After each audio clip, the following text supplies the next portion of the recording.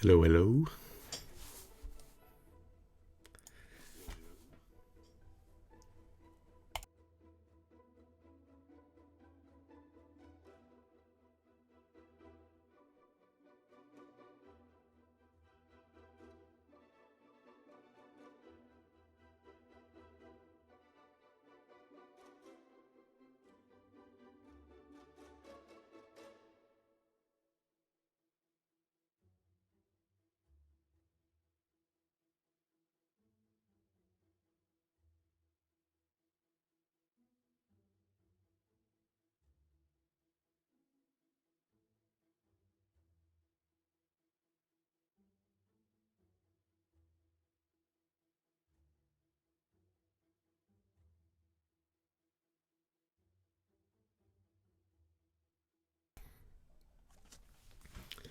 Hello, everyone. Welcome to League 7 Quidditch. My name is Cleet. I will be kind of producing, commentating today, doing a little bit of everything.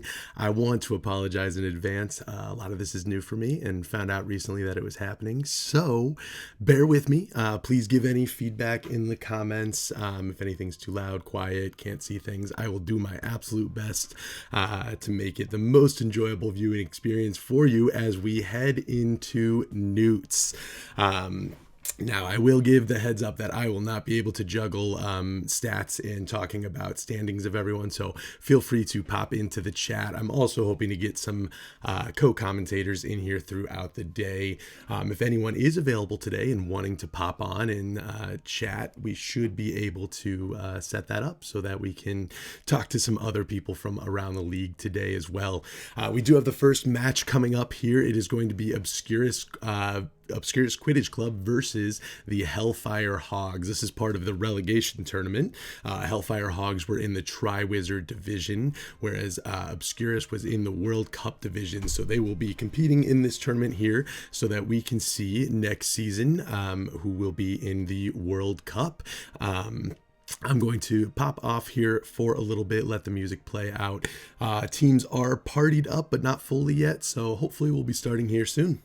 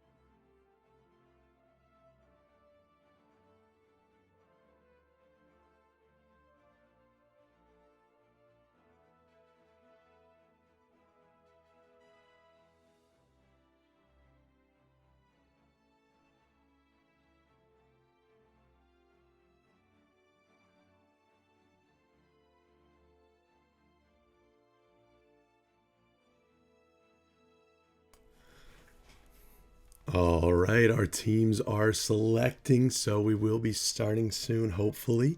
Again, this is going to be Obscurus versus the Hellfire Hogs here for our game 1 of the relegation tournament here as we enter NEWTs. We've got a long day of NEWTs today, a lot of Quidditch, so definitely stay tuned, hang around. I unfortunately won't have as many fun in between things. I don't have the cards and things like that today, but we will get to watch hopefully some great Quidditch. Teams are finding a game right now, so we should jump into that shortly.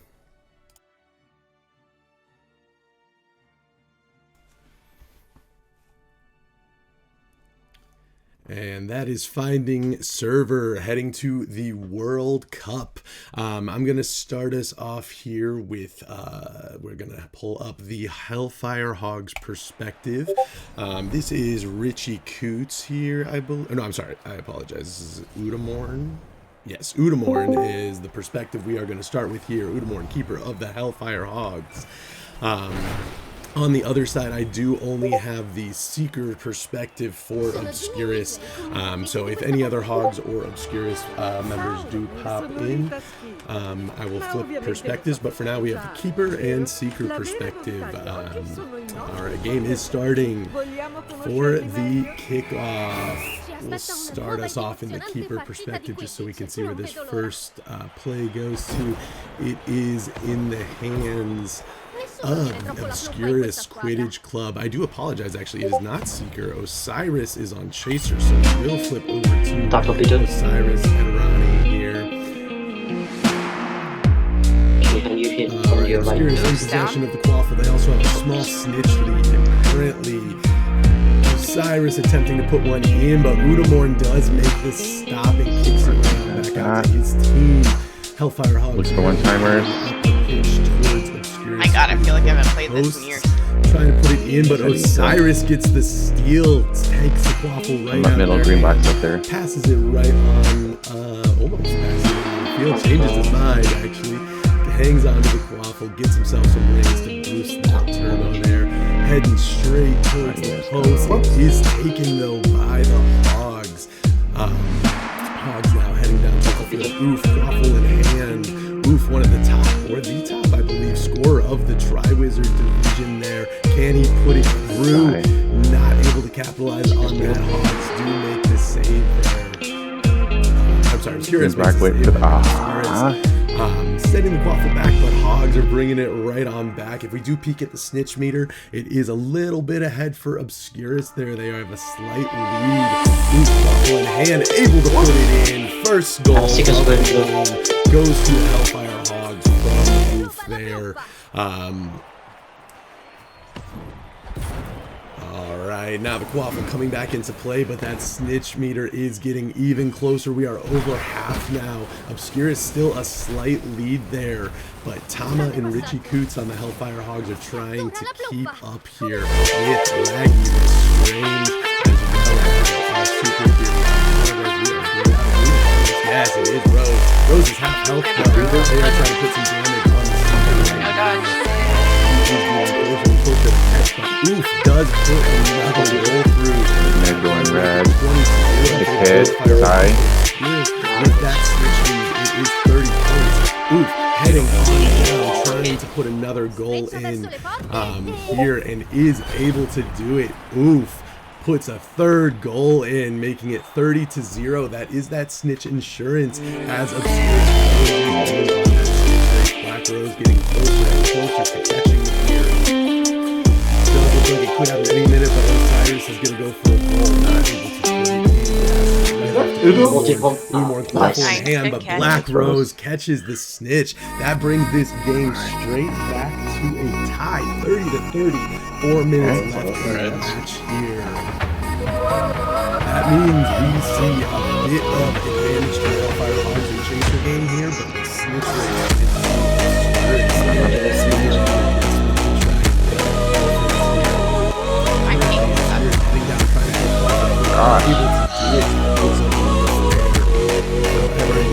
in the hands of Udamorn. Udamorn passing it up.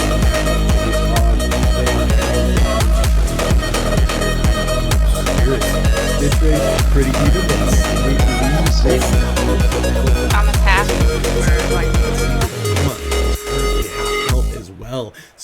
Maggie or keeper must have put some damage in there on Tama. We do see another goal from Oof. That is 4 goals from Oof this game already. 40-30 in favor of the Hellfire Hogs. However, Obscurus has a huge lead. We definitely have to see it. Oh no. We got it? Alright, go. Go up to green. Oh, shit. Here. They will most likely be trying to just capture that snitch and do not another. There as the Hellfire Hogs put in another goal. 52-30. Currently in favor of the Hellfire Hogs, but again, that snitch race this time is not as close. Black Rose is way ahead on that race. We did see Maggie. You got green up to your left. Yep. They're trying to put another goal.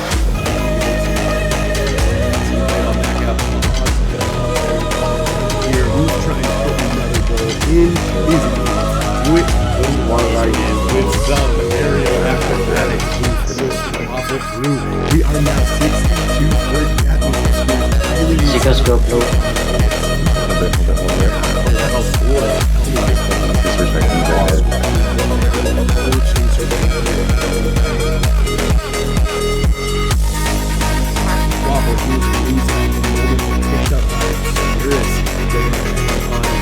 Can they get a goal on the board for years? Yes, Green Black puts it through 40-60. It's a super important goal because now Black Rose does catch that snitch. 0-0. Hold on.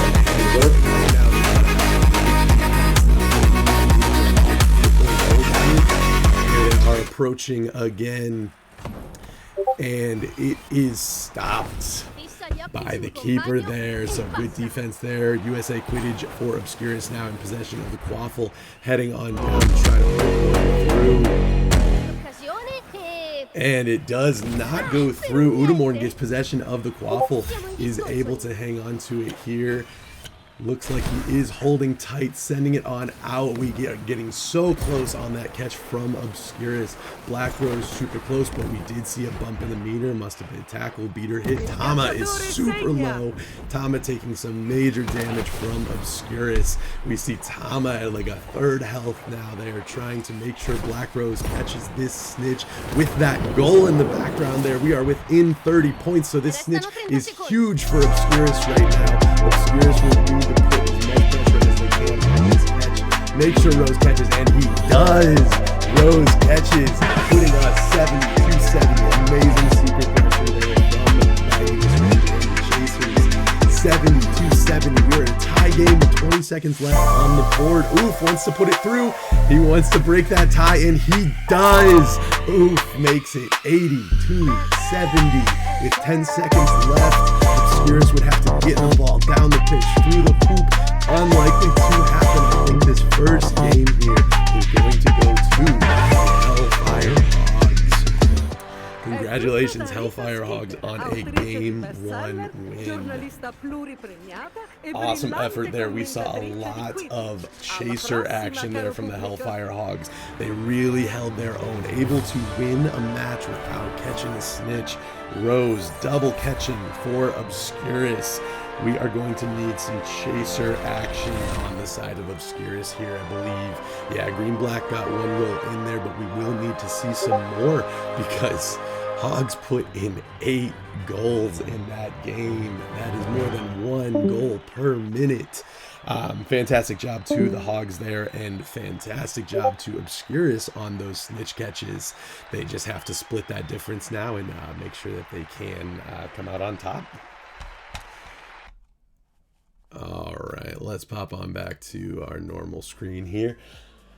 I am going to pop off here. I'm going to grab some water for myself, but the teams are loading in, so we should be back in for game 2 any minute now.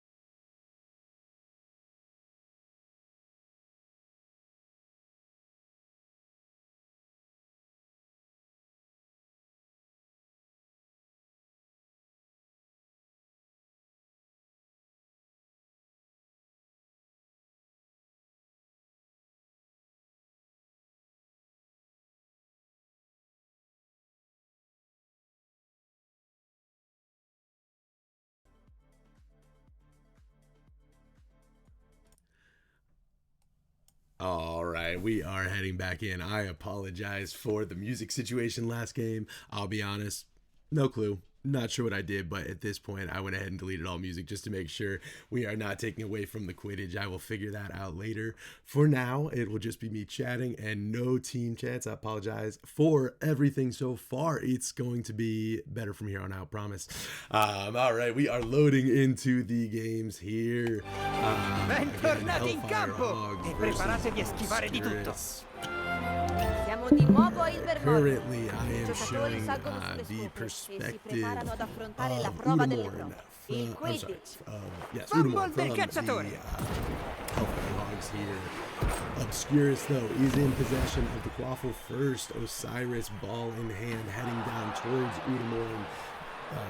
The Obscurus Quidditch Club is going to try and make some chaser plays, but it looks like Smart Bean of the Hellfire Hogs did pick up that Quaffle there, heading on down, trying to make something happen for È un Obscurus. fumble! We do see Snitch Meter again, a bit of a lead for Black Rose of Obscurus Quidditch Club.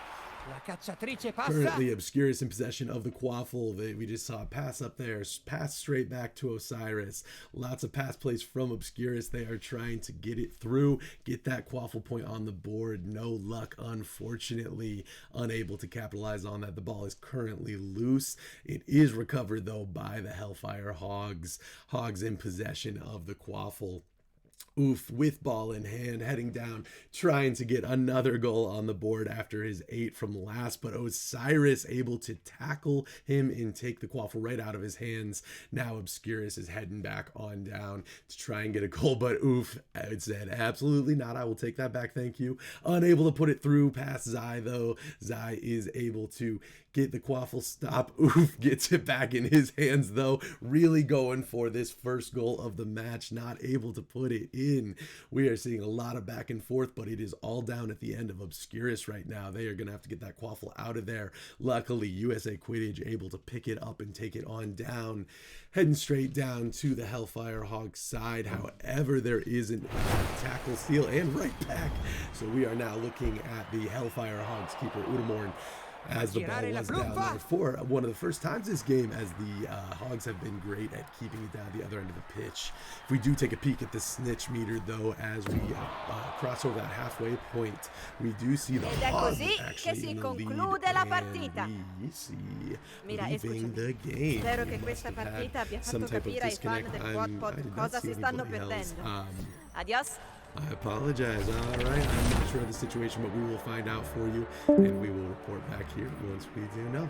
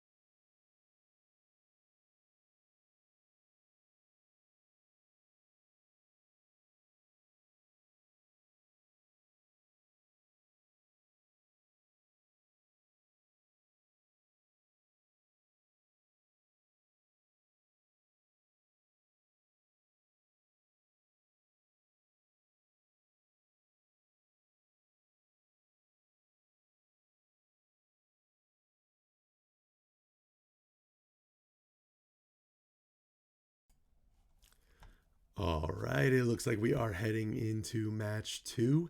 I'm going to pull up the Hellfire Hogs here for us to start. It looks like we do have some other perspectives, which is always exciting there. Oh, it looks like we might have had a banned map and the teams are backing out. I do apologize for that. We will be right back once they load into a new map.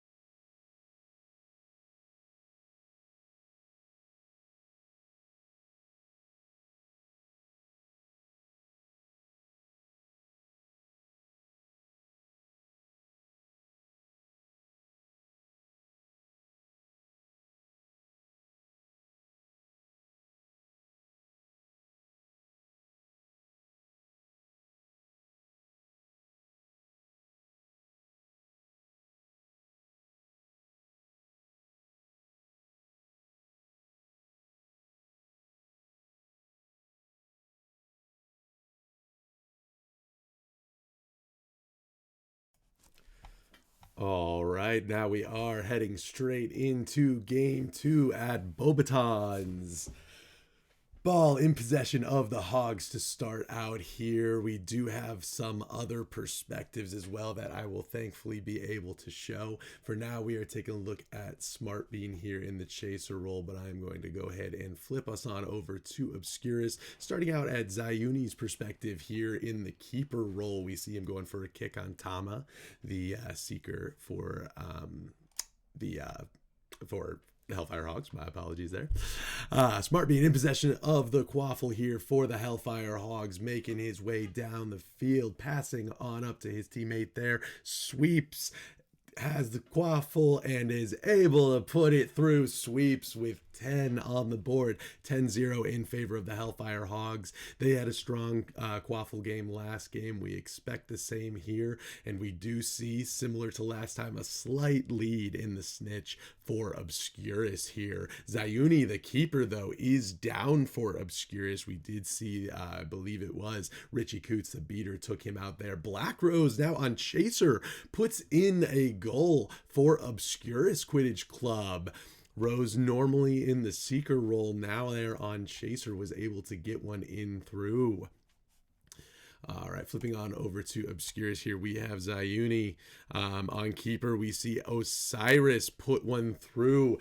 My apologies, I was just switching over to Osiris there, as Osiris makes it 22-10 in favor of Obscurus Quidditch Club. All right, flipping on over here, we are going to go to Smart Bean as the Hogs do have the quaffle now, and they're heading down towards the Obscurus. Let's see if we can get a keeper perspective there. Zai does make the stop. I was a little late getting there, but he does get the stop. Pass it on to Osiris, but Oof takes it right out of the hands and is heading straight back towards Zai. Is Oof able to put another goal in? Oof puts a goal in, 22-20. We have a tie game, and Snitch Race is pretty close, but I would say a slight favor to Green Black, the seeker here. for Obscurus. Zayuni passing the quaffle on out to his chasers.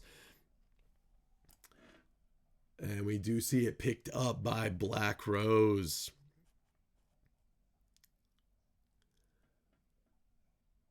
USA Quidditch in possession, but gets it taken out of his hands by Smart Bean. Smart Bean currently in possession of that quaffle there. Passing it up the field. Oof, though, does obtain the quaffle there. Zai with a stop on Oof, passing it back out to USA Quidditch. That snitch race is getting so incredibly close. Obscurus, Green-Black Seeker should catch, but Laggy Lestrange goes down right at the end. They were clearly putting beater pressure on there to try and stop this from happening. However, Green-Black does catch that snitch, making it 50-20 with 3 minutes and 54 seconds left on the clock. We do see the snitch right there, right in front of Obscurus's posts. So we'll see which Seeker gets there first. Green-Black looked like they had the first find with that slight meter there. Oof, heading on down though with the quaffle. Gonna try and put one on the board there to catch that snitch difference there that Obscurus has. Unable to. Smart Bean though with the recovery. Smart Bean heading on down to put a goal in. Is Smart Bean able to? Smart Bean does. Smart Bean with a goal for the Hellfire Hogs there. That puts us at 52-30 in favor of Obscurus Quidditch Club. Snitch race is still relatively close, but I would definitely say a slight lead. Therefore, Obscurus, Smart Bean real low on health at the moment, but his chaser teammates, Oof and Sweeps, are up at the end of the pitch trying to put one through, and they do get one past Zai. That puts us at 42-50, still in favor of Obscurus with pretty close snitch race right now. At the moment, Obscurus is in possession of the quaffle. However, it looks like it flipped on over. Nope, it does. It is still in the hands of Obscurus. USA Quidditch goes for a shot, does not make it. Smart Bean with the recovery on that, passing it up the field there to Oof. All right, and I am going to flip us on over here. We are currently looking at the Hellfire Hogs keeper, Udamorn, as the other team is approaching with the quaffle. Currently, USA Quidditch quaffle in hand, but taken. Defensive play by Smart Bean there. Gets the quaffle right on out. Udamorn didn't even have to do anything for that one with Smart Bean's defense. Smart Bean, currently, quaffle is loose there. Looks like a recovery from the Hogs, though. However, taken right back by Obscurus. Quaffle currently heading on down. It looks like Udamore might have had that stop there. I do apologize. I missed the goal going in. Osiris goes for a shot too. Unable to put it in. Udamore is putting in the work there to keep those posts guarded. Currently, Oof in possession of the quaffle here, heading on down. Let's check Zai's perspective. No, there is a steal from Osiris, but right back by Sweeps as well. Sweeps currently quaffle in hand. Let's see if we can get some snitch or some Seeker perspectives as we are closing in on that snitch race. Flipping on over here to Tama's perspective. Tama, the Seeker for the Hellfire Hogs. Currently a bit behind Green-Black. We see Green-Black closing in on the snitch. Nice bludger dodge there. Currently, Green-Black is close to catching there, but Tama is right behind. We see a lot of pressure hitting the Seekers at the moment. Tama is able to come in from behind with that catch and put the Hellfire Hogs at 70-50. Now the pressure is on for Obscurus Quidditch Club, as they are going to have to get 2 goals in 40 seconds to keep this game going into overtime. Udamorn with the stop there, not allowing that goal to go in. Currently, Sweeping Flower is heading on down towards Zayuni. Can Zayuni stop it? Yes, Zayuni does stop the damage, but they are running so low on time. 20 seconds left, 2 goals to go in. It is looking less and less likely that this will be able to be a victory for Obscurus here. 10 seconds left. I think it is time to say that yes, the Hellfire Hogs did in fact win this series here. Hellfire Hogs will take the first match series of the relegation tournament here. Good job, absolutely, to both teams. We saw some adjustments there from Obscurus. They were trying to make up that difference, and it did show. They had less quaffle goals scored on them. However, shifting that pressure, or perhaps the Hogs shifting their pressure onto the Snitch and ensuring a catch there, does finalize a win for them. Congratulations to the Hogs on this. We should have another game coming up here soon. I believe it is the Nimbus Nighthawks and the Wildcard Hagrids. So stay tuned for game 2 of the relegation tournament.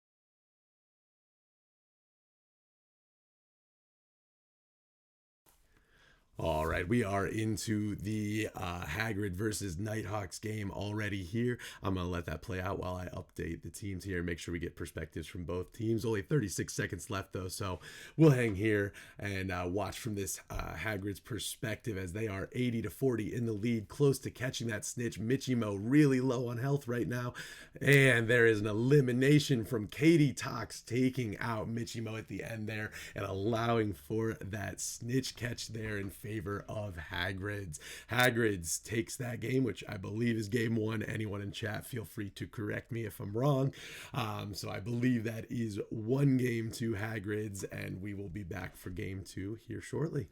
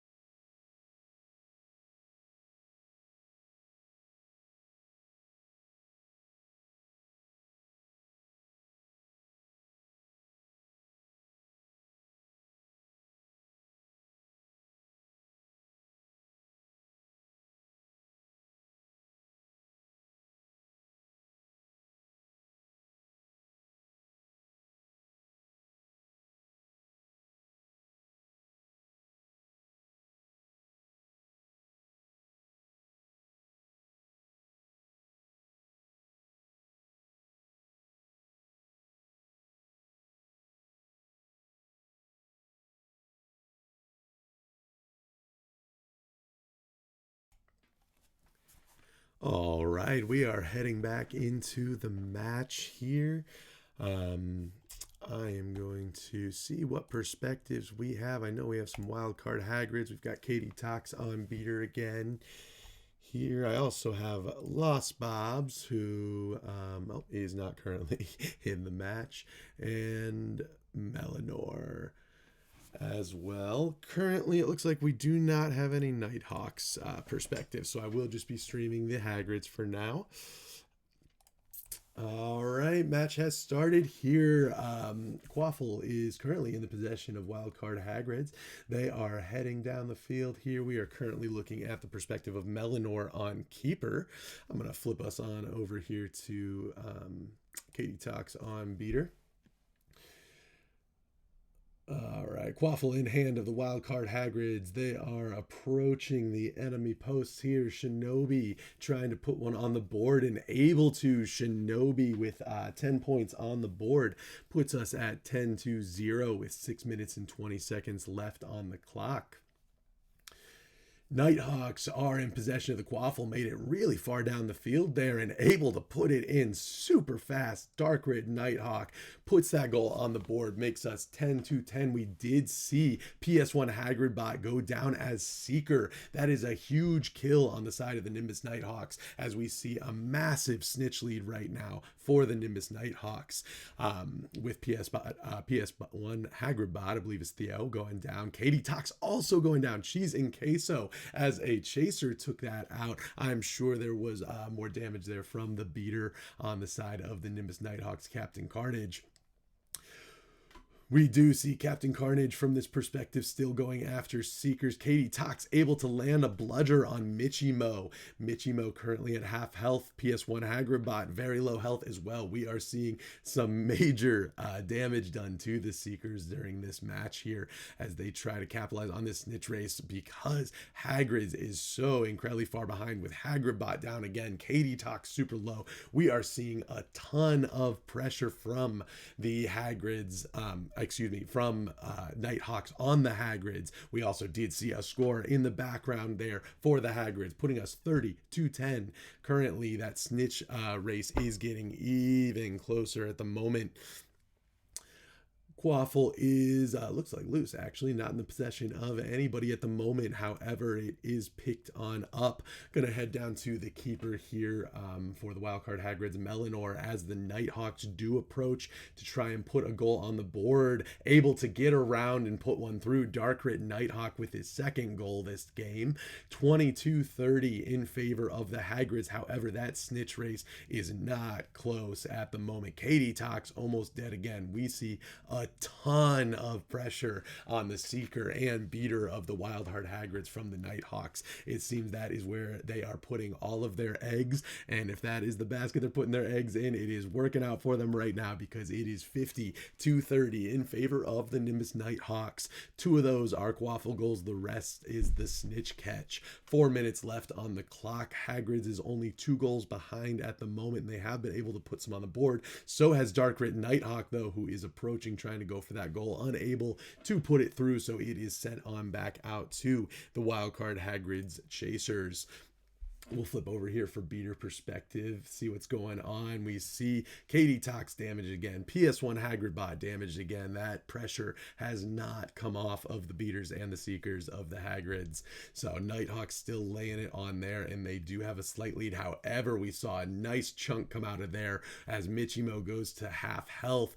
There is a bludger sent after the tackle now too. Michi is able to dodge, stay alive. Snitch race much closer now, especially compared to the last snitch race, but it is early, so we will see where it heads. With 3 minutes left on the clock, we currently see the Quaffle in possession of the Nimbus Nighthawks. They are heading down, trying to make something happen here. Let's get back to the keeper perspective. Melanor, as they approach, she is able to save that goal and kick it straight back out to Shoki, one of the chasers for the Hagrids, as they head on down. She's in queso, able to make the tackle, get it safely back to his keeper, though. Dak Daniels, keeper for the Nimbus Nighthawks, kicking on out to his chasers. We see, I believe it was Melanor, landing a kick on Michimo there, bringing that health bar down for the Nimbus Nighthawks Seeker. At the same time, Katie Tox, the beater for Hagrid's, is low again, and PS1 Hagridbot took another hit. So the pressure, as mentioned before, is staying on the beater and seeker of Hagrid's. Nimbus Nighthawks not laying up. Cheese and Queso on Chaser. Captain Carnage on beater. I believe both have been doing some damage from what I see. And Cheese and Queso putting another goal through here. That puts us at 60-30. Super important 30-point difference there, as the snitch is worth 30 points. So at the moment, Nighthawks do have quite a lead, 62-30.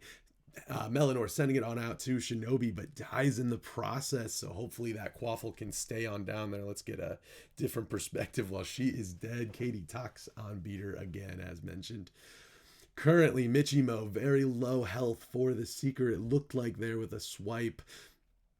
Captain Carnage right in front there, trying to put the damage onto Katie Tox, protect his Seeker, keep Michimo alive, and get this snitch. Or most importantly, make sure Wild Hagrid's does not catch this snitch, as they are 20 points away from Nimbus Nighthawks with a catch that would put them right on over.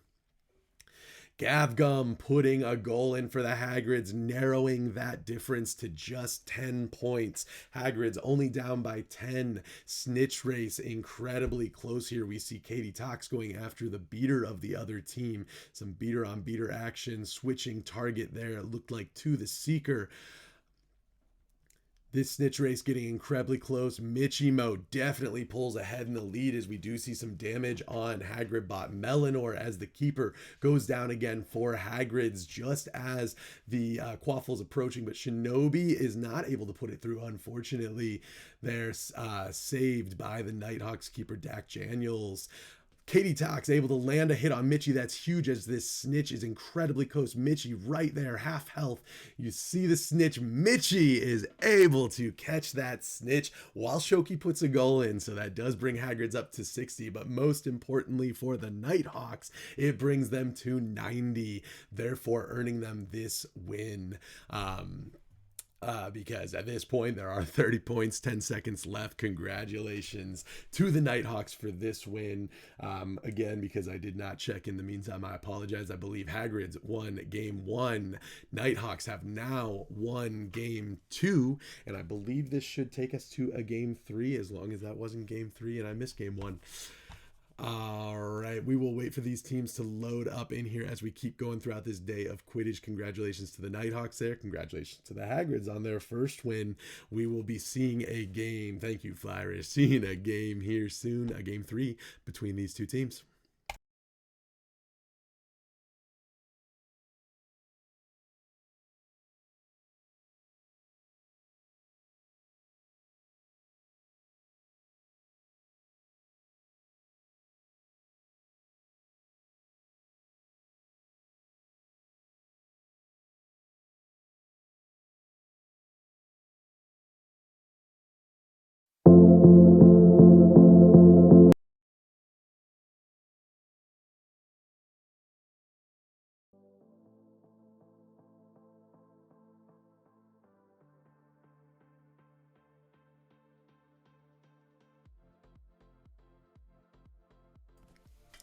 And in the meantime, I think I got the music working, but someone yell at me if it's not. Thanks.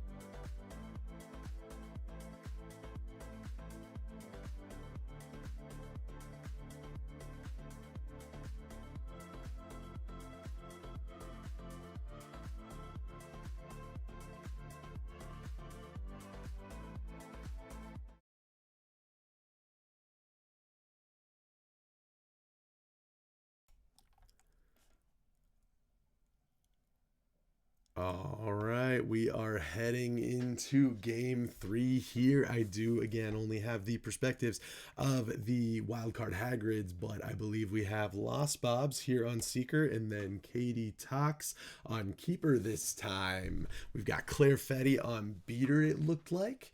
And then the rest would be Chasers there. And then, of course, our Nighthawks lineup, which looked, I believe, the same from last game. Didn't get a long enough look there, though.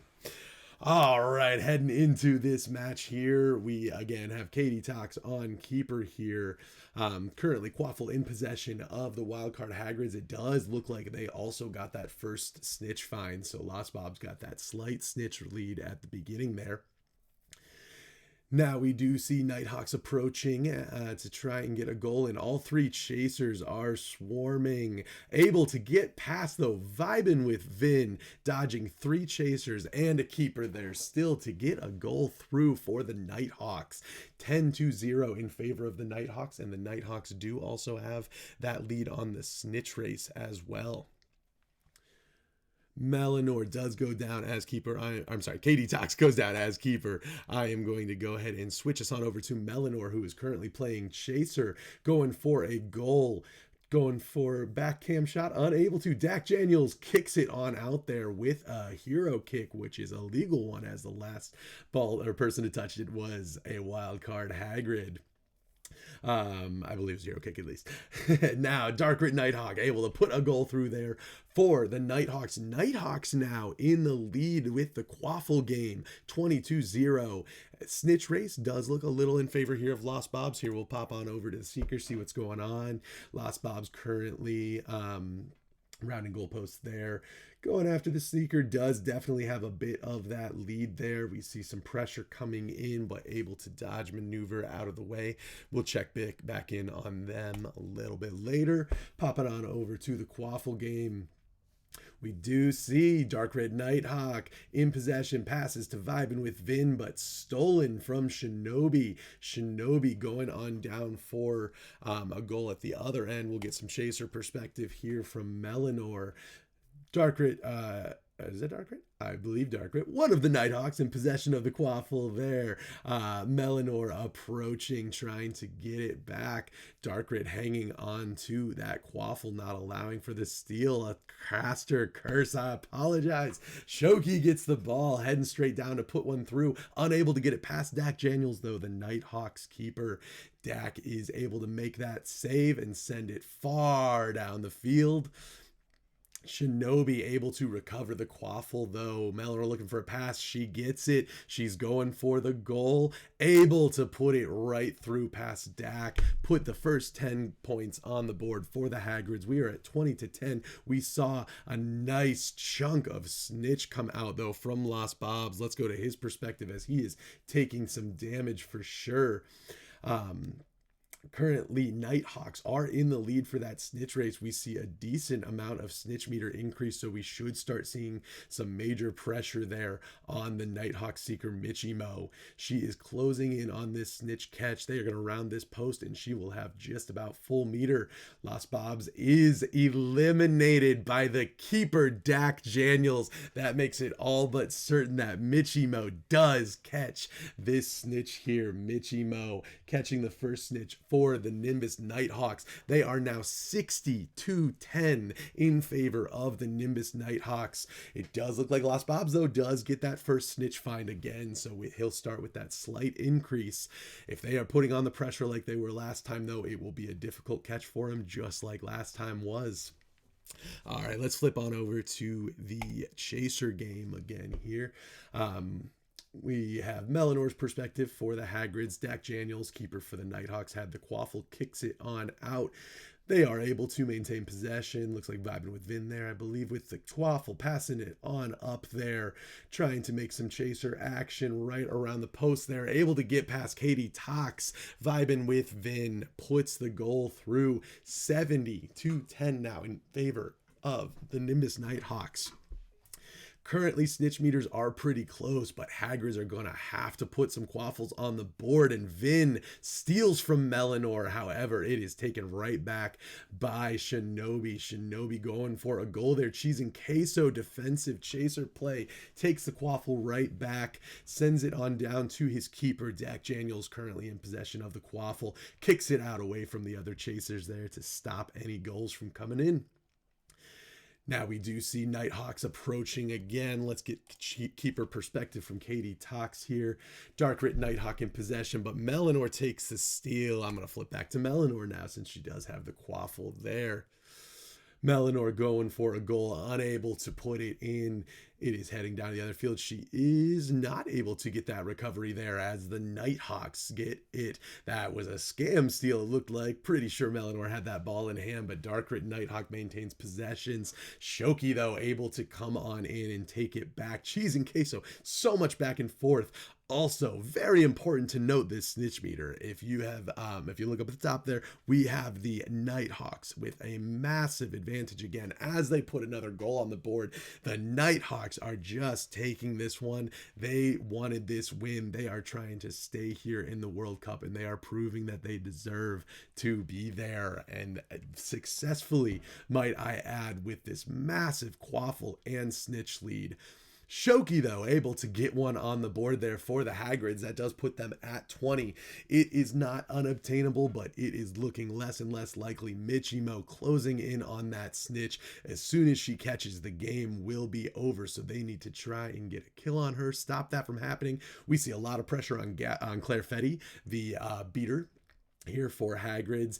Claire Fetty trying to stop Michimo, unsuccessful, unfortunately for Hagrids, as the Nighthawks, with that catch from Michimo, it puts them at 110-20. The other matches were close, but I gotta say, this one, the Nighthawks came in and just swept. They were very, very eager to put on a good show, and they absolutely did. I had the pleasure of actually hanging out with some Nighthawks last night. We got some good games. My first time ever playing Among Us. I died a lot, but it was a really great time. Very happy for them to see them maintain or at least win this match of the relegation tournament, I should say. Now, as far as going forward, I'm going to take a peek at our schedule, popping off here for a second. We'll keep the stream running. We do have matches all day long. We'll see if we've got one going already, and we'll be back with some more Quidditch. Congratulations to the Nimbus Nighthawks.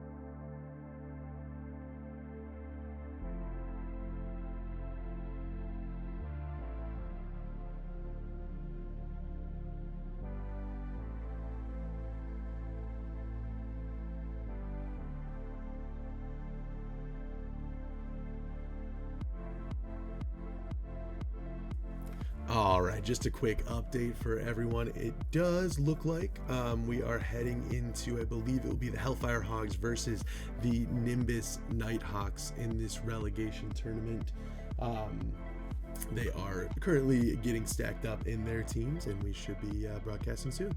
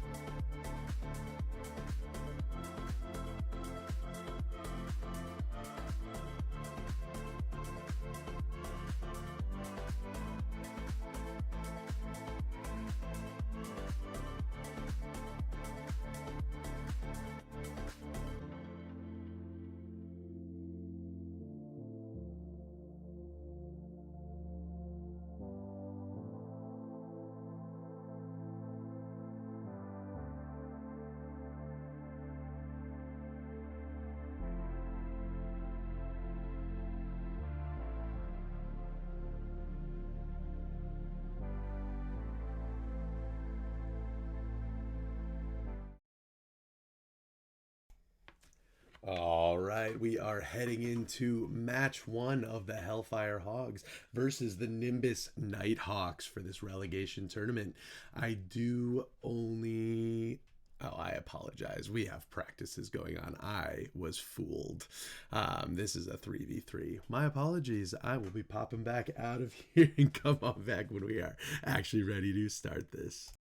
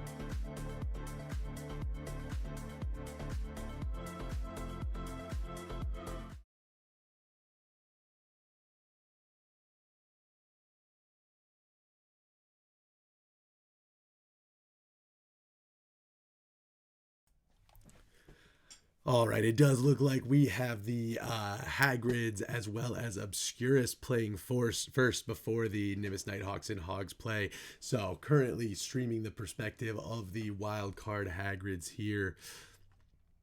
Melanor puts one through. We are 10-10 now for wildcard Hagrids versus Obscurus Quidditch Club here. Let me see if I can get some labels on up for us just to be a little more clear on who we are.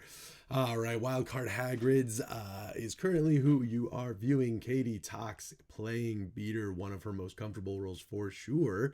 And the Quaffle is currently in possession of the Wildcard Hagrids as they are heading down to put one through. Unable to, but we do see an elimination of Black Rose, the Obscurus Seeker. Katie Tox taking out Black Rose. All right, I'm going to get us some Obscurus perspectives. I do apologize, was not ready for this match. So we will get them all pulled up for you here. Let's throw on. We've got Zayuni, Obscurus Keeper right now, perspective showing up.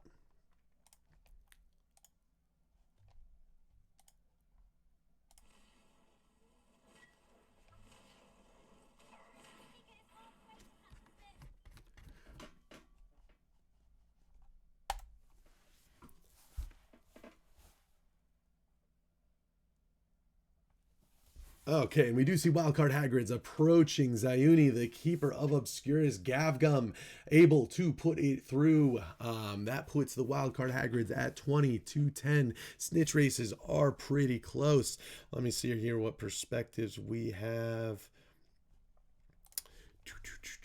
Let's get on over to Katie Tox here. Beater, who was just eliminated by Eddie Ronnie as I was switching. So I do apologize on that switch. Katie Tox, though, reviving here. We will see some Beater action as she is getting right back into that snitch race. As the snitch race is closing in, we see Rose with a slight lead in the snitch race over Claire Fetty. All right, and Katie Tox getting bludger in hand going for Rose. That snitch race is getting even closer. Rose currently rounding the hoops. Claire Fetty, the Seeker for the Hagrids, is at half health. Rose is also low, though. Both Seekers currently taking some damage, but they are closing in on this snitch catch. We did see a big kick out of there. Claire Fetty is super low health now. We also see low health for Katie Tox. This snitch race should be happening very soon here. Black Rose is closing in as Hagridbot puts one into give them that snitch insurance that they definitely need if Rose is about to catch here. We see a lot of damage coming in on Katie. She goes down. Black Rose catches. A lot happened there at the end, but most importantly, Black Rose caught that snitch there, put us at 42-40 with 3 minutes left on the clock. This is now a tie game. 40-40. 2:45 left. Quaffle in the hands currently of Obscurus. Let's pull up Obscurus here and get another perspective going for you.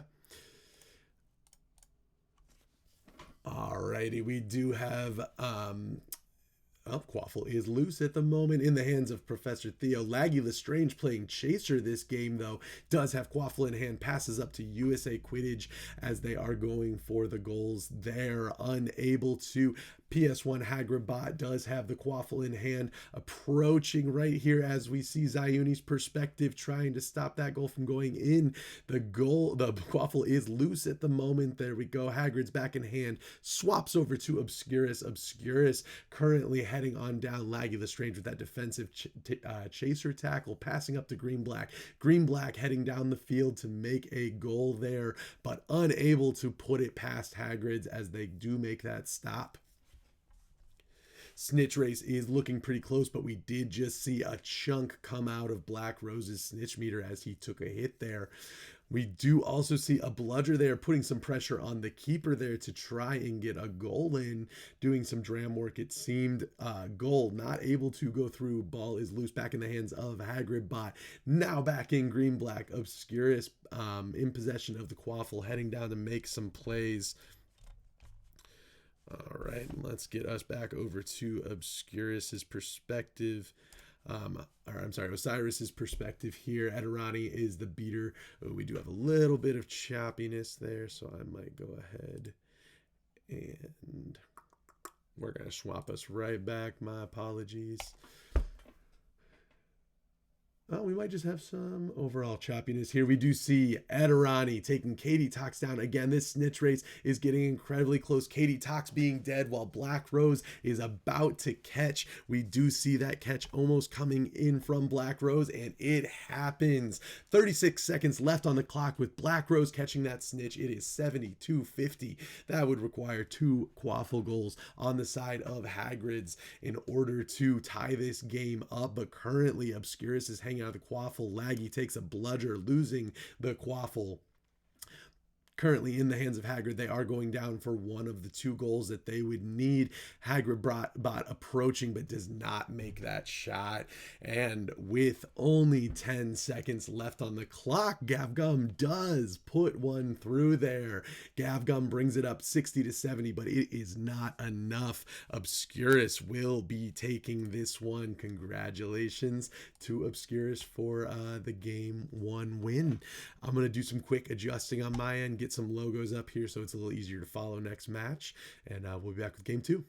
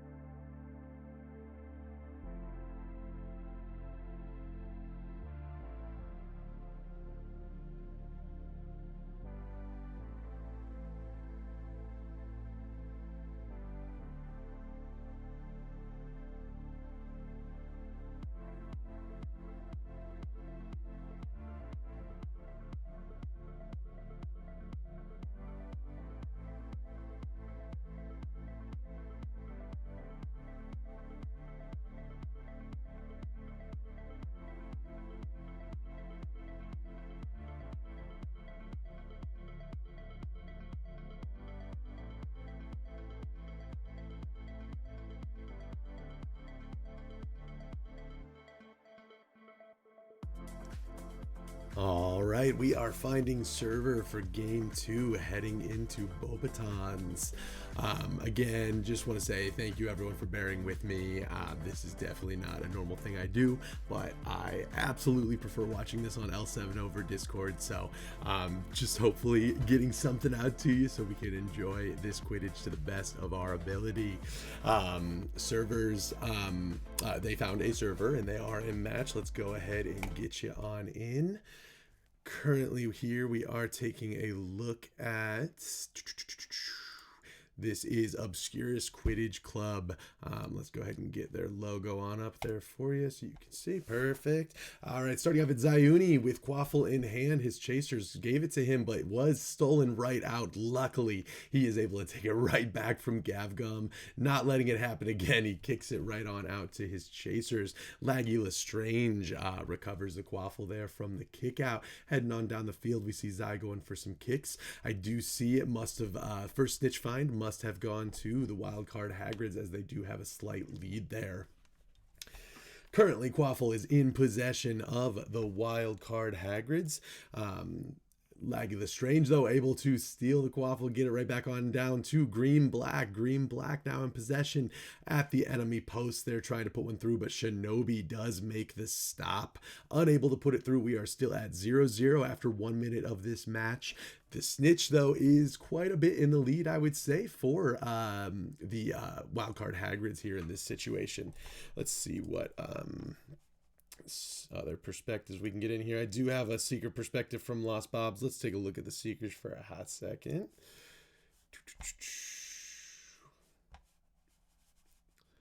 My apologies. Now we can take a look at the Seekers, and good timing as Lost Bobs is incredibly low. As I was chatting, they did some major damage on the Seeker while I was transitioning to him here. He is staying alive, though, as he rounds the post, still keeping that slight lead in the snitch race. It seems some regeneration coming in, but the tackles are going to stop that regen. Anyone tackling, even the chasers with no damage, will stop them from regenerating. So a hit on the Seeker here is important for them to be able to capitalize on this kill, but Lost Bobs is staying alive, able to dodge, weave, and stay on course for this snitch, and that is a full recovery. With that, we will go ahead and switch us on back here to the chaser game. Laggy Lestrange heading on down, passes up to Green Black. Obscurus trying to make something happen there, unable to, as it is heading straight back towards them. Wildcard Hagrid's Quaffle in hand are approaching Zayuni here. Zai gonna try and make the stop here, able to do it. Zai with the stop, keeping this game 0-0. We do still see a snitch lead, though, for the wildcard Hagrid, so they will, Obscurus is gonna have to start putting in some work on the Seeker here, Lost Bobs, in order to prevent that catch there. It is closing in, though. We see some catch up happening here from Black Rose. Let's flip us on over to Lost Bobs as we close in on this Seeker race here. All right, Lost Bobs at half health, but approaching that Seeker, dodging there. Black Rose right there with him, going after this snitch. We do see not the best turn and 1 HP. Lost Bobs is just trying to stay alive at this point, which is absolutely the right call. A Seeker death here would be super detrimental to the wildcard Hagrids staying alive, but Black Rose does look to have that full snitch meter. They're going to have to stop Black Rose from swooping in and getting this catch. Otherwise, this will end. We see Black Rose there with lower health, not quite, but just about half. Black Rose extremely low health, but full snitch meter. Lost Bobs closing in on that full snitch meter. Either Seeker could catch at this point. We see Lost Bobs getting right on up there almost, but Black Rose sneaks in, and whether or not he was being attacked that low health, he catches that snitch, puts us at 30-10. That is the first snitch catch, and we are at 3 minutes and 15 seconds. 30-10 in favor of Obscurus because of that that snitch catch. This has been a very low scoring Quaffle game. That would be a large testament to the keepers of both teams as well. We've got Shinobi and Zayuni at the moment on the keeper role. We did see PS1 Hagerbot, though, score there on Zioni. Zioni at low health as well. Looked like had some pressure for that goal. So Wildcard Hagrids was working together to get that goal on the board there. We are at 30-20 in favor of Obscurus. They also have a slight lead in that snitch race for sure. Black Rose slightly ahead of Lost Bobs here. USA Quidditch putting another goal through for Obscurus. That puts us at 40-20 in favor of Obscurus Quidditch Club. All right, flipping on over to Melanor here on beater for the Wildcard Hagrids. We have seen Melanor on a couple of different positions. The Wildcard Hagrids do swap up who is playing what, any position for a lot of their games, most of their games. But right now she is on beater, taking some major damage. They are putting the pressure on, trying to make sure that Black Rose stays alive. Obscurus does not want to see their Seeker fall there as she puts the pressure on.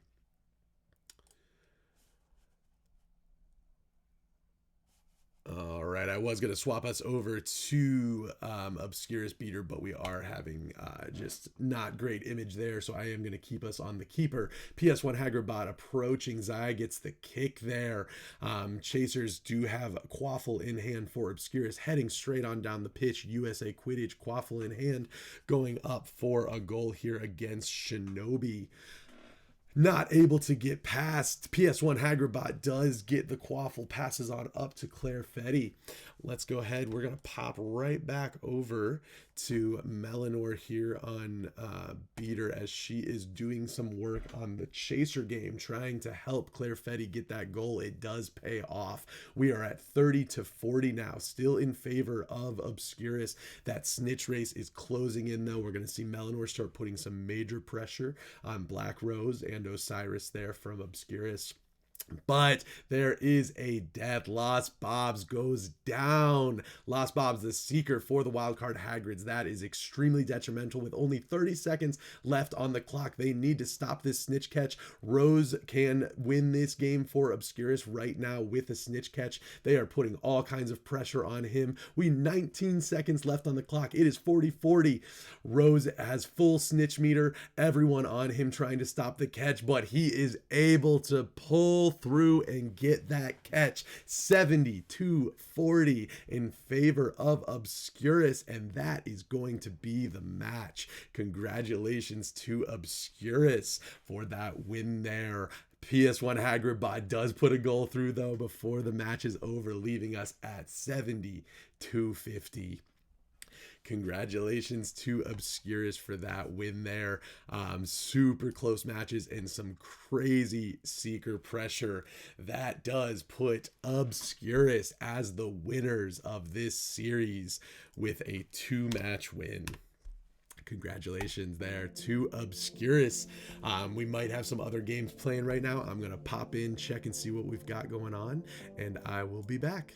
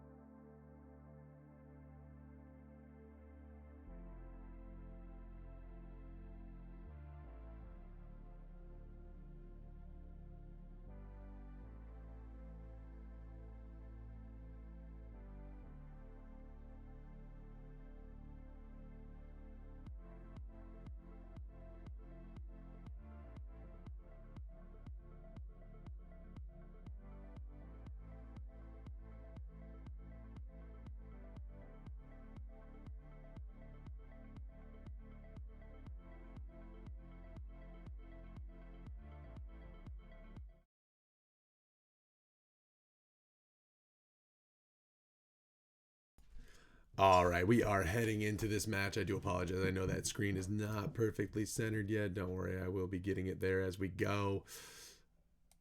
We are going to start off here with the Nighthawks perspective.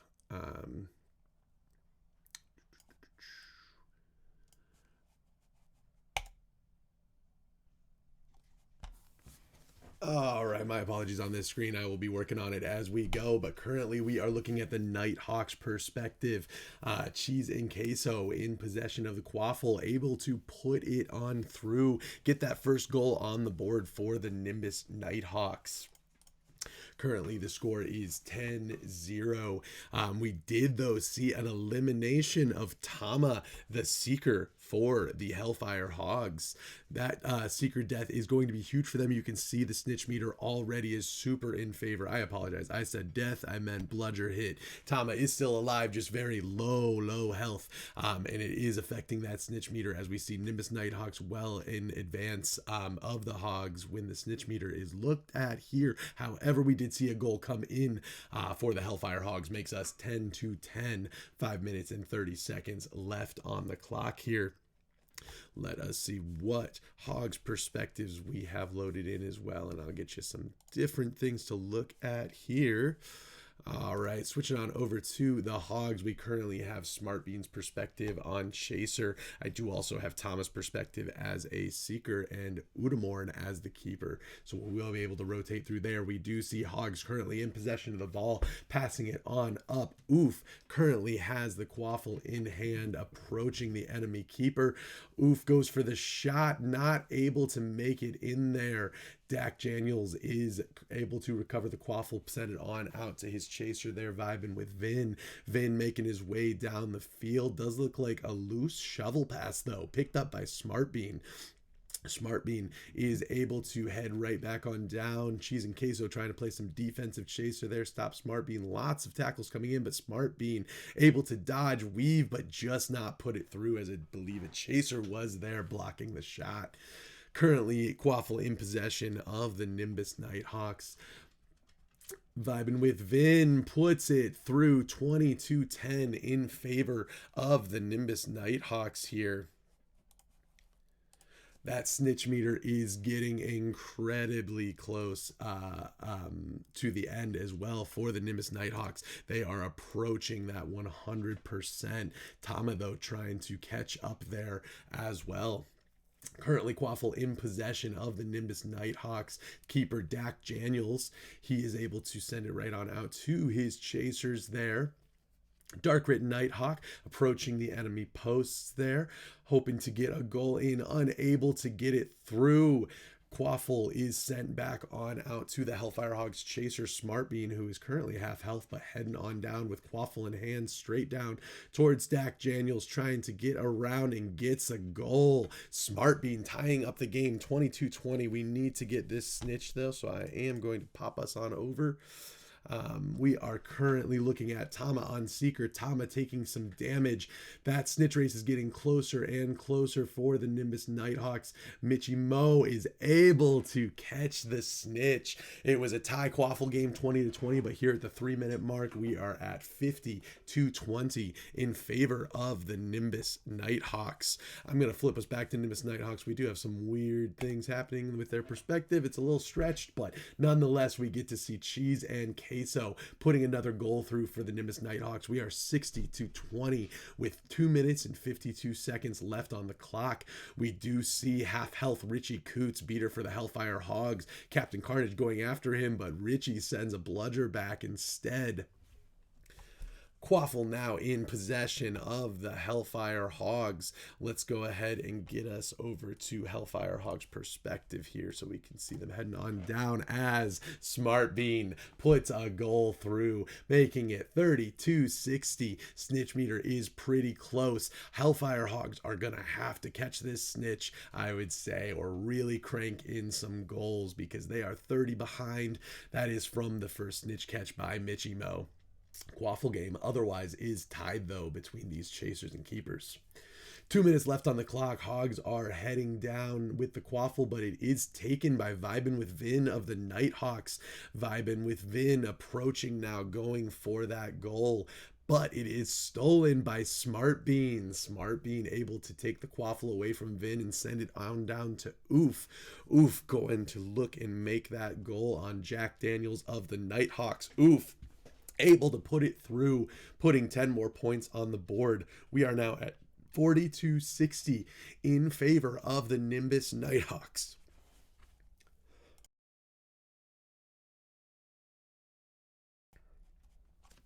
Cheese and Queso of the Nimbus Nighthawks is approaching, passes to Vibin with Vin, who puts it right through the top hoop. We now have a 30-point lead by the Nimbus Nighthawks, which again, that 30 points is a very important number as it is what the snitch is worth. Udamorn, keeper for the Hogs, is kicking it on out to his chasers. They are going to try to narrow that difference. We also see a lot of pressure going in on the Seekers, as we should. Let's pop on over to Tama's perspective here. Tama, Seeker for the Hellfire Hogs. Currently, they are closing in, but we saw a big hit there, bringing Tama down, taking some of that snitch meter away. We are seeing quite a lead here for the Nimbus Nighthawks. I'm going to go ahead and get us back to the beater perspective of the Nimbus Nighthawks as they close in and kill Tama. Just as I flip over, Captain Carnage puts the nail in the coffin for Tama. This is Mitchie's snitch to catch, and she does, putting the Nimbus Nighthawks as the victors for this first game, 100-40. Congratulations, Nimbus Nighthawks. Well played, both teams. I believe that was only game one, so we should have game two coming here shortly.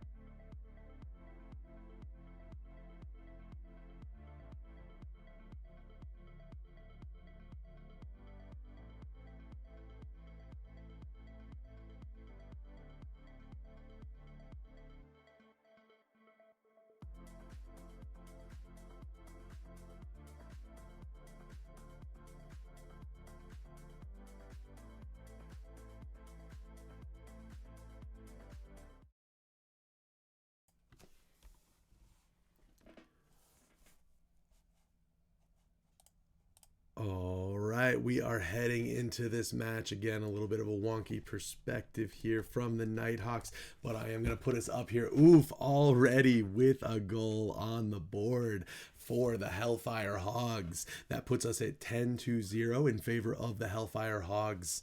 It does look like that little bit of snitch meter might have gone as well to the Hellfire Hogs, as they have a slight lead right now. This is match 2 of the match between Hellfire Hogs and Nimbus Nighthawks of the relegation tournament here.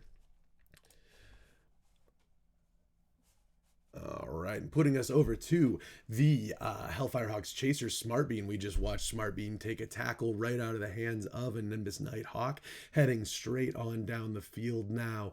I'm going to try and put one through. Dak Daniels, no, makes a pass to Oof with a one-timer, but Dak makes the save. Dak able to prevent that goal from going in. We are still at 10-0 in favor of the Hellfire Hogs. Vibing with Vin, going for a goal of his own. Not able to get it past Udamorn, though. Udamorn with the stop there, sending it on back down to Oof. Oof approaching for another goal against Dak Daniels. Can he get past him?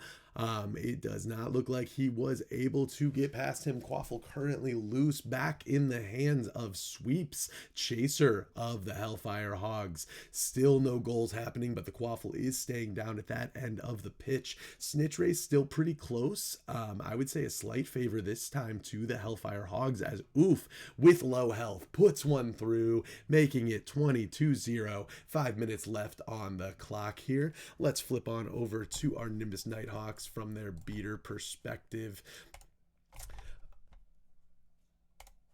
All right. Oh, I apologize. Cheese and Queso is on Chaser here. Cheese and Queso chasing for Nimbus Nighthawks and able to get that goal in here. We do have 10-20 still in favor of the Hellfire Hogs, but closer margin there.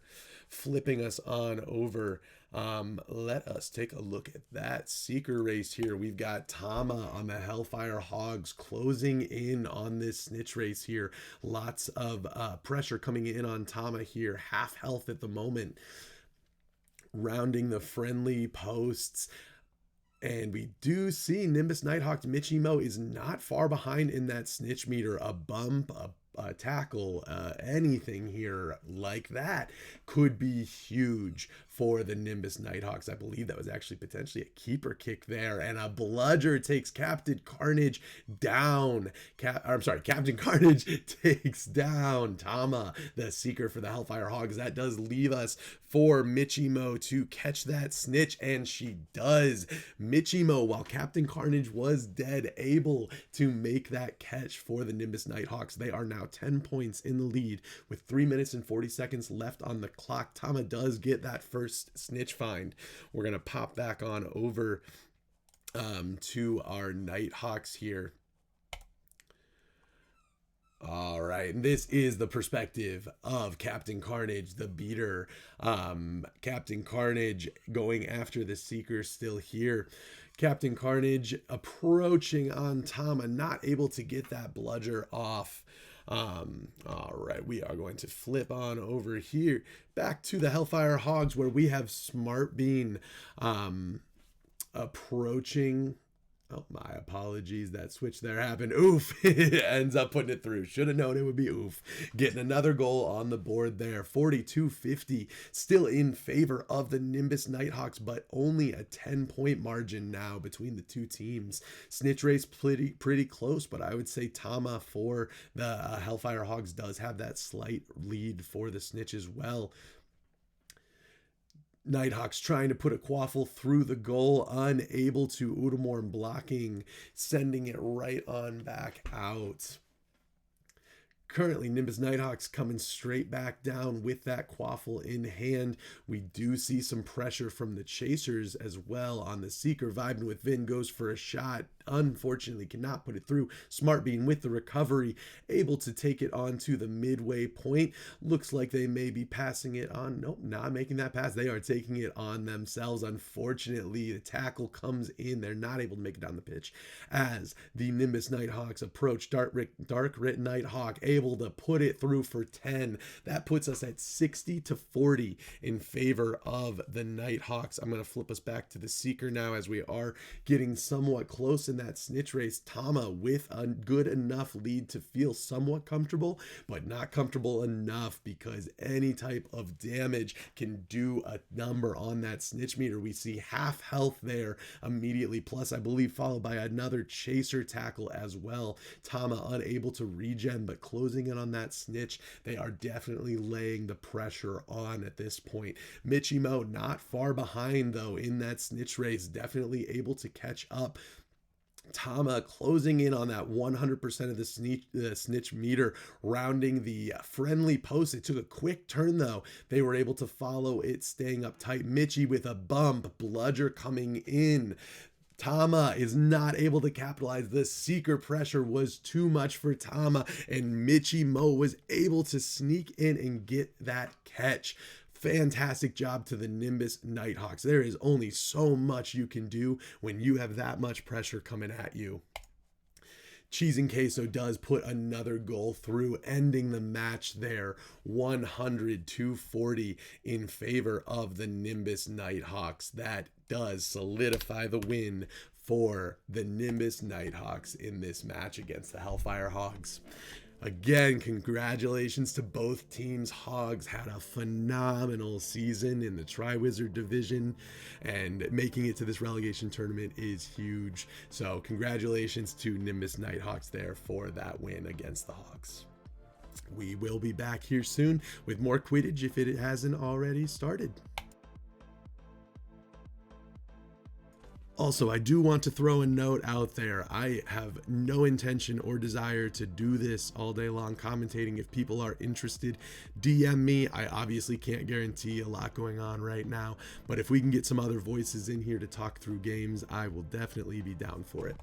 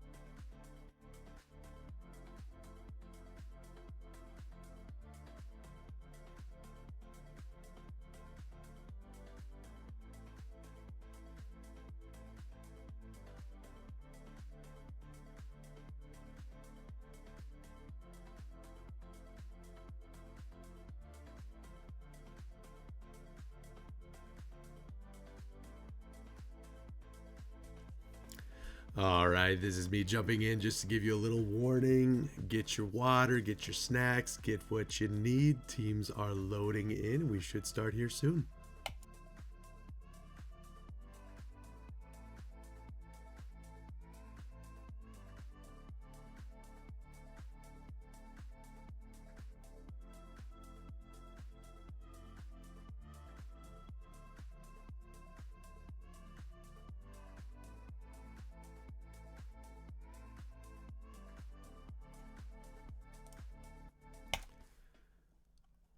All right, and we are heading in here to Hogs versus Obscurus. Starting out here in the Hogs perspective with Udamorn here on Keeper.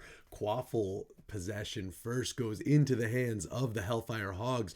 Oof, heading on down to put a goal through, able to do it. We did have some choppiness here. I'm going to swap perspectives in case that's the issue, but Oof was able to get a goal there on the board for us. We see Bloody Helling and we see leaving the match. It does look like we will be restarting this one here. We will be back momentarily.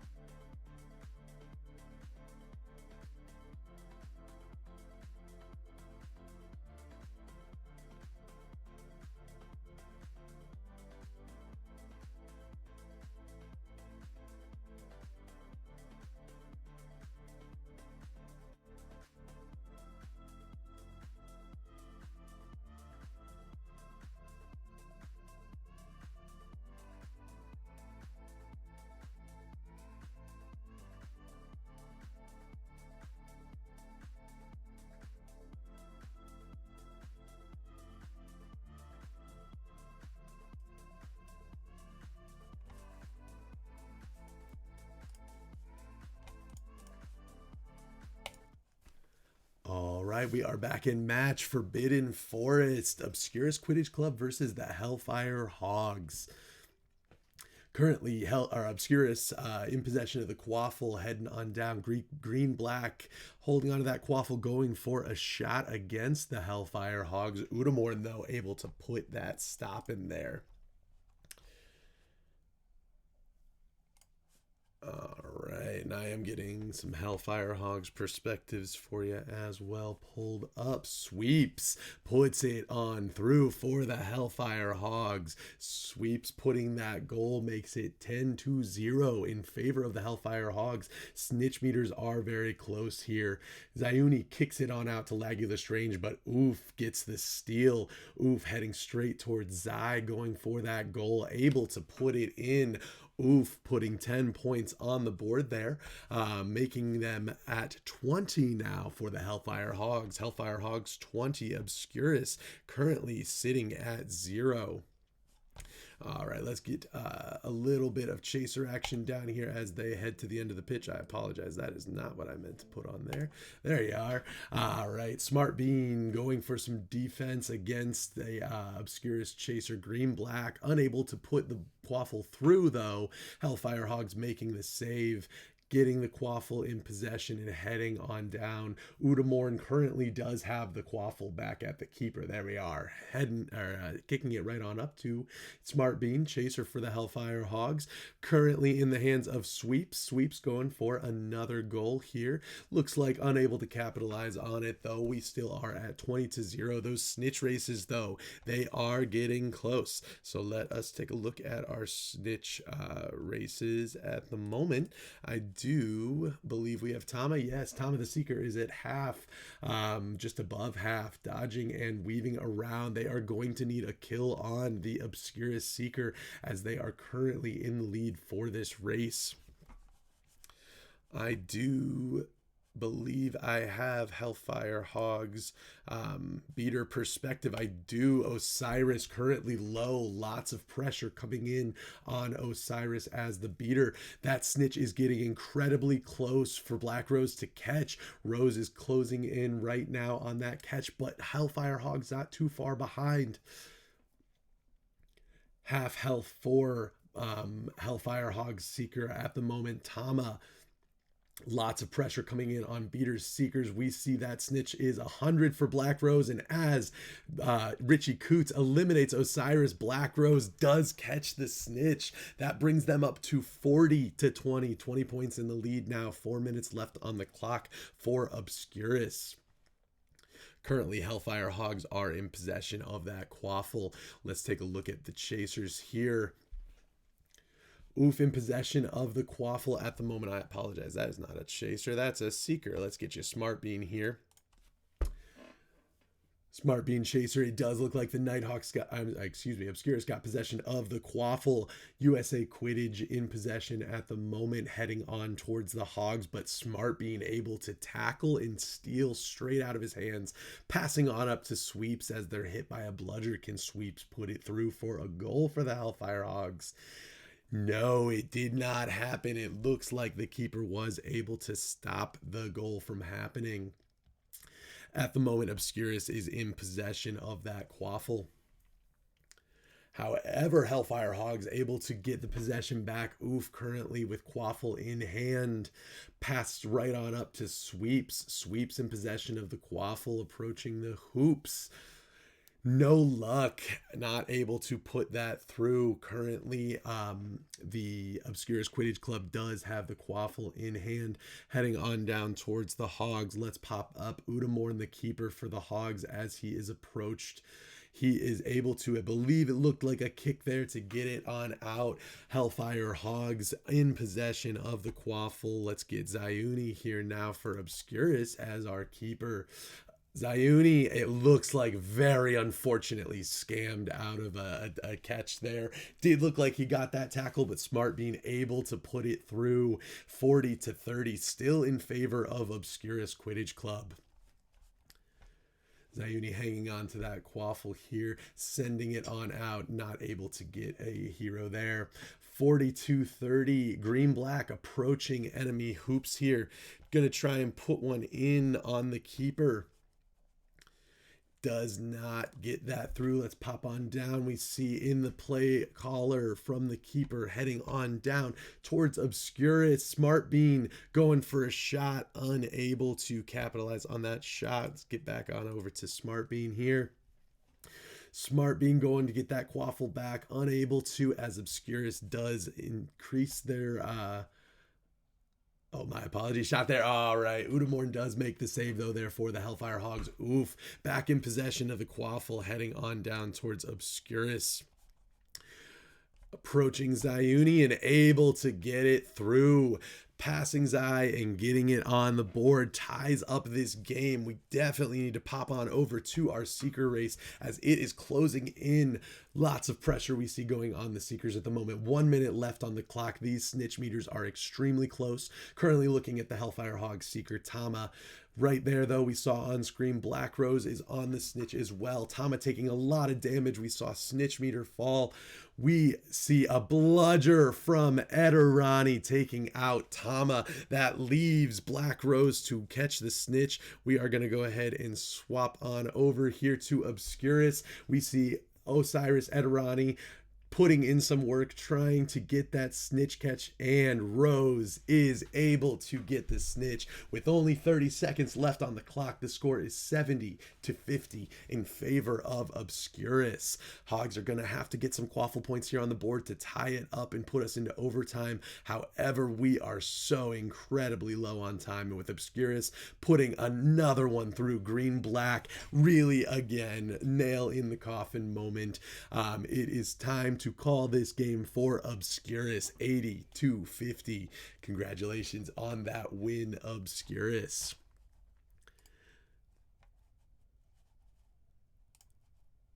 All right, we will pop off here for a short break in between. I will absolutely be back. They should be going straight into another game, so it should not be long before we are watching another match of Quidditch.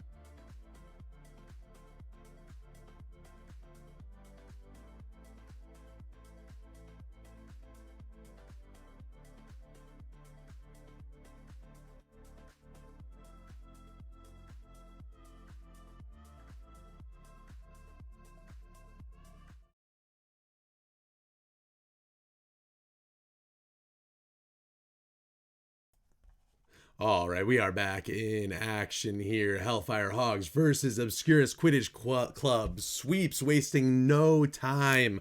Puts one through there, makes it 10-0 for the Hellfire Hogs with that goal. This is game 2 of the series. Obscurus Quidditch Club took the first one. Hellfire Hogs are looking to come back, win this one, and take them to a game 3. We are currently looking at the perspective of Tama, the Seeker, who has quite a lead there. Let's go ahead and get it switched on over, though, to Smart Bean, the chaser for the Hellfire Hogs, as Oof approaches and puts one through. Second goal of the game for the Hellfire Hogs. It is now 20-0 with 6 minutes left on the clock.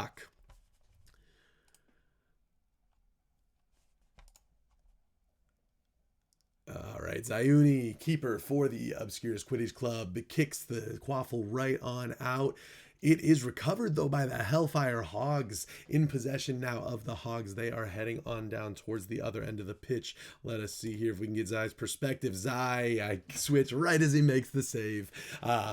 Zai sending it on out to Black Rose, up to Laggy. Rose being a seeker, Laggy being a beater. They're both on chaser right now, as we have Osiris and Green Black in the beater and seeker role. It is going well, this match for Green Black. Quite a big snitch lead here over Tama of the Hellfire Hogs. It does look like the Hogs are putting more pressure on the chaser game, and Obscurus is putting the pressure on the seeker game. We did see Zai with another great save there as well. I'm going to swap on out of his perspective as we're getting a little bit choppy. Let's flip on back over to Hellfire Hogs here. We'll get Smart Bean's perspective as the chaser game goes. And Laggy Lestrange, I called her a beater a second ago. She's clearly a chaser as well, as she puts the first 10 points on the board for Obscurus. 20-10 in favor of the Hellfire Hogs. Let's get on over to that snitch race.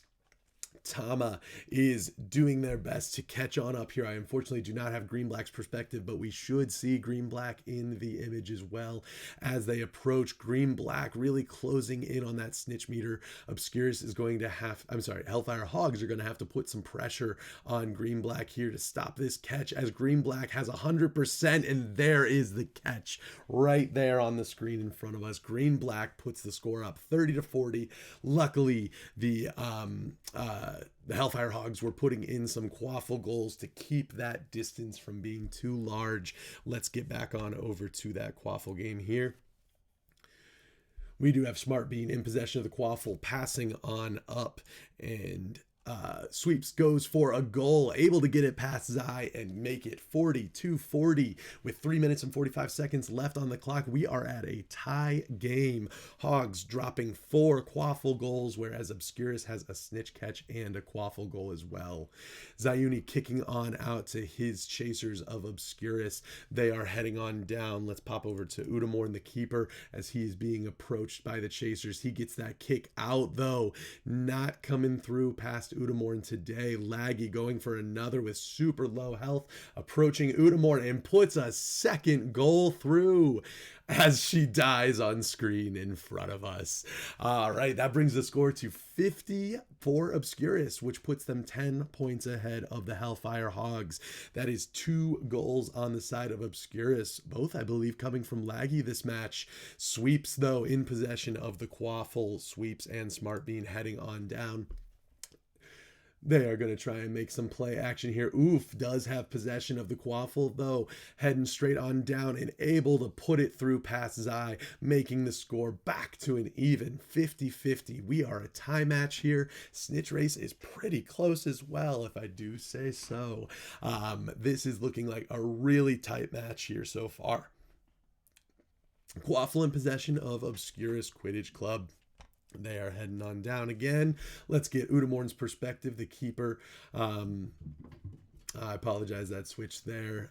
Smart Bean does have the quaffle going towards enemy posts here. Can Smart Bean break this tie? Smart Bean is not able to put it through and break this tie, but Oof gets possession of the quaffle again. Zayuni makes the block there, able to send it on back out.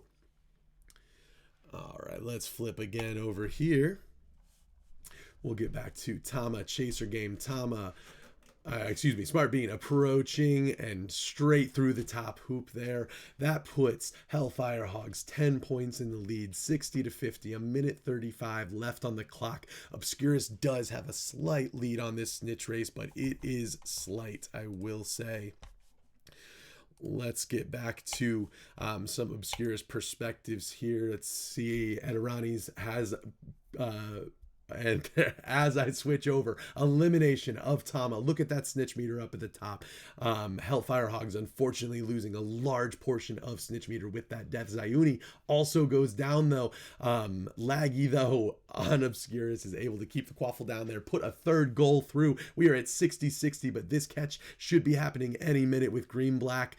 Osiris is trying to keep Green Black alive, keeping Richie Coots busy. Green Black able to make the catch, puts us at 90-60. That is going to be quite a difficult thing to come back from for the Hellfire Hogs. Granted, they have a strong chaser game, but with only 45 seconds left and a 30-point difference, regardless, it does not matter because Black Rose is able to put that final goal through there as a chaser, making it 100-60. Congratulations to Obscurus Quidditch Club. That is their second win of this series, and I believe makes them the winner of this relegation match here.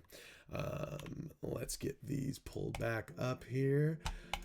All right, we will be back shortly with, yes, even more Quidditch today.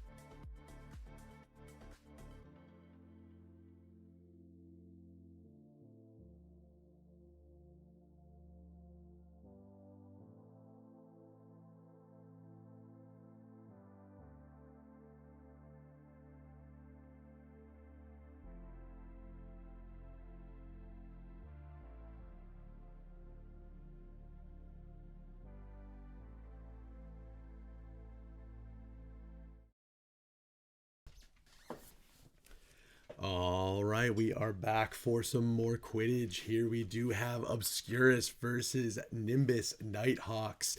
I believe both of these teams have officially made it into the World Cup for next season. This is more so just a game between the top two teams, but regardless of the outcome, both teams will be in the World Cup. So congratulations to Obscurus and Nimbus Nighthawks on that. Currently, though, we are going to watch this match between the two top teams of this tournament. Vibing with Vin putting a goal through there nice and early for the Nighthawks, making it 10-10. I apologize, I do miss the Obscurus goal. We are even Captain Carnage taking out Osiris, Obscurus's beater there. All right, let's see what other gameplay action we can get you going here. We do have Zayuni on keeper. We did just see Odorina put a goal through for Obscurus. So Obscurus now 22-10. Obscurus in the lead there. However, the snitch race looks pretty close between the two teams. All right, and currently Hogs were heading down the field. However, Obscurus did get the steal there, passing it off to Odorina. Odorina, 26, heading on down to try and put a goal through there. Not able to do it. Dak Daniels gets the block there as the keeper for the Nighthawks. Nighthawks are coming down to go for another goal, vibing with Vin, trying to get around there, doing a little bit of aerial acrobatics to make his way there. Odorina, though, able to intercept and get the quaffle there for Obscurus.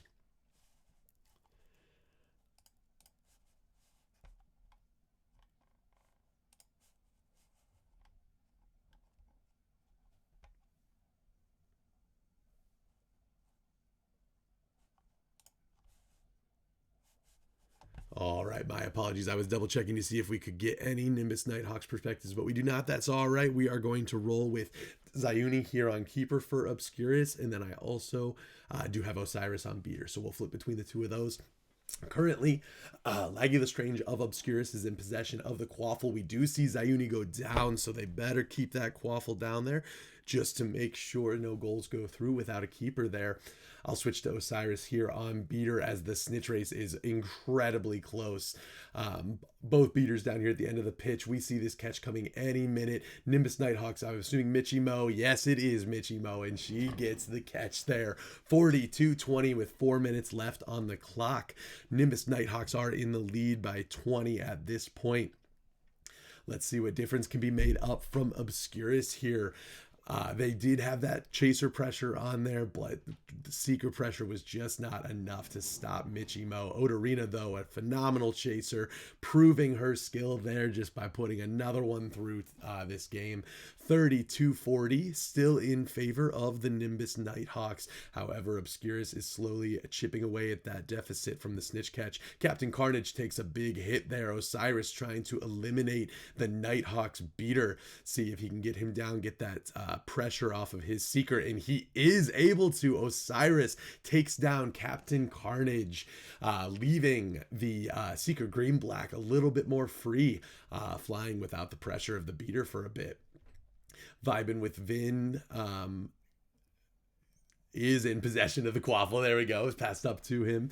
Heading on down to the Obscurus goalposts here. Gonna go for a shot on Zai. Zai makes the stop, though, and is able to get it back on out to USA Quidditch. We see a little pass play as the Obscurus chasers head on down. Ends up in the hands of Odorina. Oda gonna go for a shot here. I assume we won't be able to see that from this perspective. We'll flip on over. Odorina does get that goal in down at the other end of the pitch, making it 42-40. Tie game right now. 2 minutes and 30 seconds left on the clock. We have had a lot of tie games this tournament, and that just speaks to the skill of these teams and their ability to adjust on the fly. Zai with a great stop there, able to stop that tie from being broken. However, it does look like the Nimbus Nighthawks, Cheese and Queso, able to get the intercept on the kick out and bring it right on back to put it through. That does put Nimbus Nighthawks 10 points ahead, currently 52-40. Let's pop on over to our beater perspective again here, see what's going on with the snitch race. We do see a half health seeker there. Osiris putting in the work, as well as Captain Carnage taking a hit. So Osiris really eliminating Captain Carnage while Oda scores. That was a great 2 seconds of quidditch for Obscurus, as they got an elimination on the beater as well as a goal in to tie the game 50-50, a minute 30 left on the clock. Michimo is half health.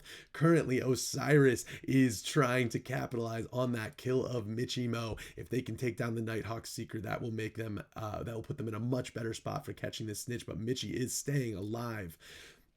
Oda, though, in the background puts another goal on the board, which does put Obscurus 10 points ahead. Currently 62-50. That snitch race is getting incredibly close. We've got Green Black, we've got Michi, we've got Captain Carnage, we've got Osiris. Everybody trying to get this final snitch with only 50 seconds left on the clock. This is all that matters. Whoever catches this snitch. We see it closing in. Both Seekers are probably at full right now. If not, they are almost there. They're at full by now. Captain Carnage taking a hit. Michimo is up on that snitch. USA Quidditch puts a goal in to tie the match there, or to extend the lead there, but the snitch is caught by Michimo. Goodness, so much just happened right there. Score changed very quickly, but we are only 10 points apart with 30 seconds left. No time to dwell on that. Odarina going down and is able to tie up the match with only 20 seconds left on the clock. We are at 80-80 between Obscurus and the Nimbus Nighthawks for their first match. 15 seconds left on the clock. The quaffle is coming on out. Currently in the hands of the Nimbus Nighthawks. They are approaching, gonna shoot on Zai here, and they are able to get a goal in right before the 0. Would have sent us into overtime, but Cheese and Queso puts it through to get that 10 points, ultimately giving this win to the Nimbus Nighthawks. Congratulations, Nimbus Nighthawks, on the first win of this series. We should be coming back here for game 2 soon between these two. And then for the rest of the day, just so everyone knows, we will have our NEWTs play out as well. This was the relegation tournament. And coming up after this match, we will have our finals for the Season 3 League 7. For Season 3 League 7. We will be back soon.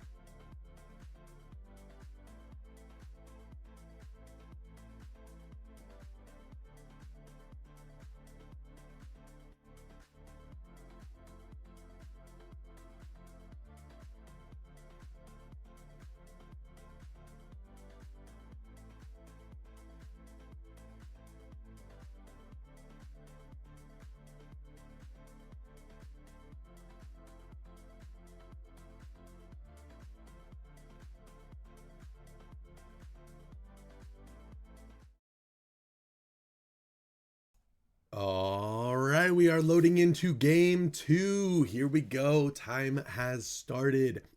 First possession goes to the Nimbus Nighthawks, cheese and queso with quaffle in hand. However, Bludger went out, not in time. Nighthawks still do maintain possession until Osiris came in with that tackle.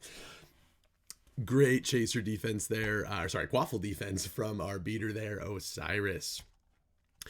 Quaffle in hand of the enemies. Let me go ahead and get our keeper perspective here as they approach. Nighthawks go for a shot on Zai, not able to put it through. Zai sends it on out to Odarina.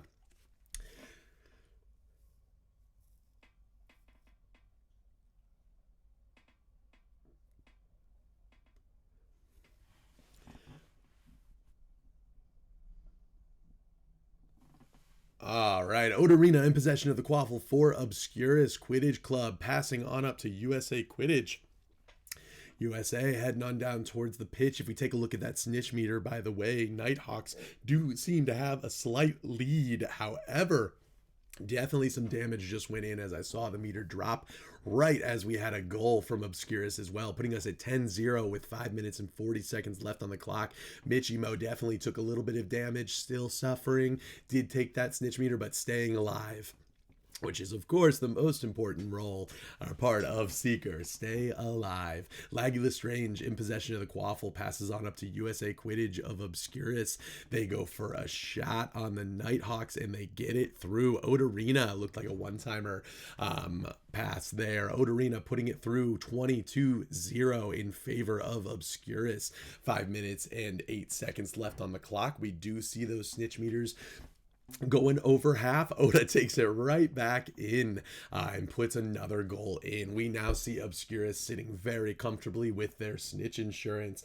32-0 in favor of Obscurus, with those snitch meters still really close there.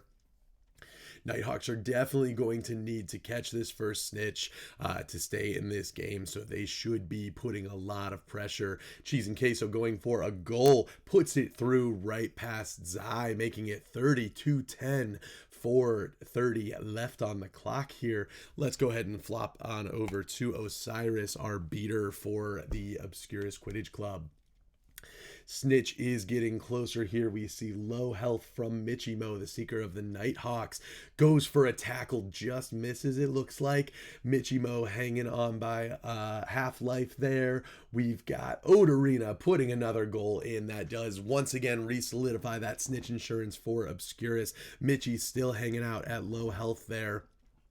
We see Osiris adding the pressure on, trying to keep this snitch race going. Michi closing in there. Oda puts another goal in the background. Oda bringing the score 52-10.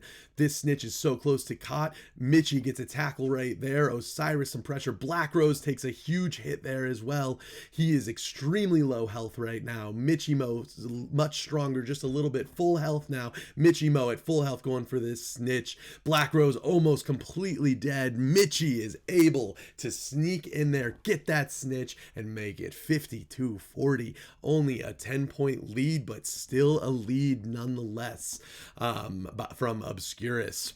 That snitch closed the gap quite a bit from all the goals Oda was putting in the background.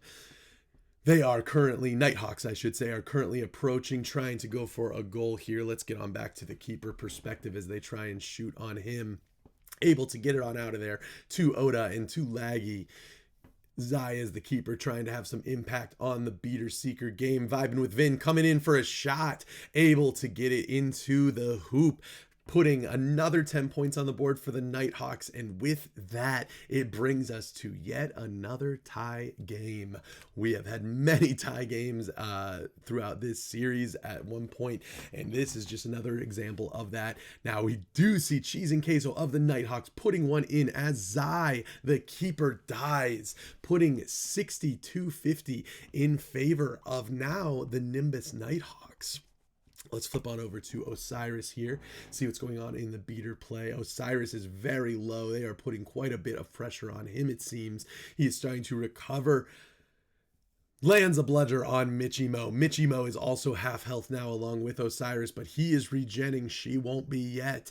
They are definitely putting the pressure on the Nighthawk Seeker. Oda doing what Oda does best and putting another goal on the board. 62-60. We've got a tie match now. Michi staying strong at that half health. Still has not died. Just taking the beating and pushing through it. Michimo rounding the enemy keeper posts right now. We are at 60-60 with 1 minute and 40 left on the clock. Harry Pothead puts one in the background there. That will bring us up to 70 points for the Nimbus Nighthawks. 60-70, a minute 25. Let's pop on over here to the keeper for a last little bit before we get that final snitch race. We do see Zai go down, going out far for that kick. Captain Carnage, extremely low health for the Nimbus Nighthawks. Captain Carnage eliminated by Osiris. Now the Nighthawks have no beater on their snitch game. Let's head on back to that. We've got Osiris just eliminated Captain Carnage, the beater for the Nighthawks, now trying to do the same to Michimo. However, receiving similar pressure from the chasers around. Goes for a tackle, not quite. That snitch is looking very close to caught. Black Rose is almost 100% meter, if not. Michimo is trying to catch up there, but without the beater pressure, unable to catch that snitch once they were eliminated. Osiris coming in strong with that assist of the snitch catch. Black Rose, great catch, puts him at 90-70. We've got 30 seconds left on the clock. Laggy Restrained trying to end the game, not able to do it. Dak Daniels able to make that save there. 20 seconds left on the clock though, and Nighthawks will need 2 more goals. It is not looking possible. This is going to go to Obscurus. That means we are a tie series at the moment, 1-1 between Obscurus and the Nimbus Nighthawks. All right, I am going to check in on all of our scheduling. I know we're running a little bit over here. I want to make sure we're not running into other games. I will be back momentarily.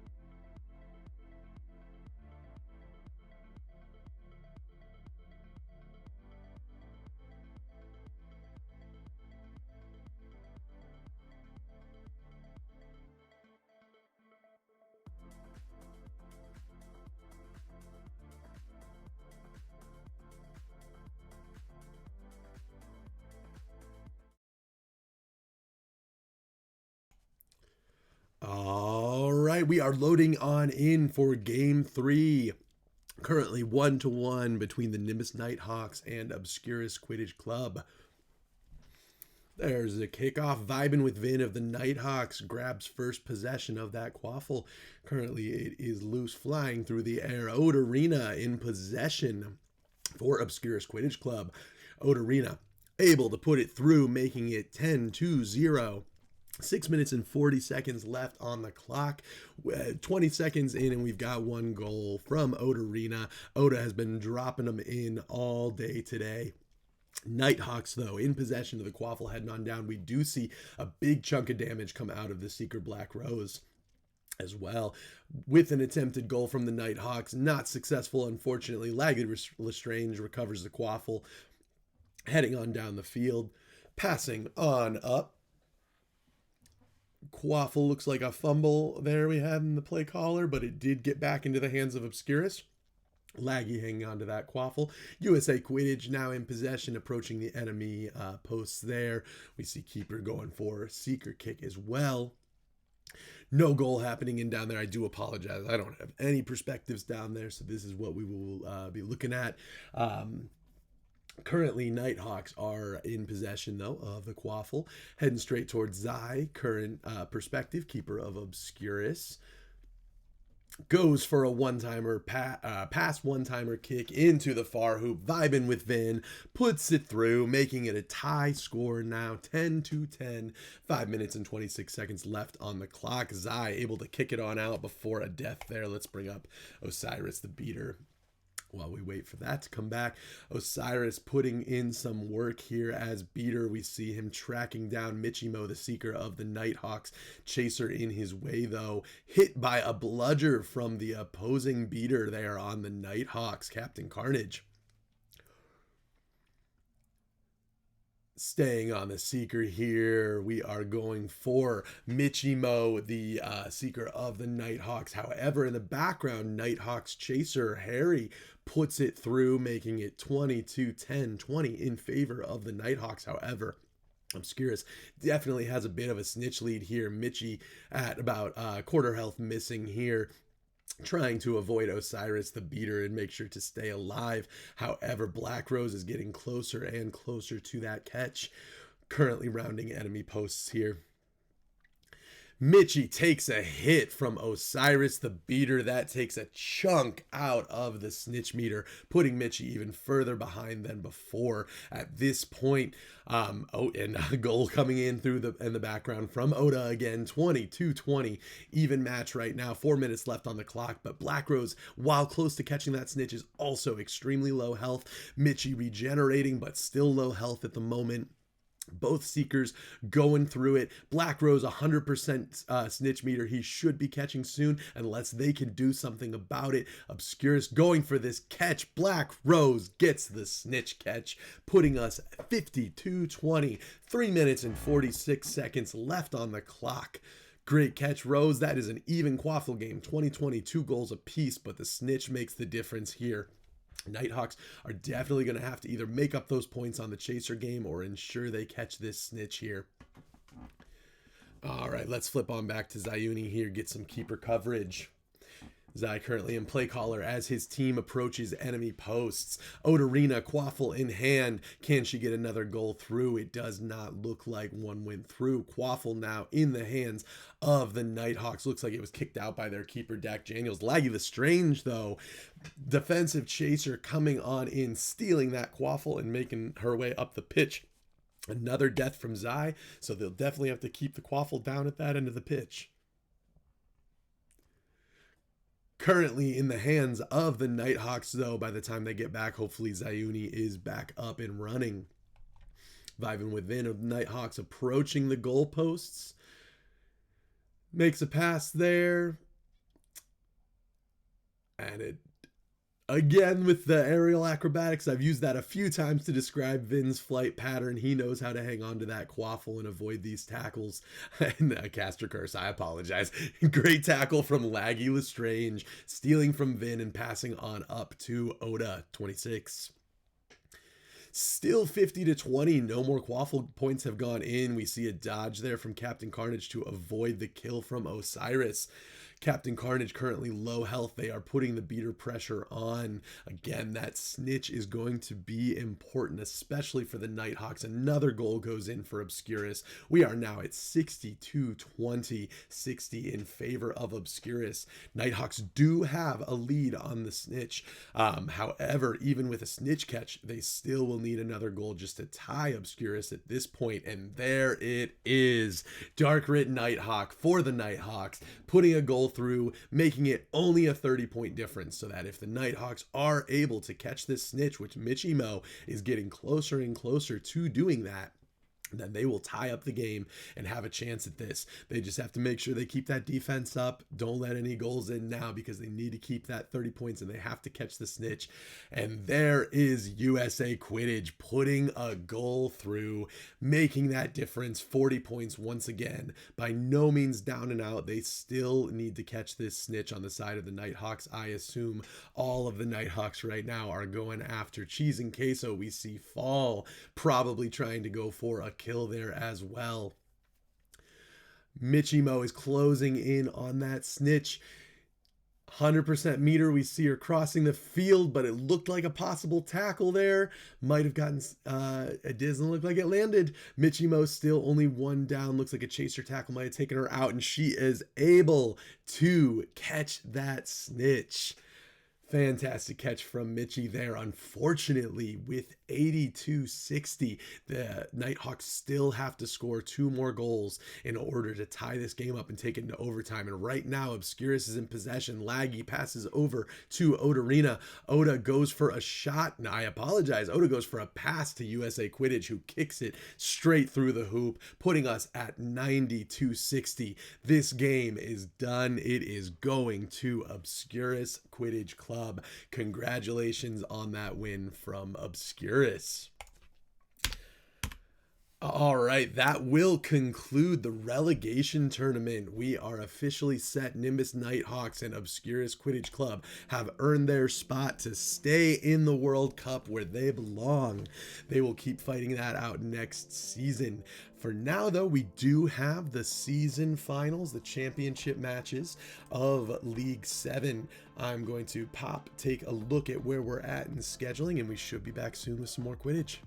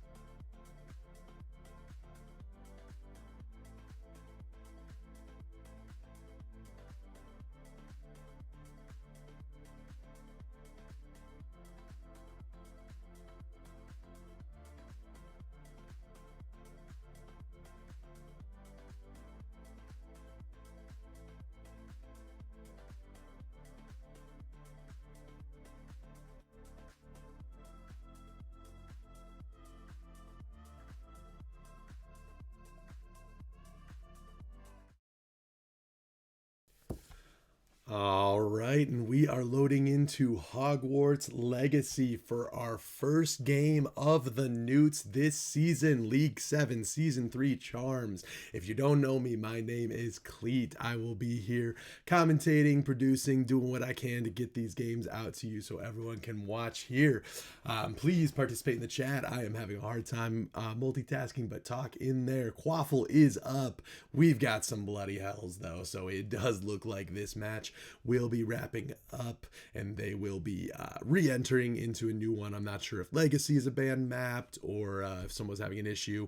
My guess is banned mapped. So let's see if they get into one that they stay in, and we will be back for this match soon.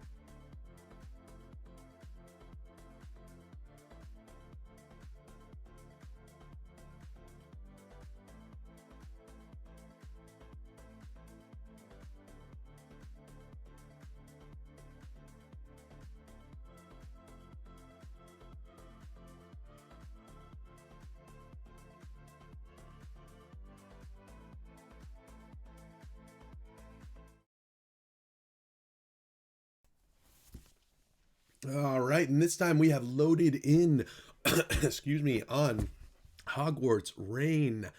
This is DQC, Dumbledore's Quidditch Army. Dumbledore's Quidditch Club versus Thin Ice for match 1 of the NEWTs this season. Right now, we're on the perspective of T Dreams, Chaser for DQC. DQC is Saffron able to steal the Quaffle from Thin Ice. T-Dreams making his way to the post, does a backwards pass straight to Saffron. Saffron puts it through. First 10 points on the board goes to Dumbledore's Quidditch Club. Saffron with an assist by T. 6 minutes, 30 seconds left on the clock, 10-0. We have a slight snitch lead to J-Guard of DQC. However, it is pretty close and definitely still early. A lot can happen. Banthanor puts it through right past our DQC keeper, CompuGamer, making it 10-10. 6 minutes and 14 seconds left on the clock. Again, still a pretty even snitch race. Saffron currently in possession of the Quaffle, passes up to T, who kicks it right up to Warden. Warden goes for a shot, not able to get it through. Let's get us on over. I do only have the secret perspective from Thin Ice, so we will be switching over, but not until later. For now, we'll stay on DQC, but let's get another Chaser perspective. We've got Warden in here. Banthanor puts a goal through for Thin Ice. Thin Ice in the lead, 20 points to Dumbledore's Quidditch Club, 10 points. Quaffle is out and in the hands of Chintasu, who puts it through right away for another goal on CompuGamer. Puts us 30-10 for Thin Ice.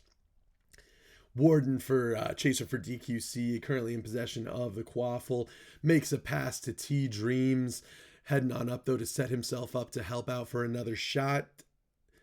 T Dreams makes it, unfortunately, not quite the pass needed to happen. Banthanor is in possession of the Quaffle for Thin Ice.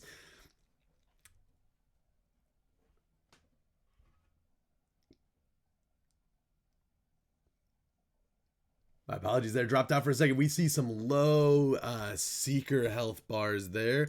Dementor goes down. OTP gets the elimination on Dementor, the Seeker for Thin Ice.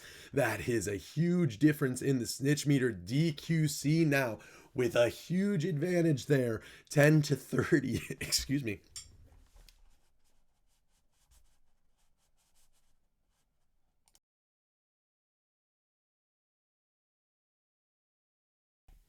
My apologies there, slamming down lunch and choking on it, but we are back to Quidditch here.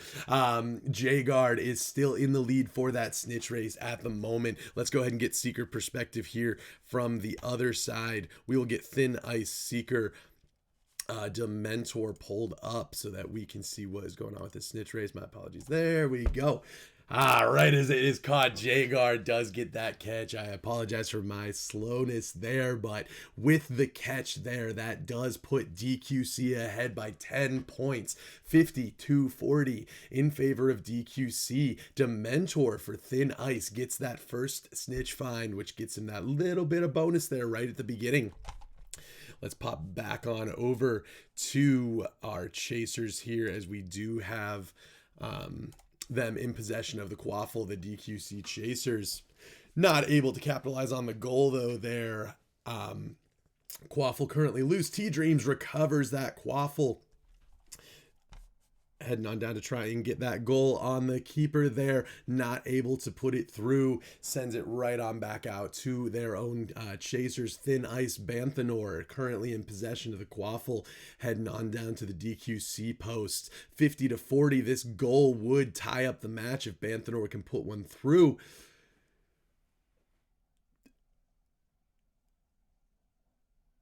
It does seem... No, it's still in the hands of Thin Ice, but no goal has gone through from this perspective. I apologize, cannot see there, but he is able. Some things happen down there for sure. It took a little bit of time, but Banthanor is able to get it through. 50-50. Even game right now with 2.5 minutes left on the clock. Snitch race is pretty darn close. We do see the pass coming on in. T-Dreams heading towards the goalposts here. Backwards pass to a teammate, but is intercepted by the keeper here of Thin Ice. Banthanor in possession of the Quaffle down at his own posts. T-Dreams trying to get a tackle from Banthanor. It is not happening there. Let's swap over to Seeker a little bit. We haven't seen J-Guard yet. We may not see J-Guard, unfortunately. All right, we'll go back to... my apologies. I'm losing DQCs there. Let me try and reset that. But here we are back with Dementor for Thin Ice.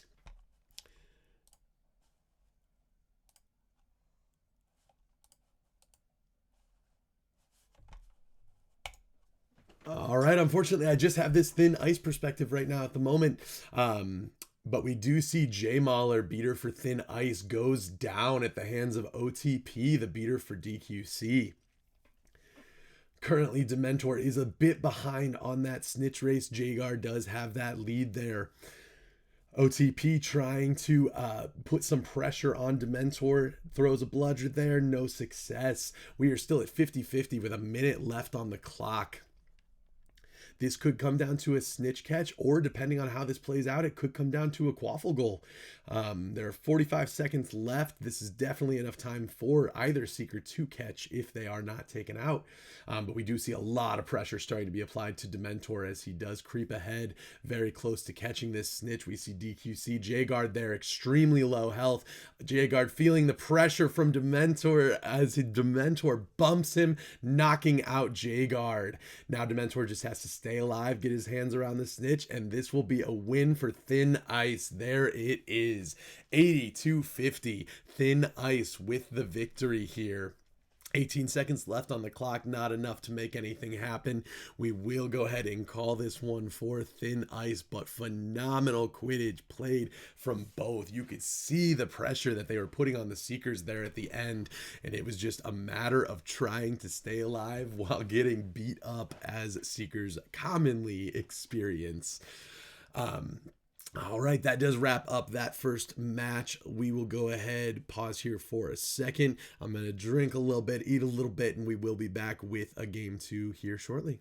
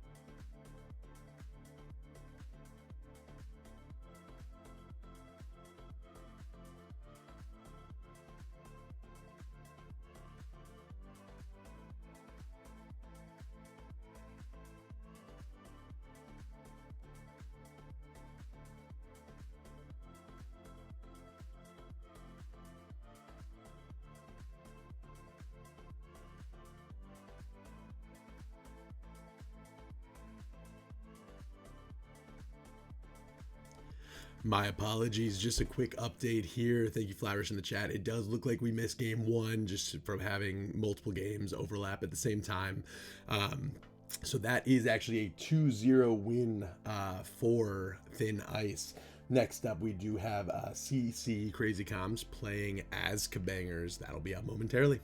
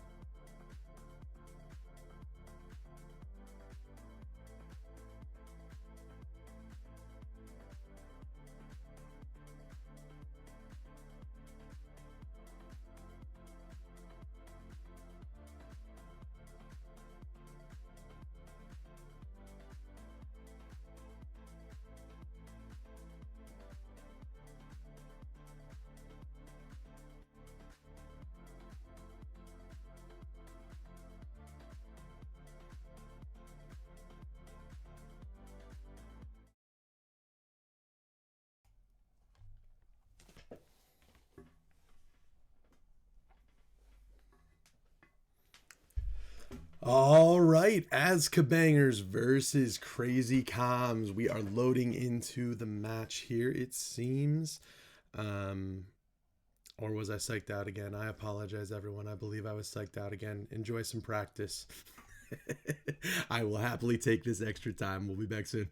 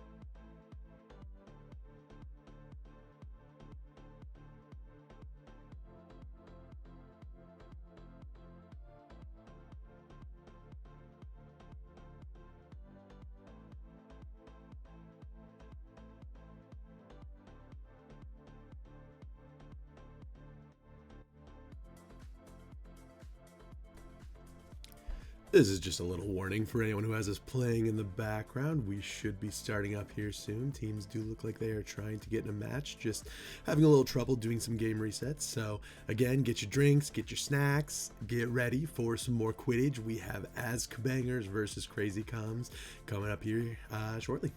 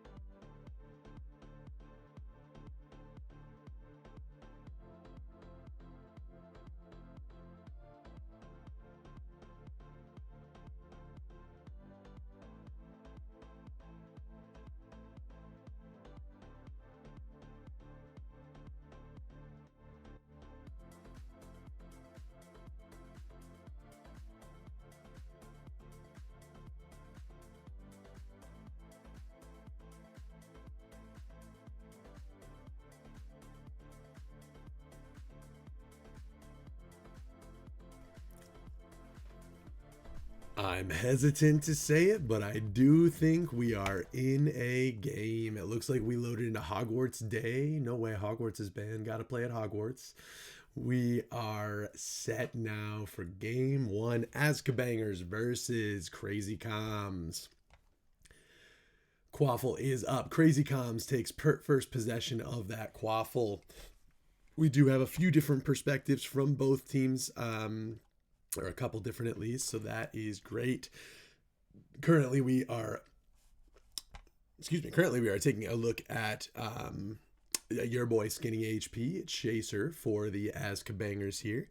I also do have Jim Tones the Beater, and then we have Rishi the Seeker on Crazy Comms. Currently Cardi going for a goal on the Azkabangers and gets it through. Cardi puts the first 10 points on the board, 10-0. However, I will say Azkabangers definitely have a slight lead in that snitch race. Still very early, lots can change. Your boy Skinny is heading up the field with the Quaffle. Passes it on up to Dake Blueby there. Dake Blueby going for the goal. Not able to get it in there. It looks like potentially a chaser steal from Crazy Comms. Currently, the ball is passed on up to Shoney. Shoney going for a goal against Crazy Comms. Scourge is the keeper. Cardi able to kick it in. Looked like a pass to a kick. Cardi making 22-0, the current score for Crazy Comms versus Azkabangers. Snitch race, relatively close. I would say potentially a little favor to the Azkabangers still, but it has shortened its gap a little bit. Crazy Comms Chasers in possession of the Quaffle, heading on down, but Skinny takes the steal, putting it back in the hands of the Azkabangers. Azkabangers heading down, however, he gets it stolen from him. Glass then steals it right on back for the Azkabangers, and believe it or not, once again, right in the hands of Crazy Comms. A lot of back and forth action between these two teams. Phenomenal chasers on both. Shoney going for a shot on Scourge. Not able to put it through as Skinny swoops in and gets the Quaffle, passing it to Dake and getting it right back in his hands. Heading down the field now, he's going to go for this goal, and then we will ultimately switch to the Seeker race as it is getting close. Not able to get that shot in here. Let's pop on over to our Seekers. We've got Rishi, Crazy Comms Seeker closing in there. Currently, snitch race is relatively close. We do see some damage on the side of the Azkabangers. Crazy Comms putting a little bit of work there. Let's take a look at this catch as Rishi closes in. Now, the Azkabangers are also really close snitch meter there. They could easily close this gap. Rishi takes a hit, which definitely is going to impact this race. However, Azkabangers definitely took some hits as well. As you can see, T-Rabo's snitch meter dropped a bit there. Full meter for Rishi. Rishi gets the snitch. That is 50-0. 30 from that snitch, bringing it to 50-0. 4 minutes left on the clock. Lead currently in favor of Crazy Comms. Let's pop on over to the Azkabangers keeper, Scourge. Skinny currently has the Quaffle at the other end, but Tux, the keeper for Crazy Comms, not allowing it to go through. Quaffle currently loose, but back in the hands of Dake Blueby for the Azkabangers. Dake approaching the goalpost, going for another goal here. Tux makes the stop. Tux not allowing the goals through, keeping that score 0 for the Azkabangers. Cardi coming down for another goal, however, has it taken right out of his hands by Glass. Glass sends it on up to your boy Skinny. Skinny now heading down to the end of the pitch, going for that goal for Azkabangers. They're still at 0. They're looking to put 10 on the board. In fact, they're looking to put 20 on the board. That's a great start. Skinny puts 10 points on the board. Currently 40-point difference between the two teams. Azkabangers are really going to want that second goal here to at least get them within the distance to catching the snitch and tying the game. But Cardi is coming down trying to extend that lead, taking a shot right here on Scourge. Scourge with the save. Scourge blocking that shot and sending it right on down to Dake Blueby of the Azkabangers. We're going to flip on over to the chaser action again. Dake Blueby puts it in. Dake with that score brings the Azkabangers up to 20. That does bring them within 30 points of Crazy Comms, meaning if they can catch this snitch, they would tie the game. However, with 30 points behind, they definitely need to make sure Rishi doesn't catch that snitch. That would put them quite a bit ahead. In the meantime, though, while those snitch meters are filling up, we do see even the chasers like Skinny himself here putting the pressure on that snitch race. Currently, Quaffle in the hands of Scourge. The keeper for Azkabangers passes it on up, though, and Cardi ends up getting possession. I apologize. There was Scourge kicking the ball right back on out. Jake Blueby now in possession of the Quaffle, going for a goal for the Azkabangers. No luck. Tux gets the Quaffle in hand and pitches it right out. Let's pop on over to our beater here. Jim Tones on the Azkabangers, currently protecting his seeker there. T. Robbo going after a kill here on, or a hit here on Rishi. We do see Rishi did take some damage. However, they are absolutely putting the pressure on Jim as well as the beater. Let's get Rishi's perspective here at the moment as that snitch gets a little bit closer. We'll get him pulled up. 50-20 is the score. This snitch for Crazy Comms would set them to the point where they have won this game. That would put them 60 points ahead. However, if Azkabangers can prevent Rishi from catching this snitch, that does give them a chance to stay in this game. Currently, Rishi does definitely have the lead in the snitch race. Being safe here, trying not to get kicked. Going here, we are almost at full snitch meter. Rishi is going to be really close, and there is the indicator. Rishi catches the snitch. 82-20 with only 33 seconds left on the clock. That will be it for this game. Azkabangers will not have the chance to catch up here, unfortunately, but it is just game one. They've got game two to try and come back and make a difference here. I think looking at the scoreboard, we can see only 2 Quaffle goals went in on each side, and then the rest was snitches for Crazy Comms. So if Azkabangers can even just split snitches on this next match, they could have a really good shot at getting a game here. Then they would just need 1 extra Quaffle.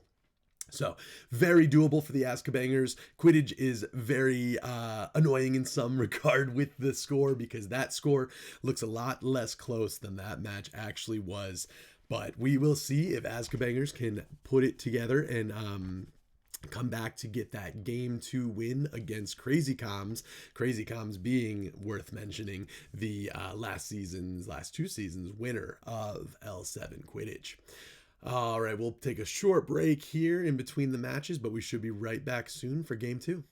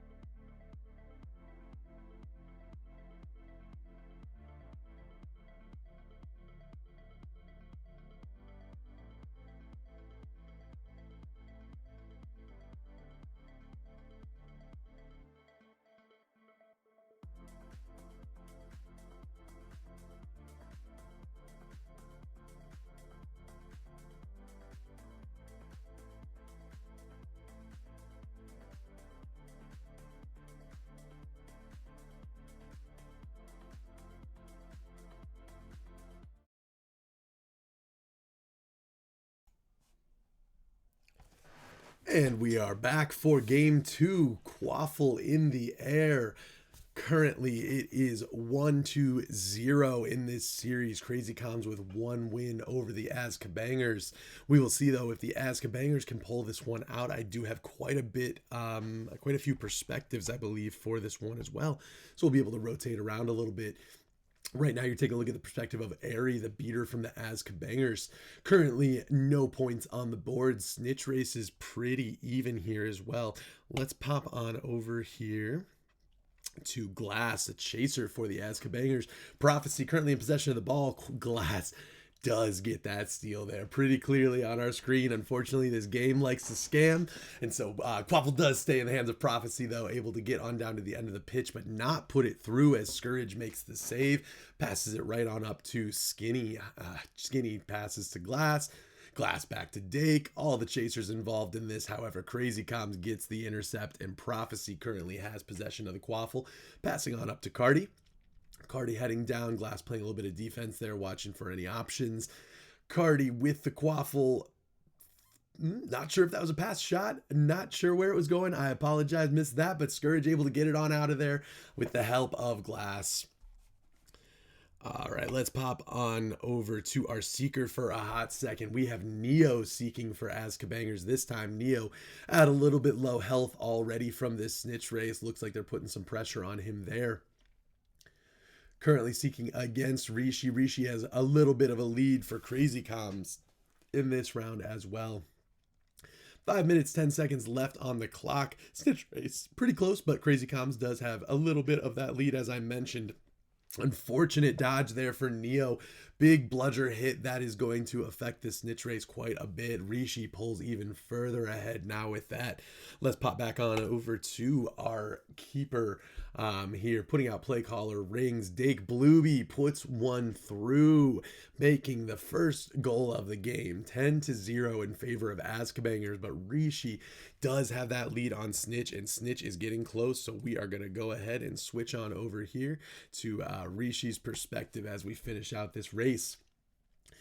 Rishi closing in on that. They are going to have to go for a kill on him here, or this will be his snitch to catch. That will shoot Crazy Comms ahead by 20 points. Total, a difference of 20 points once they add the 30. Rishi does take a hit there. Currently just trying to stay alive, stay safe. He knows he's almost there with that full meter, and Neo's still got a little bit of catching up to do, so he just has to stay alive, get that last bit of snitch meter, and as soon as he gets this indicator, he's going to go for that catch.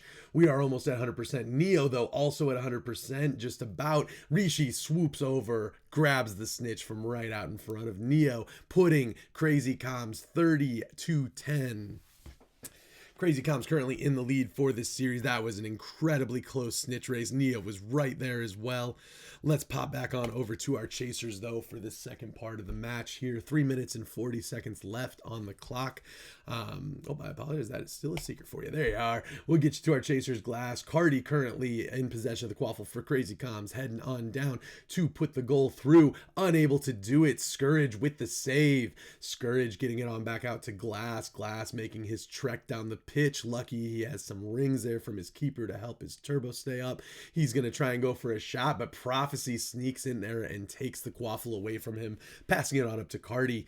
Cardi heading on down to make a play, but Dake Blueby takes the Quaffle right out of his hands. Dake Blueby for the Azkabangers passes up to your boy Skinny HP. Skinny is going to go for a shot here. A pass to Dake. Dake one-timers straight through the top hoop, putting Azkabangers up 10 points. That gets them now, that puts them at 20 points. Crazy Comms at 30 points. Still a 10-point difference in favor of Crazy Comms. They also do have that snitch lead as well. Azkabangers are going to have to put in some work here to even out that snitch race and get some Quaffle points on the board. Shoney heading down with the Quaffle, heading towards, but not able to get it past Scourge. Scourge kicks it right on out. Cardi, though, looks like he got possession of it. Let's go ahead and get Scourge's perspective here. Shoney gets the Quaffle off the ground, goes for a ceiling shot, but Scourge is able to make that save, able to hang on to the Quaffle here as Shoney tries to take it, kicks it right out of Shoney's hand down the pitch as well. We do see Quaffle sitting mid-pitch, a little bit of fumble action going on there. Your boy Skinny HP gets it passed straight back to Scourge, the keeper, to hang on for safekeeping there. Shoney going for it, doesn't get it, but Cardi swoops in, picks up the Quaffle, and dumps it in the hoop. That puts Crazy Comms at 40 points now, 40-20, and they still do have that snitch lead as well. We're going to have to see some work from the Azkabangers on either the chaser or snitch game. At this point, it really is that snitch game getting pretty close. So with a 20-point difference, they're going to want to make sure Rishi does not get that snitch. That will put them pretty far behind with only a short amount of time left in this match, 1:20. Dake Blueby currently in possession of the Quaffle, heading on down to the Crazy Comms side of the pitch. We'll go ahead and get some chaser perspective here for a hot second. Skinny is staying on Rishi. Skinny as chaser gets a tackle on Rishi. They are trying to delay that catch as much as they can. And also can take a look here at Airy Berry, who's going to be doing the same thing on Beater, trying to take out Rishi. Airy Berry needs to get some type of kill, some type of hit on Rishi to prevent this. Neo is catching up, though, on Seeker. So if they can delay it a bit from Rishi, this could be great for them. There is a goal by Shoney in the background as well, but chaser goals are much less important for us right now because we are looking at this snitch. Rishi is about to catch this snitch, but is just overwhelmed with so much pressure. Literal sea of blue just swarming him at this point. Rishi trying to stay alive. Neo finally is able to catch up and almost catch this snitch, but Rishi able to stay alive through that whole time with Neo at 1 HP. Gets the snitch. Rishi coming in with a crazy clutch snitch catch there, even with some unbelievable pressure. Phenomenal snitch race. Neo and Rishi, two of the best in the league, and that is why, because of that snitch race right there.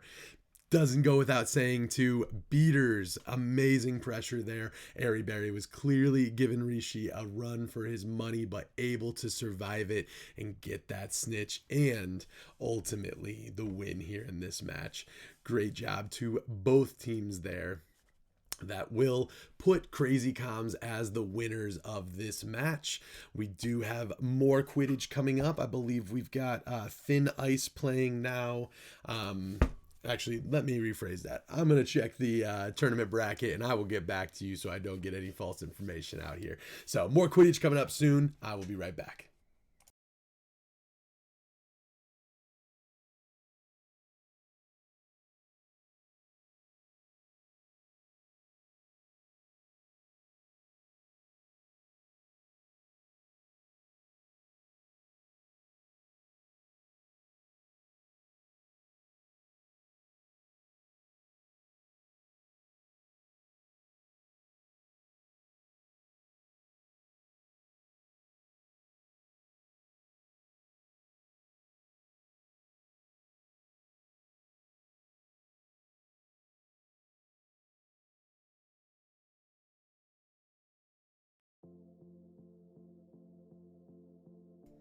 All right, as suspected in the reason I cut myself off there, we are going to go ahead and have Dumbledore's Quidditch Club and Azkabangers play their match first. So these are the two teams that lost in the first round. They will now be playing each other. They will take on the winner, the loser of the next match as well, which is Thin Ice versus Crazy Comms. So for now, stay tuned. We're going to have Azkabangers and DQC coming up next. I will be back shortly.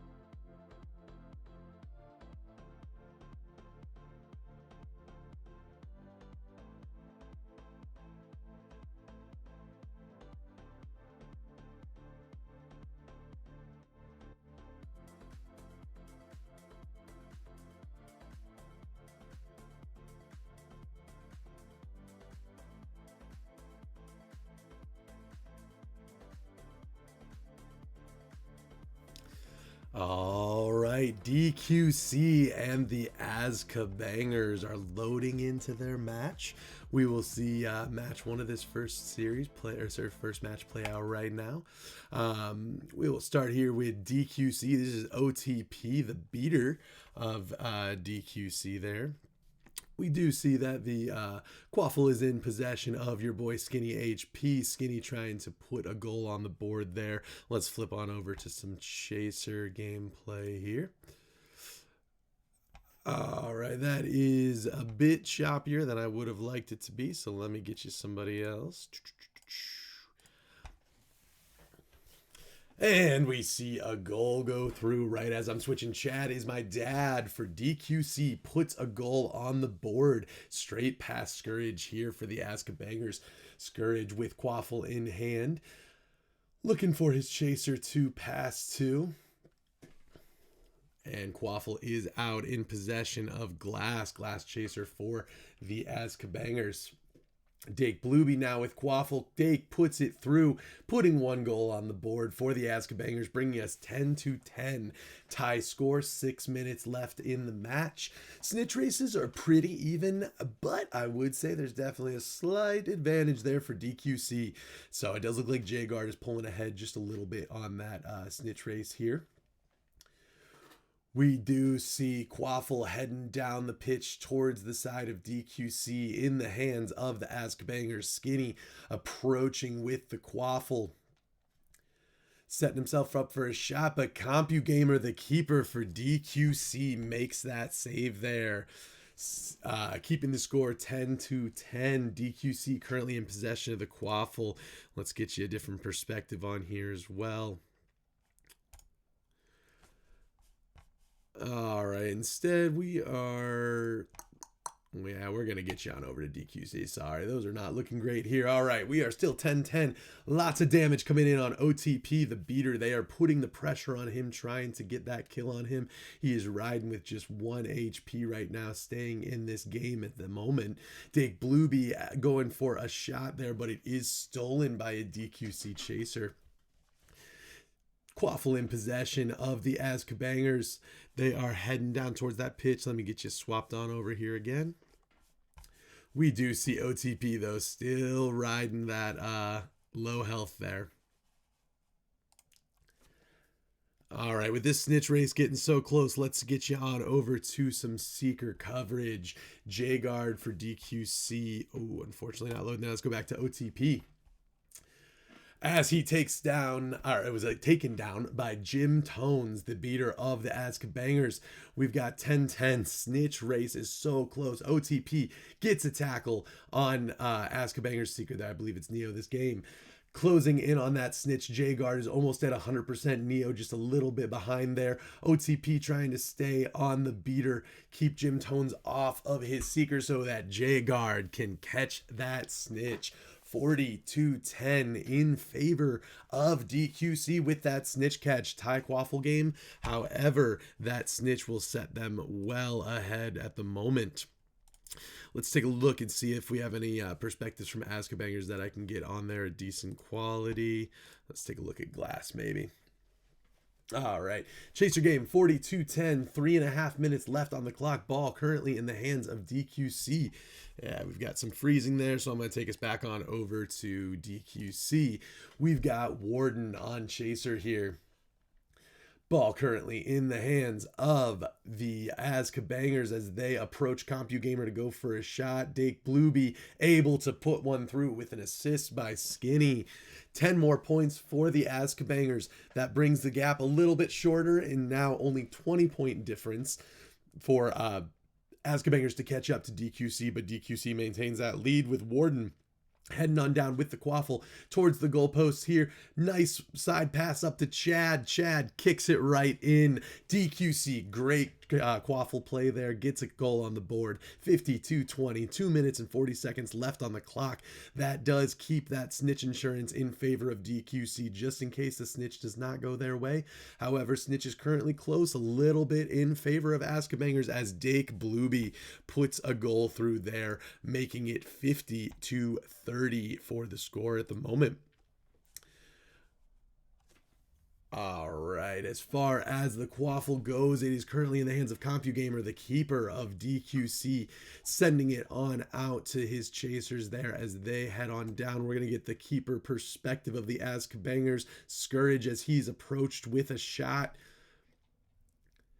DQC going for the shot, but no, Scourge is able to make that save. Scourge with the save, sending it on out to his chasers. Dake Blueby currently has the Quaffle. Looks like a huge kick on J-Guard there. Great kick from Scourge.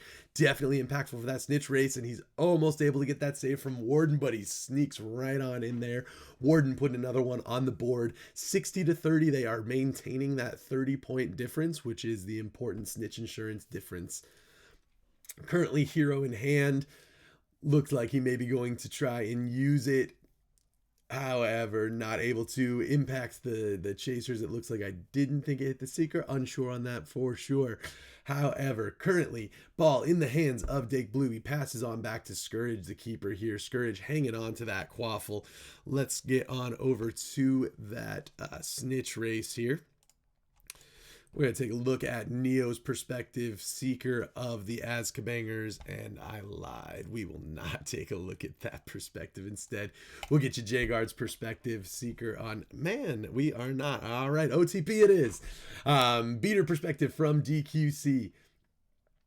As this snitch race gets a little bit closer, he is going to be putting that pressure on Neo. Neo and J-Guard both really high snitch meters right now. Neo just took a hit, which is going to bring that snitch meter down a bit. J-Guard almost at full snitch meter while OTP stays on Neo. J-Guard speeding ahead right there. You can see him with the snitch. He's got full meter, and there's the catch. J-Guard with the catch brings this game 90-30. 30 with only 17 seconds left. That is definitely it for this match. This win will go to Dumbledork's Quidditch Club. Great games from both teams. 4 seconds left. Let's see if they can make anything happen. Jaguar's pretty low there. Looks like they're doing some damage. But yeah, ultimately, as I said, this will go to DQC here today for this first match. Game 2, that will be coming up shortly. I do want to take a minute to say, though, too, this is the end of Season 3, but Season 4 is just going to be beginning. So if you are not already on a team for Season 4, there are currently tryouts happening with a lot of teams. Reach out, find ways to get involved here. There's plenty of spots. The more players we have, the more teams we have, the more Quidditch we have. So definitely, whether you've been gone for a while and think you may want to come back, or you've never tried it before, reach out to somebody here. We can definitely set you up with some teams that are doing tryouts. Even if you don't want to try out for a full team, we do scrims. We need people to fill all the time. So if you're looking to play the game, reach out to somebody in the community, and we can get you all set up with that. All right, I'm going to pop off here, get some water, and we will be back for Game 2 shortly.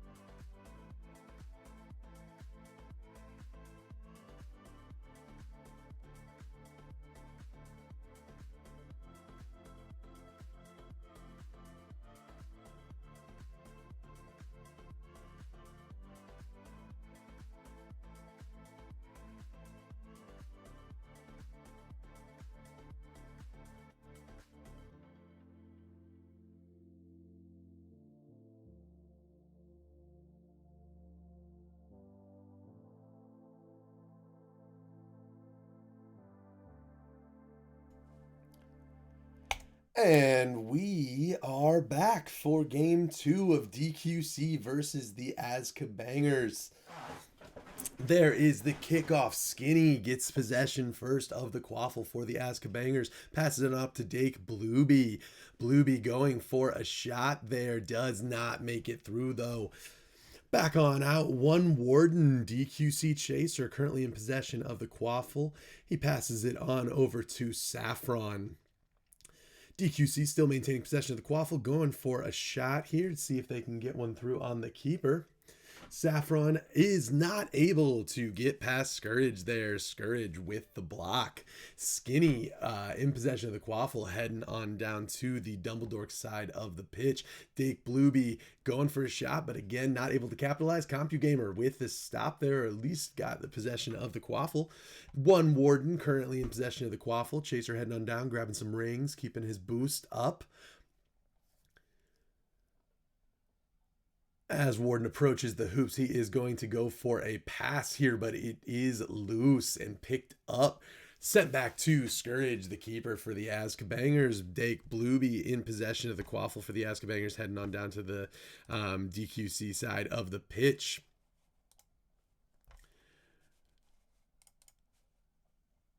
And we did see a death there. Skinny was taken down by OTP going for that goal here.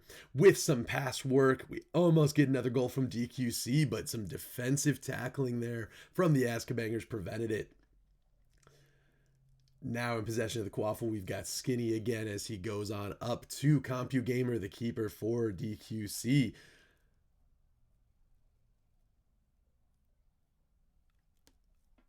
looked like a shot, possibly a one-timer kick. I'll be honest, there was a lot that happened right there, but the shot did not go in.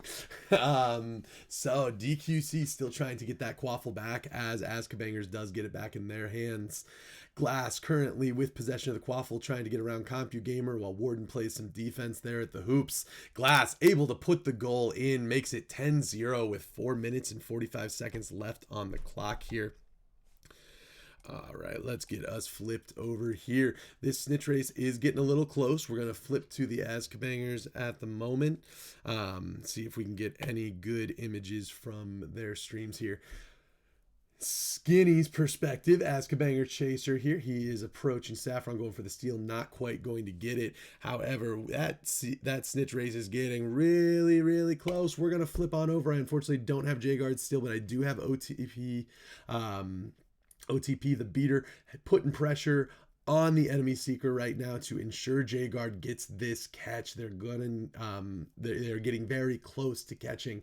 Meter drops a little bit for J-Guard. Must have been a tackle there. He's still staying on strong though.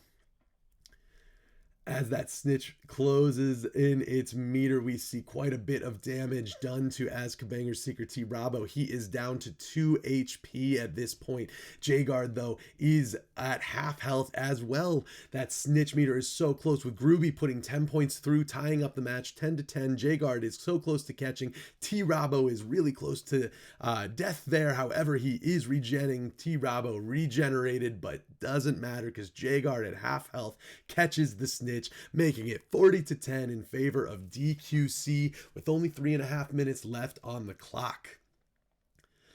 All right, flipping on back over to our Chaser game for a bit here. Let's see if we can get the perspective of Scourge, the Azkabangers keeper, as they approach DQC coming on in. Saffron with the quaffle in hand, taken though by Dake Blueby. Dake Blueby taking the quaffle down to the other end of the pitch, keeping it away from his side.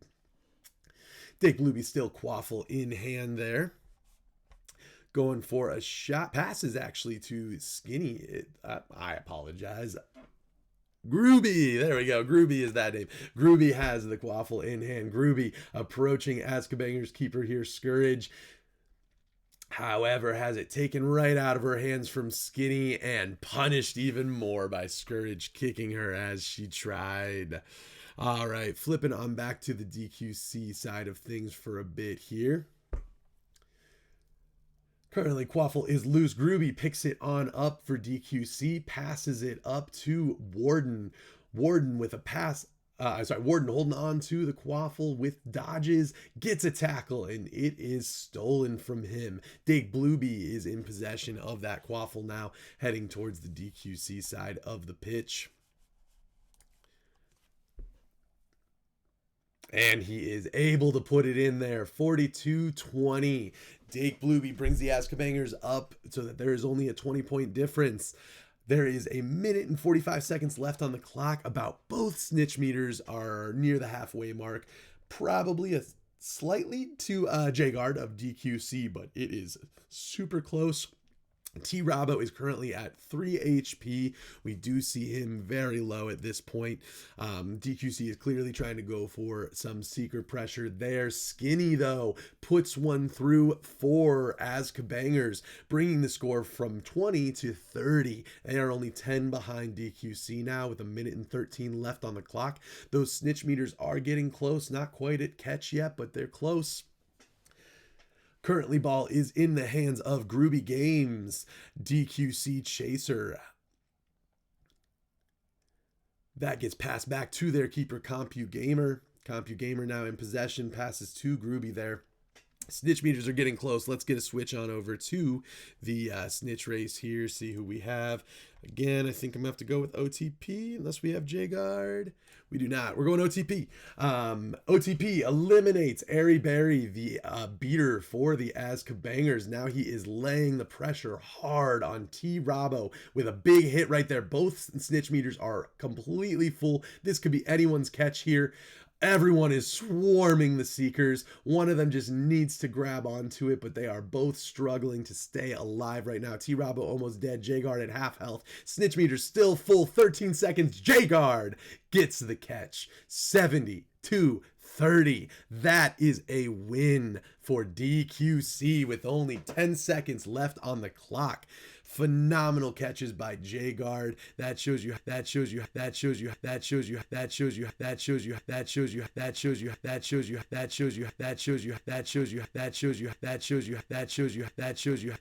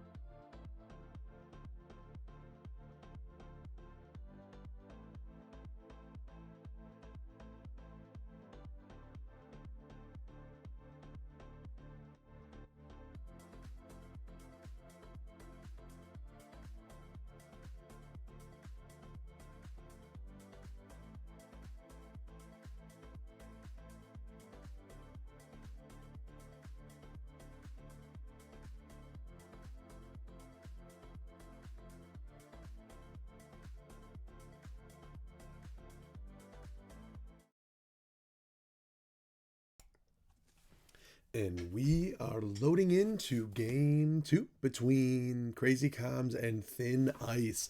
Thin Ice had that first victory in the first match there. However, we'll see if Crazy Comms can come back and take game 2. Looks like first snitch find does go to Rishi. Rishi finding that first snitch for Crazy Comms. That will set the standard there for the snitch race as he gets a little bit of a bump to start out. I unfortunately do not have any other perspectives at the moment other than Rishi here on Seeker, and I do have a nice little happy holidays here from Cyprus as well. However, not the best to watch the gameplay from, so we are going to stick on the Seeker race here. 6 minutes and 20 seconds on the clock. No quaffle points on the board so far.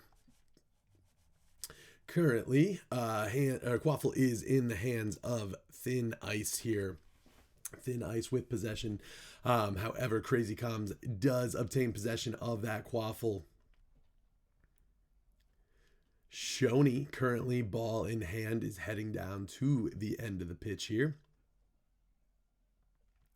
Prophecy ball in hand there.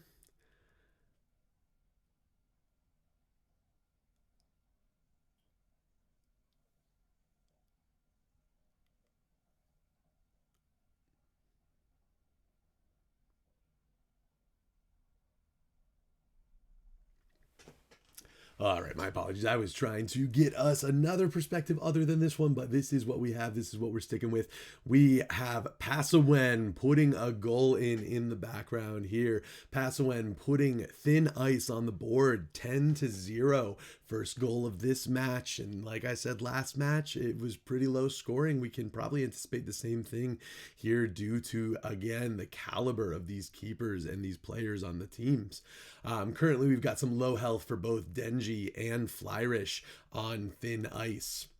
They are taking some pressure from the rest of the team as Rishi is catching up to that snitch. The meter is over 75% full at this point. However, that big hit right there took a nice chunk out of it and does, I believe, put Denji a little bit in the lead as far as snitch meter goes. Denji also at low health, just regen though. Rishi starting to regen here as well. Excuse me. All right, rounding the posts here, we are closing in. Denji is definitely a little bit further ahead in the snitch meter at the moment. Flyrish and Thin Ice are going to have to put some pressure on him, take some chunks out of that meter, or Denji, or I'm sorry, I apologize. I'm mixing up my meters there. Cypress needs to put the pressure there on Denji, or Denji will catch here. Closing in both Seekers at 100% now. Denji, though, much closer to the snitch, able to swoop in and get that catch. We are at 40-0 in favor of Thin Ice. 4 minutes left on the clock. That snitch find looks again to go to Rishi. Rishi starting off with a little bit of a bump. However, taking some damage already. Kicks from the keeper there. Rishi at lower health, probably about a third there, but it's early. It's early. Obviously, you don't want to die at any point in the race, but if you were, this would be an okay spot. Luckily, he is regenning back. So no seeker deaths at all, which is, of course, the preference. All right. Now, with that bump there, that does push him in the lead as far as the actual snitch pathing, and with the lead on the meter as well, that is setting Rishi up in a great spot here. We still see a lot of quaffle back and forth in the background. If you take a look at the top, you can see the quaffle next to the score to know which team has it. Unfortunately, hard to keep track of without all the perspectives, but it does look like Thin Ice is having that quaffle for quite some time. We are lagging a bit on here, but still going strong. All right. 40-0, just under 3 minutes left in this match. Again, very low on the quaffle action at this point. We haven't seen a goal go through in a bit, and only one earlier in the match. Bump there from Denji to Rishi sets Denji up in a good spot, plus a hit there on Rishi from Flyrish. That will bring Rishi down to half health now. Rishi trying to stay alive, of course. Obviously not in the danger red zone yet, but definitely. Chintatsu, though, putting a goal in the background for Thin Ice, extending that lead 50-0 now with 2 minutes and 15 seconds left on the clock. Crazy Comms is going to need this snitch catch. Plus, they're going to need some quaffle goals as well. A lot of catching up to do for Crazy Comms. Thin Ice has set themselves up for a good match here with 2 minutes left on the clock. Quaffle is in possession of Crazy Comms. We'll see if they can make something happen with it. Tux passes out to Prophecy. Prophecy taking it on down.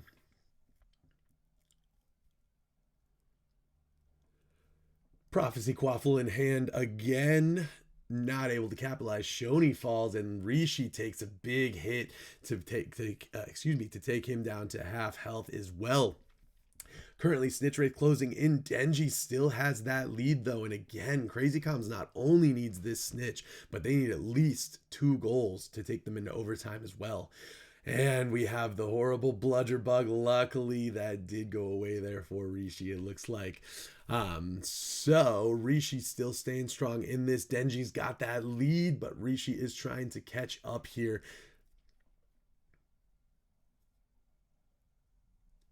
Safety of the keeper, his own keeper's hoop. Tux. Still, though, Denji closing in on that 100%. We need to see some work put in by Cypress and the rest of the team on Denji. He's going to be able to catch Rishi, though, 100% as well. A good swoop, and he may be able to get this. But Denji skyrockets in from above and snags the snitch right out from in front. Congratulations to Thin Ice. That is definitely a win on their end. With 42 seconds, nothing Crazy Comms can do about those 80 points. That will give the entire series to Thin Ice as well, since they took the first match. So that does put us at 0-2 for this match series between Thin Ice and Crazy Comms. Now, Crazy Comms is not out, with this being the first loss that they have of the tournament. They will go down into the losers bracket. They will play against Dumbledore's Quidditch Club, and then the winner between those 2 matches will play against Thin Ice in the finals here. Congratulations to Thin Ice. Very dominant second game there, 80-0. Wonderful effort, though, from Crazy Comms too. We know you're a phenomenal team. 2 of the best in the league right here. So it is definitely going to bring you some great Quidditch, and it did. All right, we are going to pop off here for a second. Like I said, Crazy Comms now will be going against DQC. They may take a second, since it would be a back-to-back game with them. However, we will be back here for more Quidditch soon. Just a couple more matches to go before we are at our final match of Season 3.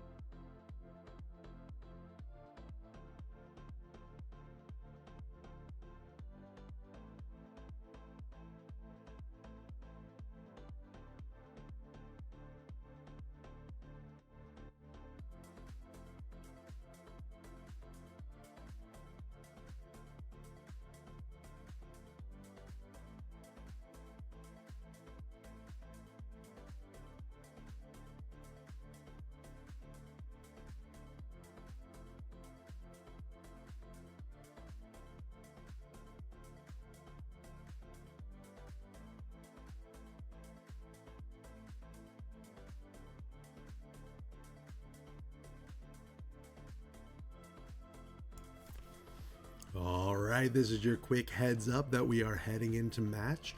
I'm of course going to make sure we get into a map that isn't banned before putting it on screen and all that, but I just want to give you the heads up to pop on over and get ready for game 1 of Crazy Comms versus DQC.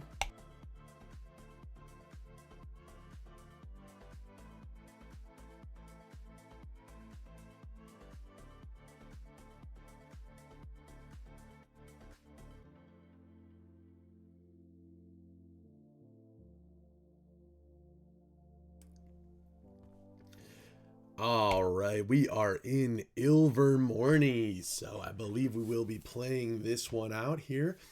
Again, Crazy Comms versus DQC.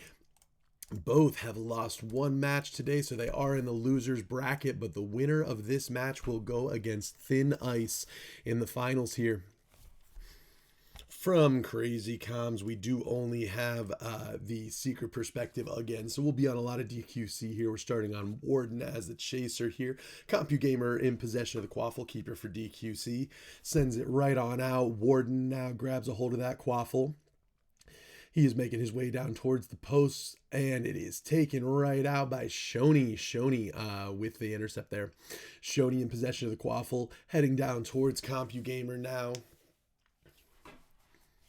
With a pass, looks like Shoney picks it back on up, still in possession there, and able to put it through on Counttails.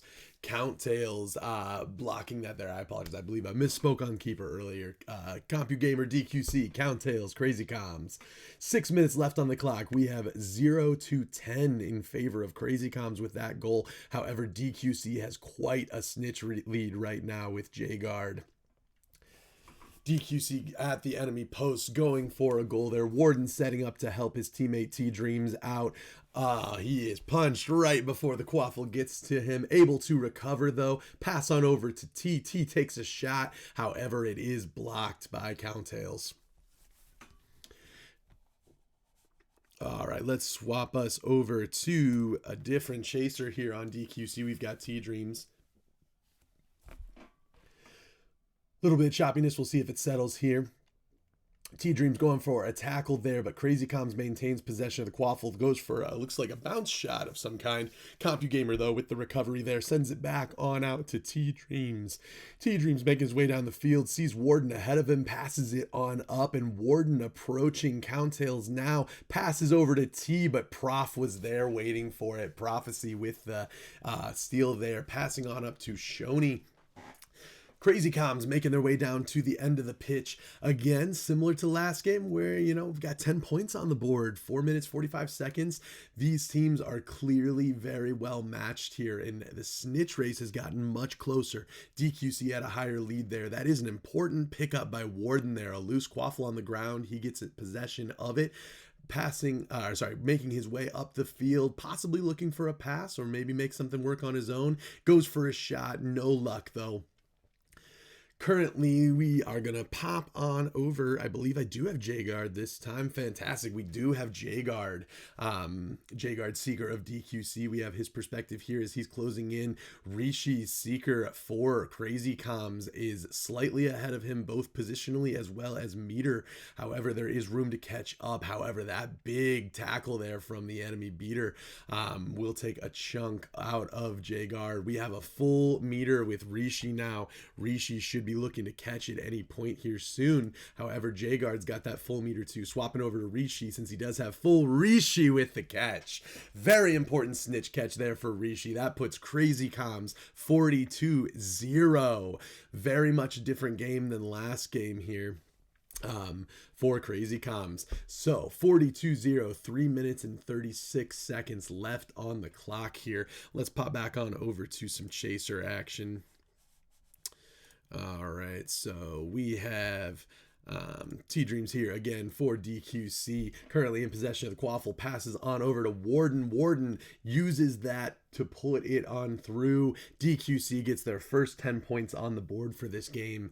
3 minutes and 11 seconds left in the clock. 42 Crazy Comms with 10 to DQC. That is the very, very important 30-point difference there of a snitch. DQC does have a lead on that as well. However, it's very early. We definitely see Rishi there at about a third of his health missing, so they are putting some pressure on the Seeker, trying to keep that lead for DQC. Crazy Comms, though, making their way down with the Quaffle, trying to go for a shot here. Doesn't make it, unfortunately for them. DQC now in possession of the Quaffle. T-Dreams passes on up to Warden.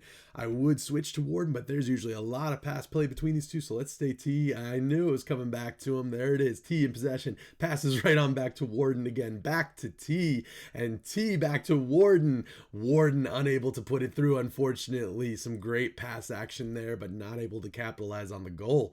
2 minutes and 11 seconds left on the clock. Counttails has the Quaffle, kicks it on out with a big old kick on T-Dreams there. We'll pop back over to some Seeker coverage here. Let's get OTP, the beater perspective on here, see what he is doing at this midpoint in the game. Looks like he's got Rishi at half health there, trying to make a difference in this snitch race as it crosses over that halfway point of the meter. Rishi takes another hit, looks like from the keeper kicking, so CompuGamer probably got a kick on Rishi there. Rishi still low health.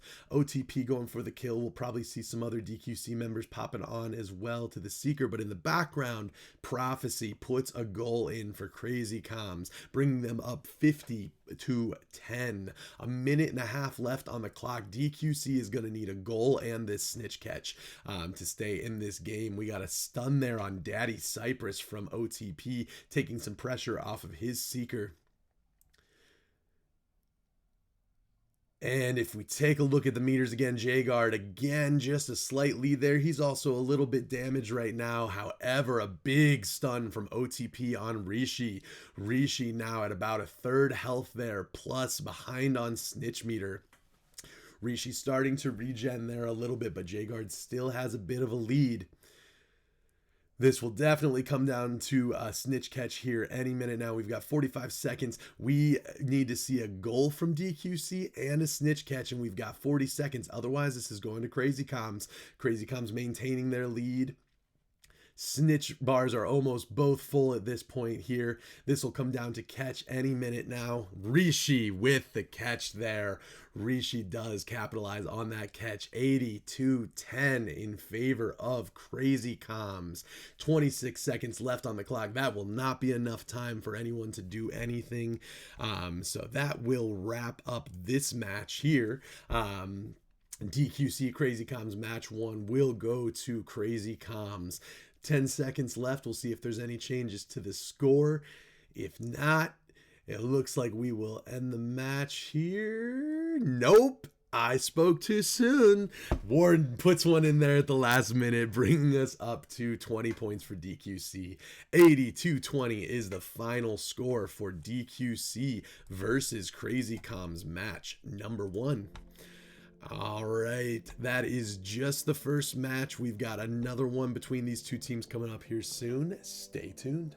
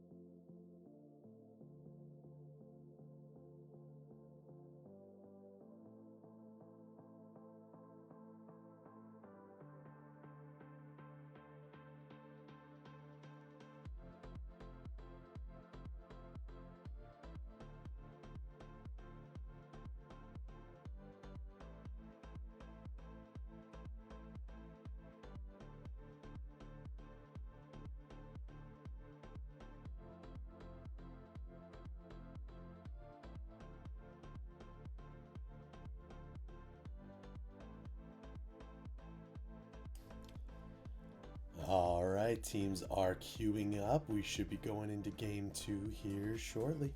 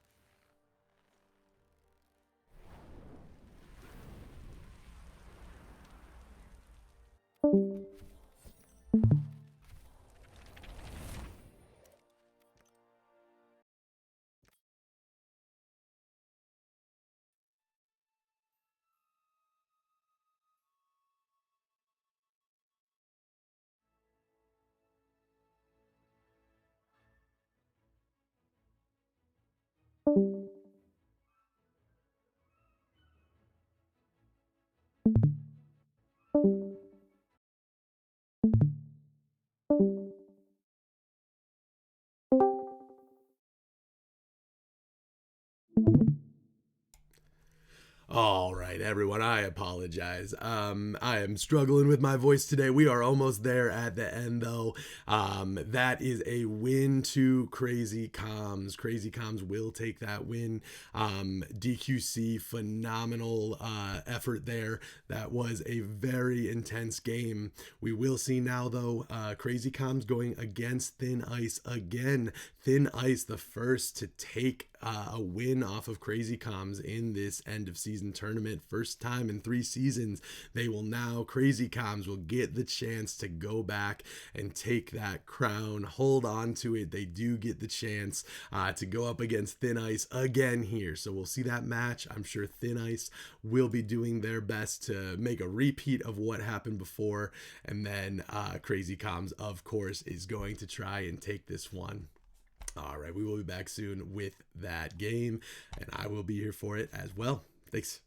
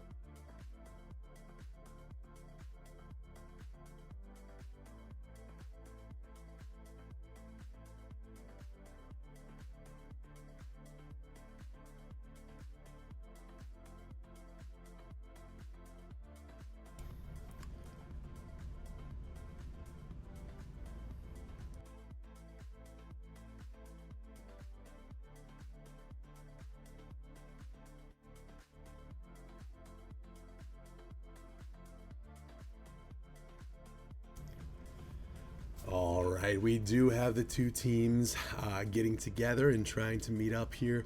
Unfortunately, we did have a banned map in the Forbidden Forest, one of the most beautiful maps, but one of the most buggy. So Crazy Comms and Thin Ice will be trying to meet up. I just wanted to give everyone the heads up that we should be starting soon. Also want to take a moment to say thank you for joining us. Today has been a ton of Quidditch. It's been a lot of fun. If you've enjoyed watching, broadcast team could definitely use some help, I would assume, in general. So if you want to get involved in the league, whether it's broadcast or somewhere else, definitely reach out to somebody. We have plenty of things that can be done.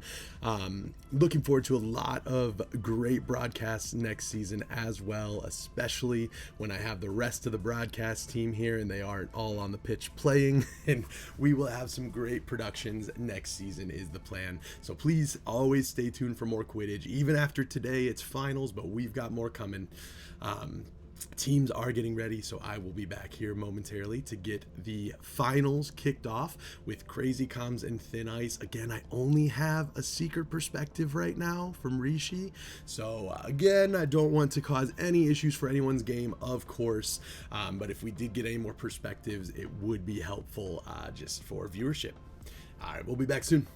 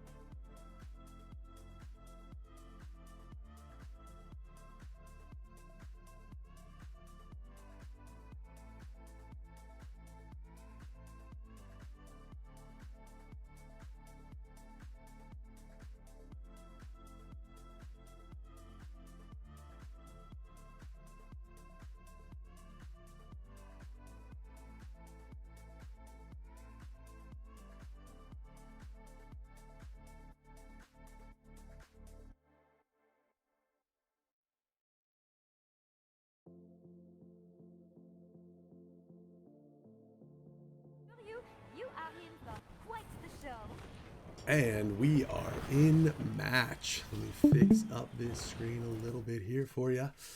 All right, Crazy Comms versus Thin Ice finals for League 7 Season 3.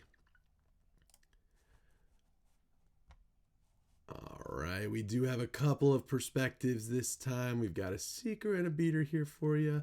We'll go ahead and get that started with Rishi's Seeker as well.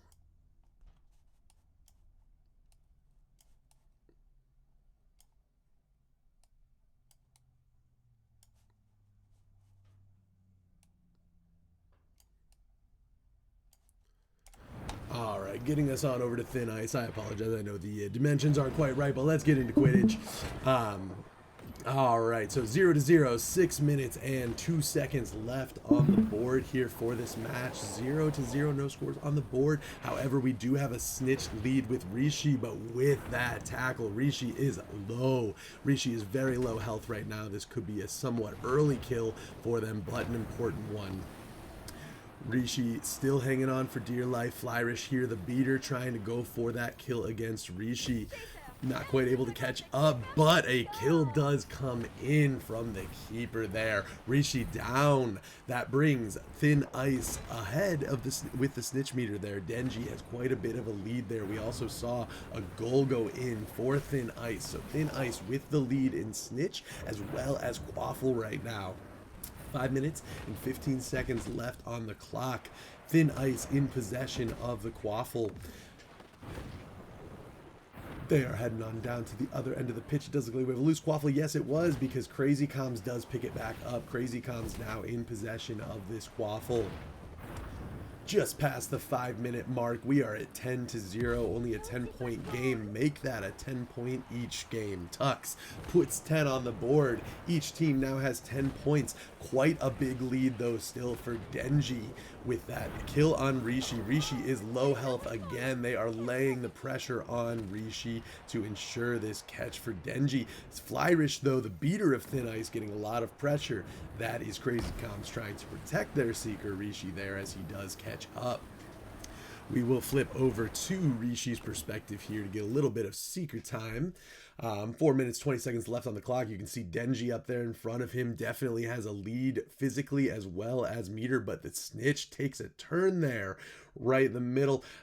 Rishi is able to get that turn in and stay on the snitch. Denji as well, following close behind and catches right there as Rishi is in front. 52-10. That goes to Thin Ice for the catch. 40 points ahead for Thin Ice as well. Rishi, though, gets that first snitch find there. Rishi with a small lead in that snitch there. We do have Thin Ice in possession of the Quaffle. Let's go ahead and flip on over to them again.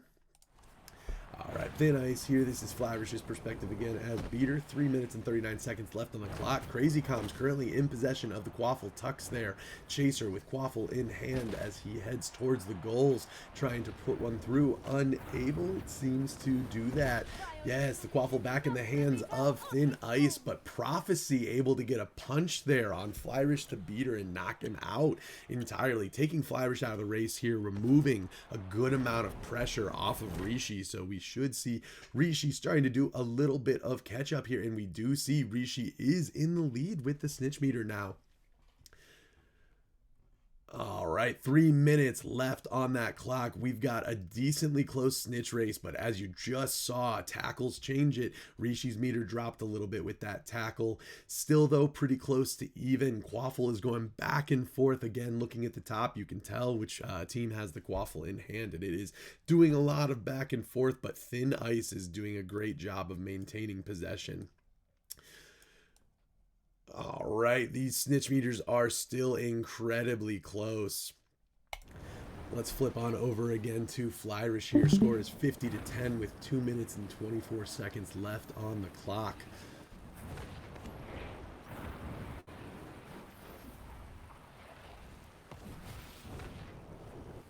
All right. right, and Shoney in possession of the quaffle takes it to the keeper and puts it through the hoop. We are now at 52-20, which puts Crazy Comms within a snitch distance as far as scoring goes. 2 minutes left on the clock. Thin Ice is probably going to want to get that extra goal in there just to make sure, so that even if this snitch is caught, they still win the match. However, they cannot lay off of that seeker pressure. That looked like a big hero kick. Hit Flyrish. Banthnor's really hurt. Denji, the Seeker, is extremely low for Thin Ice right now. If Crazy Comms could capitalize on a kill right here with Denji this low, that would be huge for them.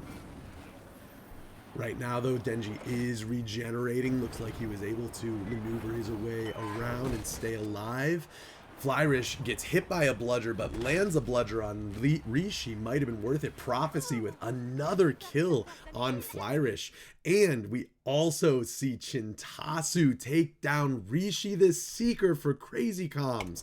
That now puts Thin Ice 50-20 with a minute left, and they are just seconds away from catching that snitch. If Crazy Comms cannot stop Denji from catching this snitch, this will most likely be the game. This will be the game.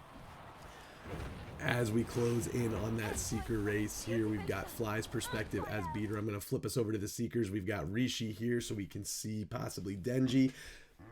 Rishi takes a big kick, keeping the snitch meter low, and Denji swoops in with the catch. Denji's playing it safe, making sure he didn't die and could get in and get that indicator. Denji takes that catch, and therefore the win for Thin Ice.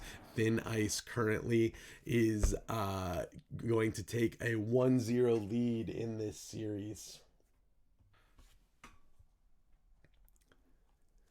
All right, 15 seconds left on the clock here. We do see Thin Ice trying to get to that 100. Banthanor approaching the goals, not able to make it in as Count Tails gets possession of the quaffle and kicks it on out. 2 seconds left. That is the game. Thin Ice, 90-20, first win of the series here. All right, that will take us into game 2. We will be back soon for that.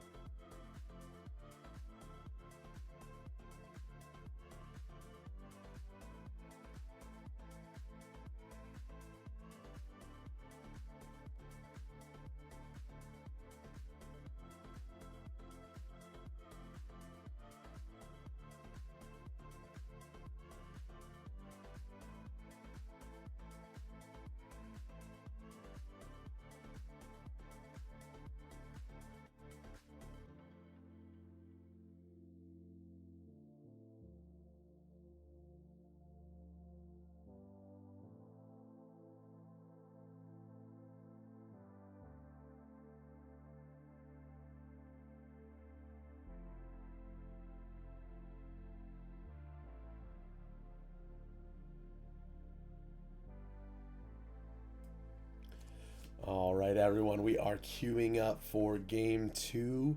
It does look like we'll be able to play on this. Yeah, looks like we'll be playing this one. All right, coming in on Hogwarts. This is Tuck's perspective now on Seeker for Crazy Comms instead of Rishi. All right, it does look like that first snitch find did go to Thin Ice. Denji of Thin Ice there got the first snitch find, a little bit extra percentage there for him. Let me take a look here and see. I do have Shoney's perspective as well for some chaser play this game. Heck yeah.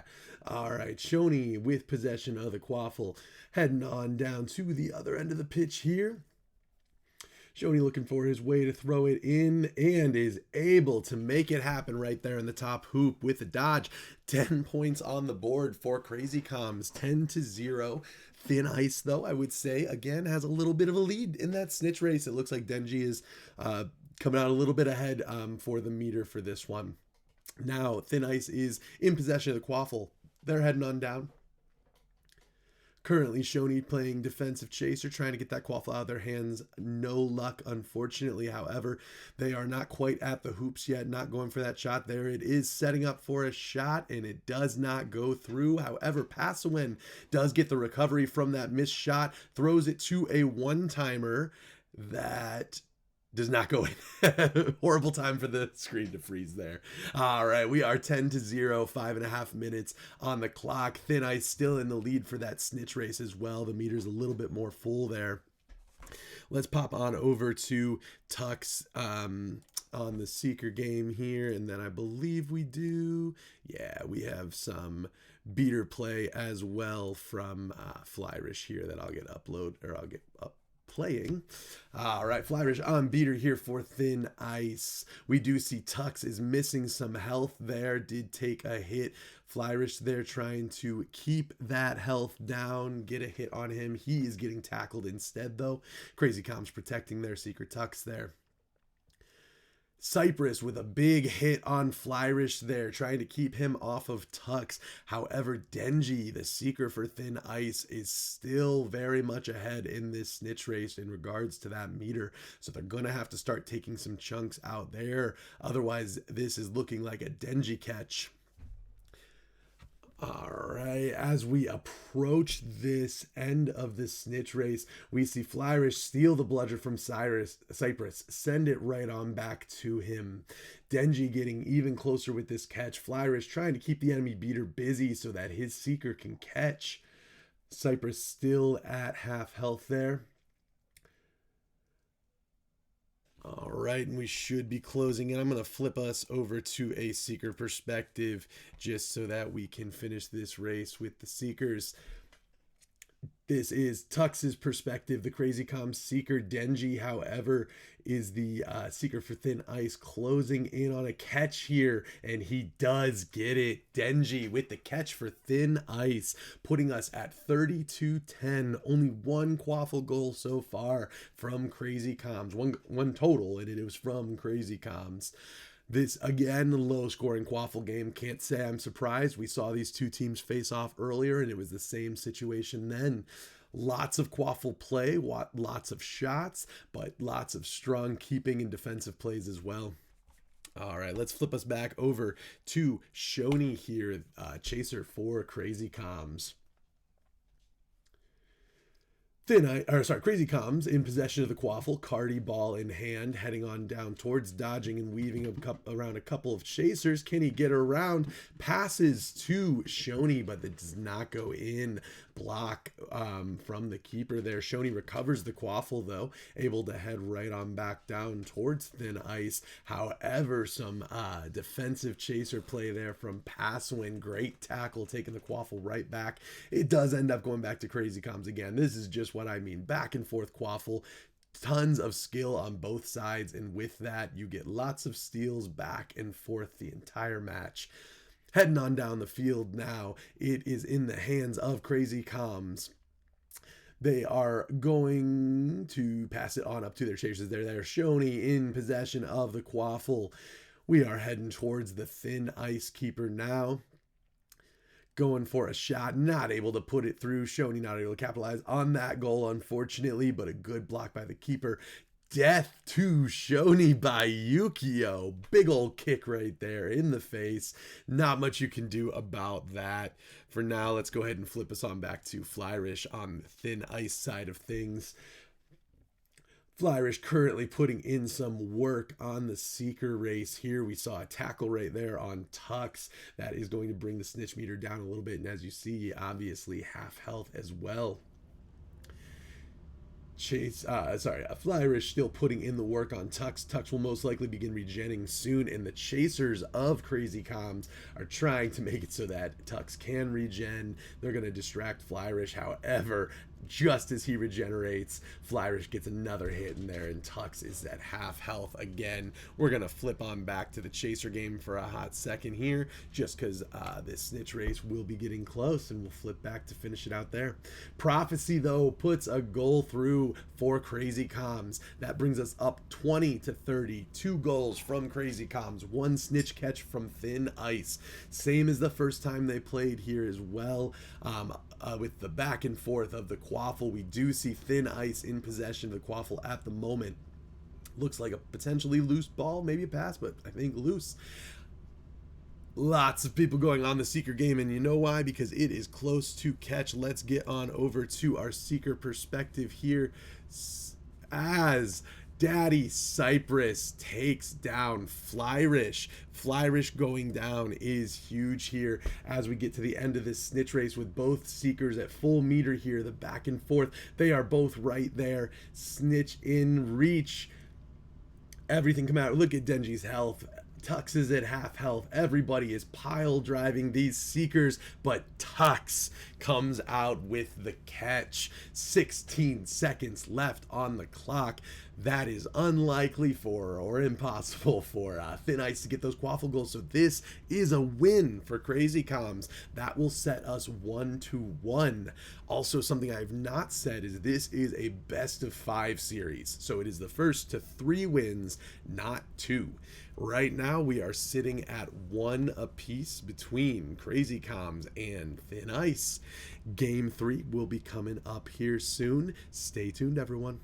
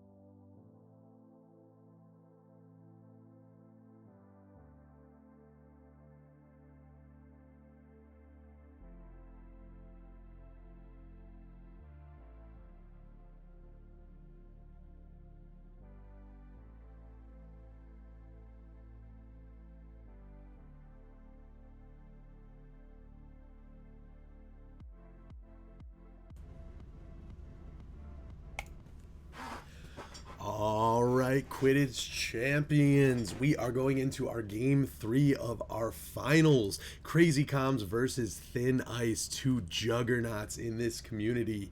Starting off here from Crazy Comms' perspective with Shoney on Chaser. Shoney is able to pick up the quaffle from the kickoff there. Crazy Comms in possession at the moment.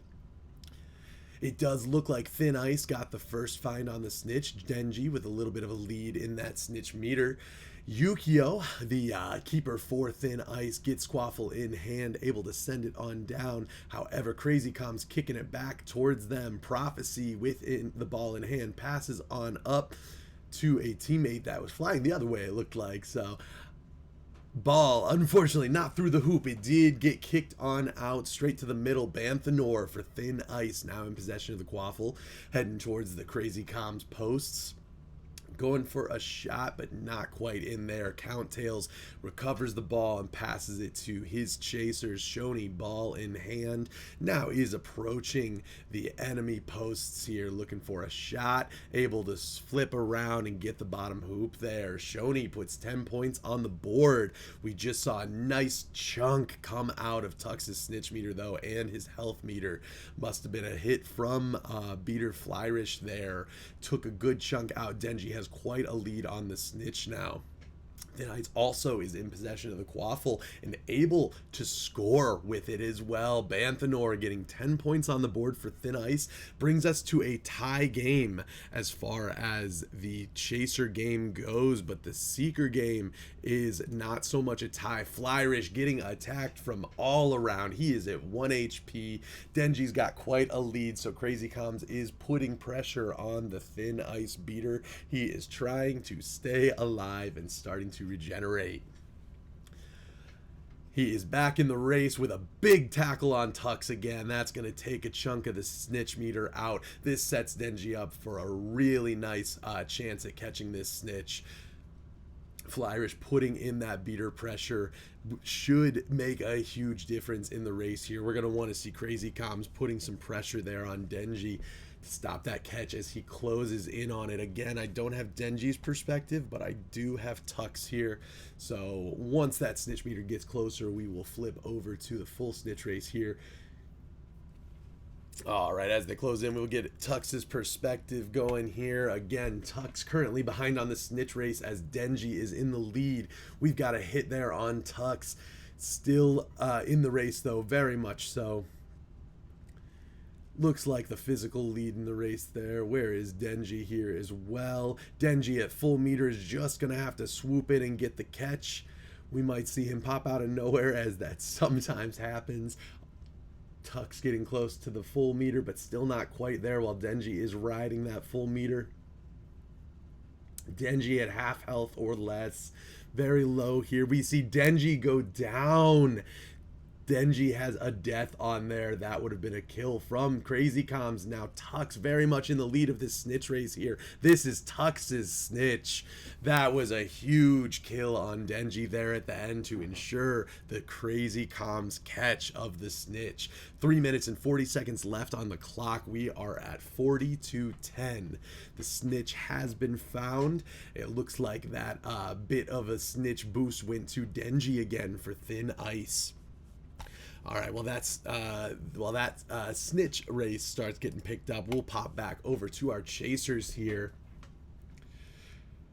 Looks like the ball taken right out of Shoney's hands, if I'm not mistaken. Banthanor currently in possession, but a bludger from Flyrish knocks the ball out of his hands and gets it right on back. I believe I said Flyrish, I apologize. Cypress. All right, now in possession of the Quaffle, Thin Ice. Chintasu is making his way down. We've got Pasuen and Chintasu entering this keeper zone, trying to put a Quaffle through. No dice. Cardi for Crazy Comms currently in possession of the Quaffle. We see some low health meters there from Chin. We also see Tux is at about half health as well. So Tux and the Seeker roll, they are clearly putting some pressure on him there.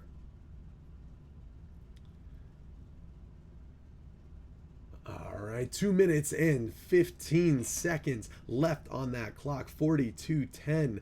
Ball in hand of Cardi for Crazy Comms as he approaches with a pass. One-timer kick from Shoney through the post. That puts us 50-10 in favor of Crazy Comms. Snitch race is really close as well. Very close race there. This snitch is super important for both teams. Thin Ice to stay in the game. Crazy Comms to solidify a win here.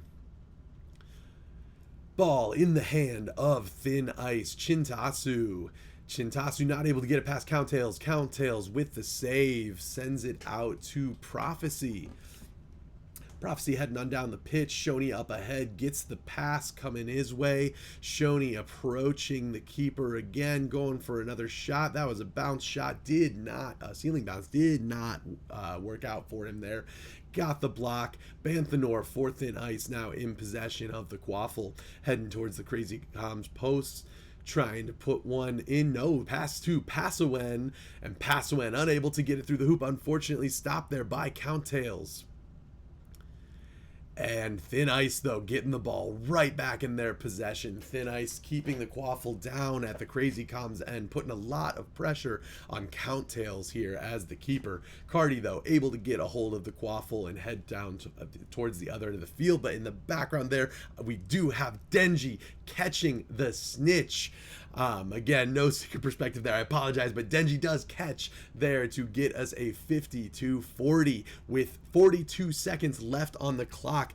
Thin Ice is going to have to score a quaffle goal here to tie us up and send us into overtime, whereas Crazy Comms just needs to prevent the score. Shoney holding on to the quaffle. We also have Flyrish throwing bludgers, trying to get the quaffle out of Shoney's hands here, so they can get that final goal. Shoney still holding on to the quaffle, not giving it up. Unable to get the bludger there as Cypress steals Flyrish's bludger, stopping it from hitting Shoney. Shoney pitches the ball all the way down to Yukio of Thin Ice there. Yukio kicking it out. No time, though. Thin Ice unable to get that quaffle goal in there. That will be a victory for Crazy Comms here. Crazy Comms taking that win again, though. We are at best of 5. So Crazy Comms has 2 while Thin Ice has 1. We have at least 1 more game, but possibly 2 or 3 more games as well. I'm sorry, 2 more games as well. So with this next match, Crazy Comms wins. Crazy Comms is the Season 3 winners of L7 for the 3rd time in a row. On the flip side, if Thin Ice can dethrone these giants, they just need 2 more wins and they can be the first new winner of League 7 Quidditch here. So we will be heading into Game 4 here soon. Stay tuned for the rest of the day, and I apologize, I'm reading and talking at the same time. Perfect. All right, we are good to go. I will be back soon. Teams are currently still in stacks, but they are not going in yet. I'm gonna grab some water, grab some food. I bet you should do the same. Hydrate, everyone, whether you're playing or not. Drink that water, as Chemicool would say. Stay hydrated here. All right, I will be back soon.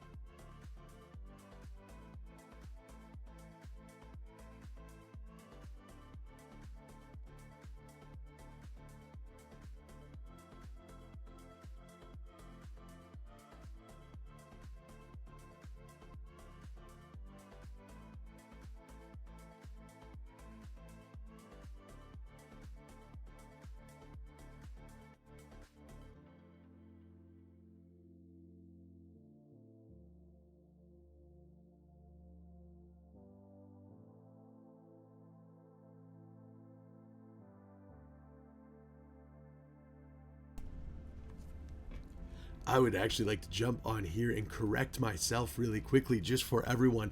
I did say that if Crazy Comms win this, they would be the winner. That is incorrect. I apologize. The bracket is set up in a way that since Thin Ice has not lost, if they do lose this match, we will do a bracket reset. So for now, if Crazy Comms does take this win, Thin Ice is not out of it yet. All right, we are going back into the match here, I believe. All right, yes, we are. We have Shoney on Chaser for Crazy Comms. Same perspectives as last time. All right, Shoney on Crazy Comms in possession of the quaffle, going through the hoops here, making his way down to the other end of the pitch, seeing if he can get those first 10 points on the board. A little bit of a turnaround here. Looks like we're just holding on to the quaffle.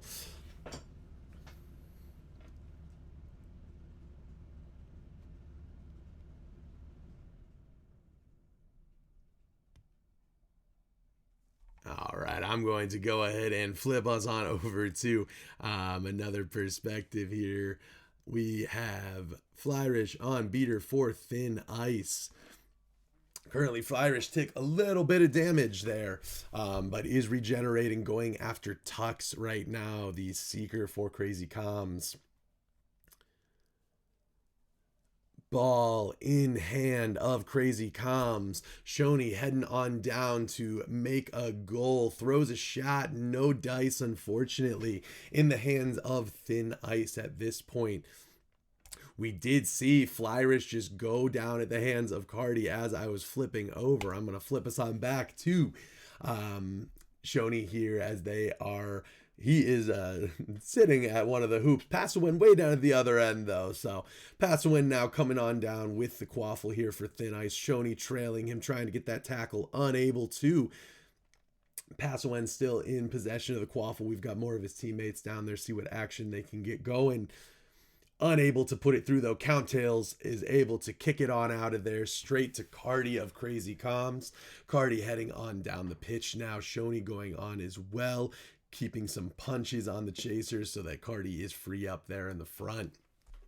Let us pop on over to our beater perspective again from Flyrish. Flyrish's Seeker Denji, again, quite a dominant lead here in the beginning. We saw this last time, though, and it did not stay this way. So we will see if Crazy Comms can make it happen again. Denji closing in on that full snitch meter. Flyrish putting pressure on Cypress, the enemy beater, again, keeping his Seeker protected. Denji getting closer and closer to a catch here. We're going to go ahead and flip on over to Tux's perspective so we can see this snitch catch potentially. Tux here on Crazy Comms, a little bit behind in the snitch meter, but catching up. Denji still a little down. We've got Cypress at really low health. Flyrish was doing some damage here, and we can see it paid off. Flyrish at, it looks like 2 HP here. Denji swoops in a catch off of a bump. Literally got bumped and still caught the snitch. Unfortunate there for Tux. Great bump, but the catch does go to Thin Ice and Denji. 4 minutes left on the clock. It is 30-10. Scourge said it great in the chat. High skill games lead to low scores, and that is true. This is another low scoring game here. 3 minutes and 40 seconds left on the clock. Let's go ahead and pop us on back over to our chaser perspectives for a bit. We've got Shoney here for Crazy Comms. Quaffle currently in Chintasu's hands. Chin taking it on down. Going for a goal. No luck there either, though. Counttails with the block. Counttails has been a wall today. No goals in for Thin Ice during this match so far. Currently in the hands, though, of Thin Ice. They are maintaining Quaffle. They just are not quite able to put it through on there. Cardi with the Quaffle, passing up to Shoney. Crazy Comms going for another goal here. Shoney flipping around here, trying to set himself up. It looks like going on in for a shot. Not able to put one through. It still remains 10-30 in favor of Thin Ice here. That is just one snitch catch and one goal so far. 2.5 minutes left on the clock. Shoney ball in hand. Looks like he is just hanging on to it right now again here. All right, let's go ahead and flip us. There's a shot. There it is, right through. No keeper there. All right, Shoney gets another goal on the board. 22-30, 2 minutes and 16 seconds left on the clock. Flipping on over here as Flyrish did just get tackled. It looked like we've got some damage there on Tux, though, as well. This Seeker game is still going strong. Tackle from Flyrish to Tux. Not only is that going to damage Tux, but the meter difference that it makes is huge as well. You can see above, Denji's definitely got that strong lead right now on Seeker, and every tackle, every bump just helps that grow. Currently, 1 minute and 43 seconds left on the clock, 30-20 at this point. Quaffle is not incredibly important, of course, because that snitch catch is going to decide this game. One of these seekers, is going to sneak up and catch this snitch. So we have to see who it is, and that will most likely determine the game. Denji still maintaining a lead, but not as dominant of one as earlier. Tuck's still here, full health there. Denji's still going full health as well. We've got to see some damage done on these Seekers. And there's a kick on Tux from Counttails, I believe, bringing his health down, plus a tackle on Cypress from Flyrish to help protect Denji. Snitch catches happen at any minute. It is now. Denji caught the second snitch as well, putting us 62-20. That does bring us to 50 seconds left with a 40-point difference, and unlikely that Crazy Comms is going to be able to come back from this, but Cardi is going to try. Cardi is going to get the ball rolling on this. There is one right there. 3 more, 35 seconds. And Snitch here could potentially come into play if they tied it up, but ultimately it is going to come down to this. 26 seconds left, 24 seconds. Thin Ice in possession of the ball. Crazy Comms does get possession there. Cardi going for a shot. Regardless, we are definitely past the point now where it would not be winnable in any world. So this win will go to Thin Ice. Thin Ice taking this one and tying up this series. We could not ask for a tighter match this series. We are at 2-2. Thin Ice, Crazy Comms. A reminder here. Thin Ice has yet to lose during this tournament. Crazy Comms has lost once to Thin Ice. Because of this, if Crazy Comms wins the next game, we'll do a bracket reset and we will again have these two teams play. If Thin Ice, on the other hand, does win this match, though, upcoming match number 5, that will make them the winners of Season 3. So, pretty important game coming up here for both teams. I'm sure we'll take a short little break for everyone to collect themselves, and then we will dive right in to game number 5.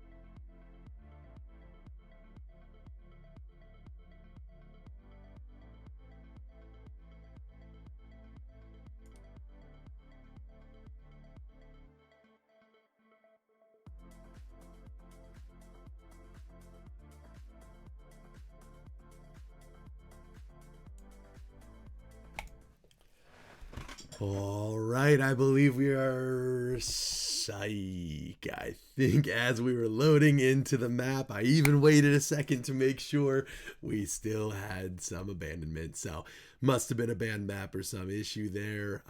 We will pop back in here soon.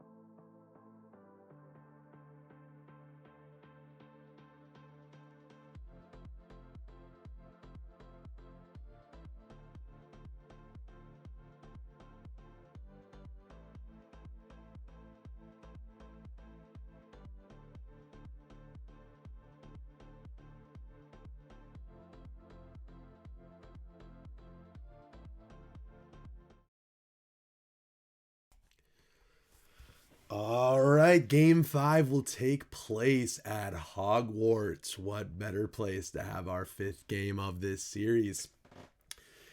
Kickoff is up. We are looking at the perspective of Flyrish from Thin Ice, captain of Thin Ice, actually here. Already going after Tux the Seeker there.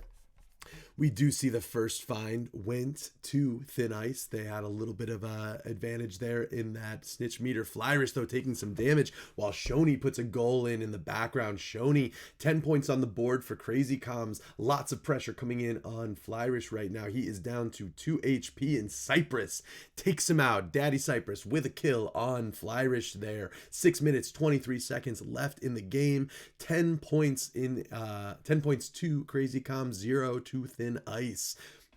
Snitch race is close, but I would say a slight lead on the Thin Ice Seeker there, possibly making up the difference there by taking the pressure off of Tux and eliminating Flyrish. Cypress coming in hard on Flyrish again.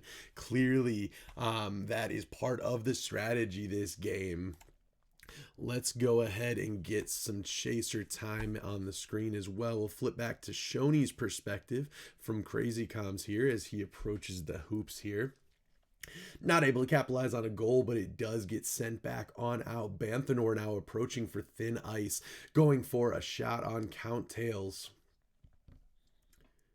No goal there. Passawen, though, in possession of the Quaffle still for Thin Ice, doing some of those acrobatics that we saw earlier from Vin. Passawen making their way towards the hoops here, avoiding the tackles as well. Count-Tails doing their best to block the hoops and able to do it. Count-Tails with the save there.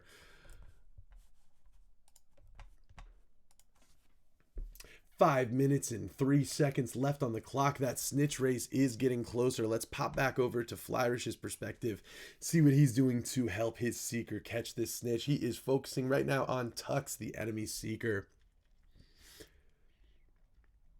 Denji does have a bit of damage taken out of him, just about a third. Tux also flying just over half health there, but starting to regenerate a bit. Snitch race is getting closer with only 4.5 minutes left on the clock. 20-point difference.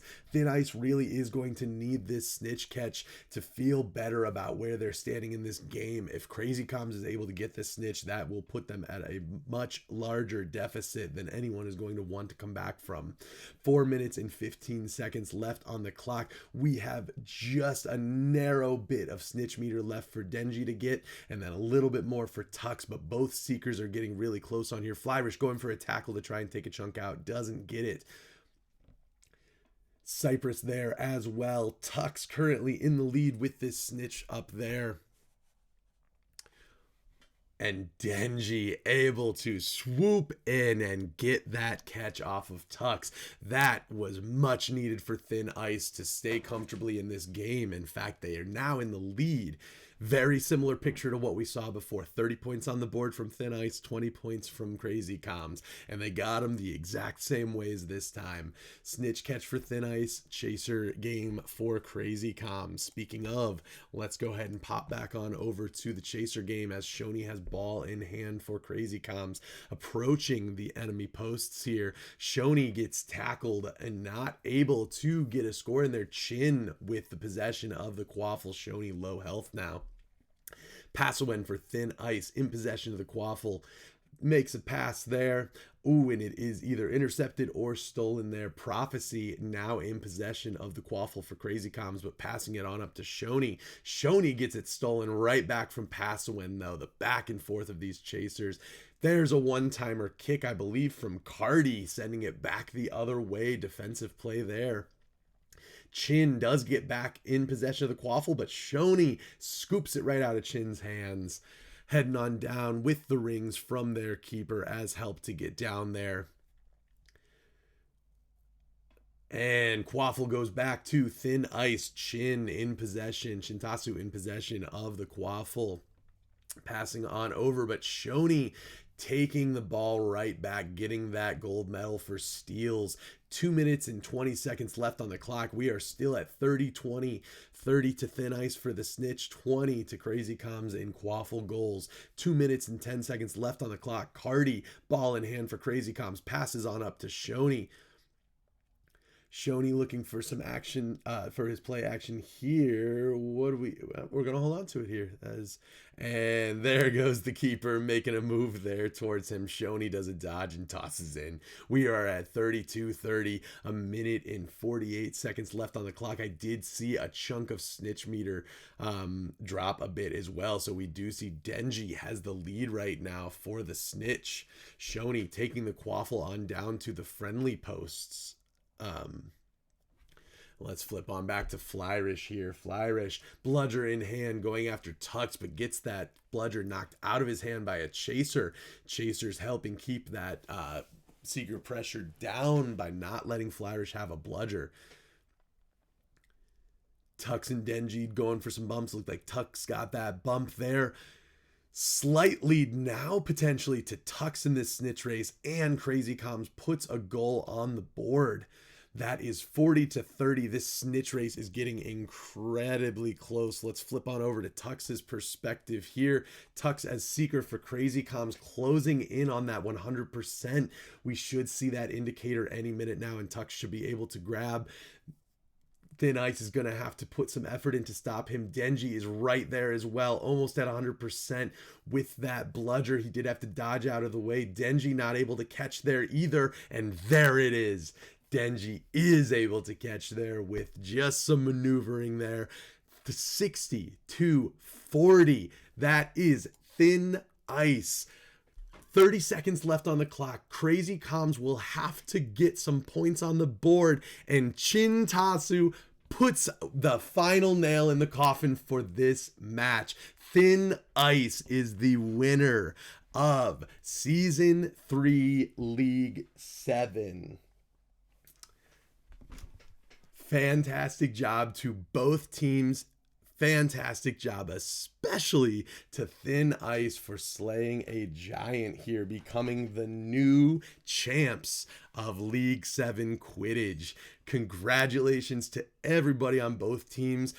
Everyone who played today. Just for the standings of our NEWTs, we did have the Azkabangers coming in fourth, Dumbledore's Quidditch Army, see, there we go, Dumbledore's Quidditch Club coming in third, Crazy Comms coming in second, and our new League 7 champions, Thin Ice. Congratulations. You can see them right there on the screen, the 6 that played today. Check out the rest of the roster on our site.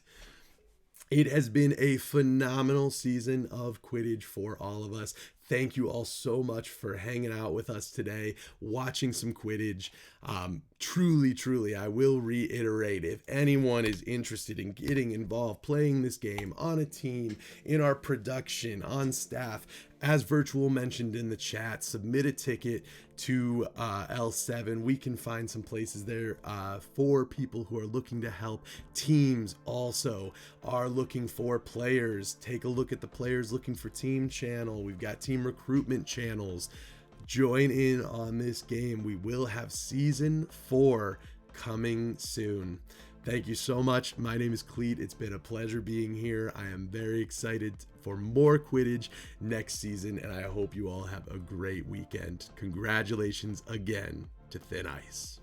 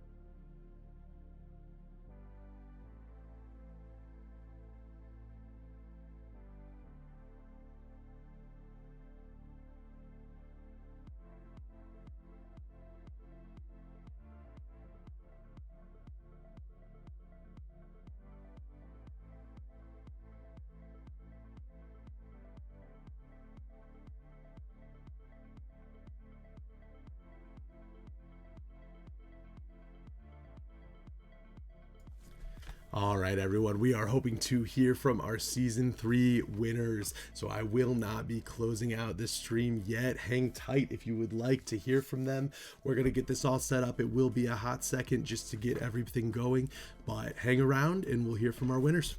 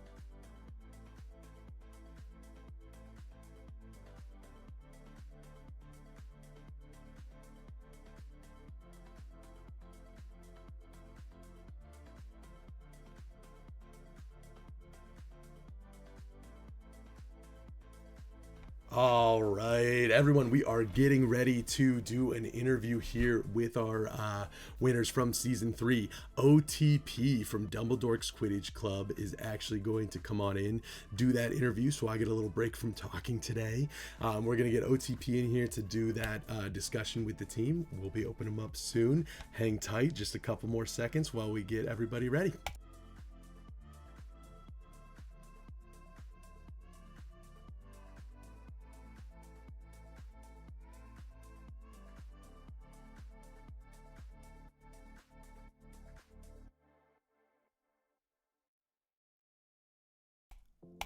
All right, we are here with players from the match today.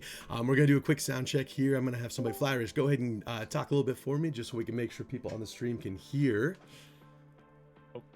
Mic check 1, 2, and OTP is here as well.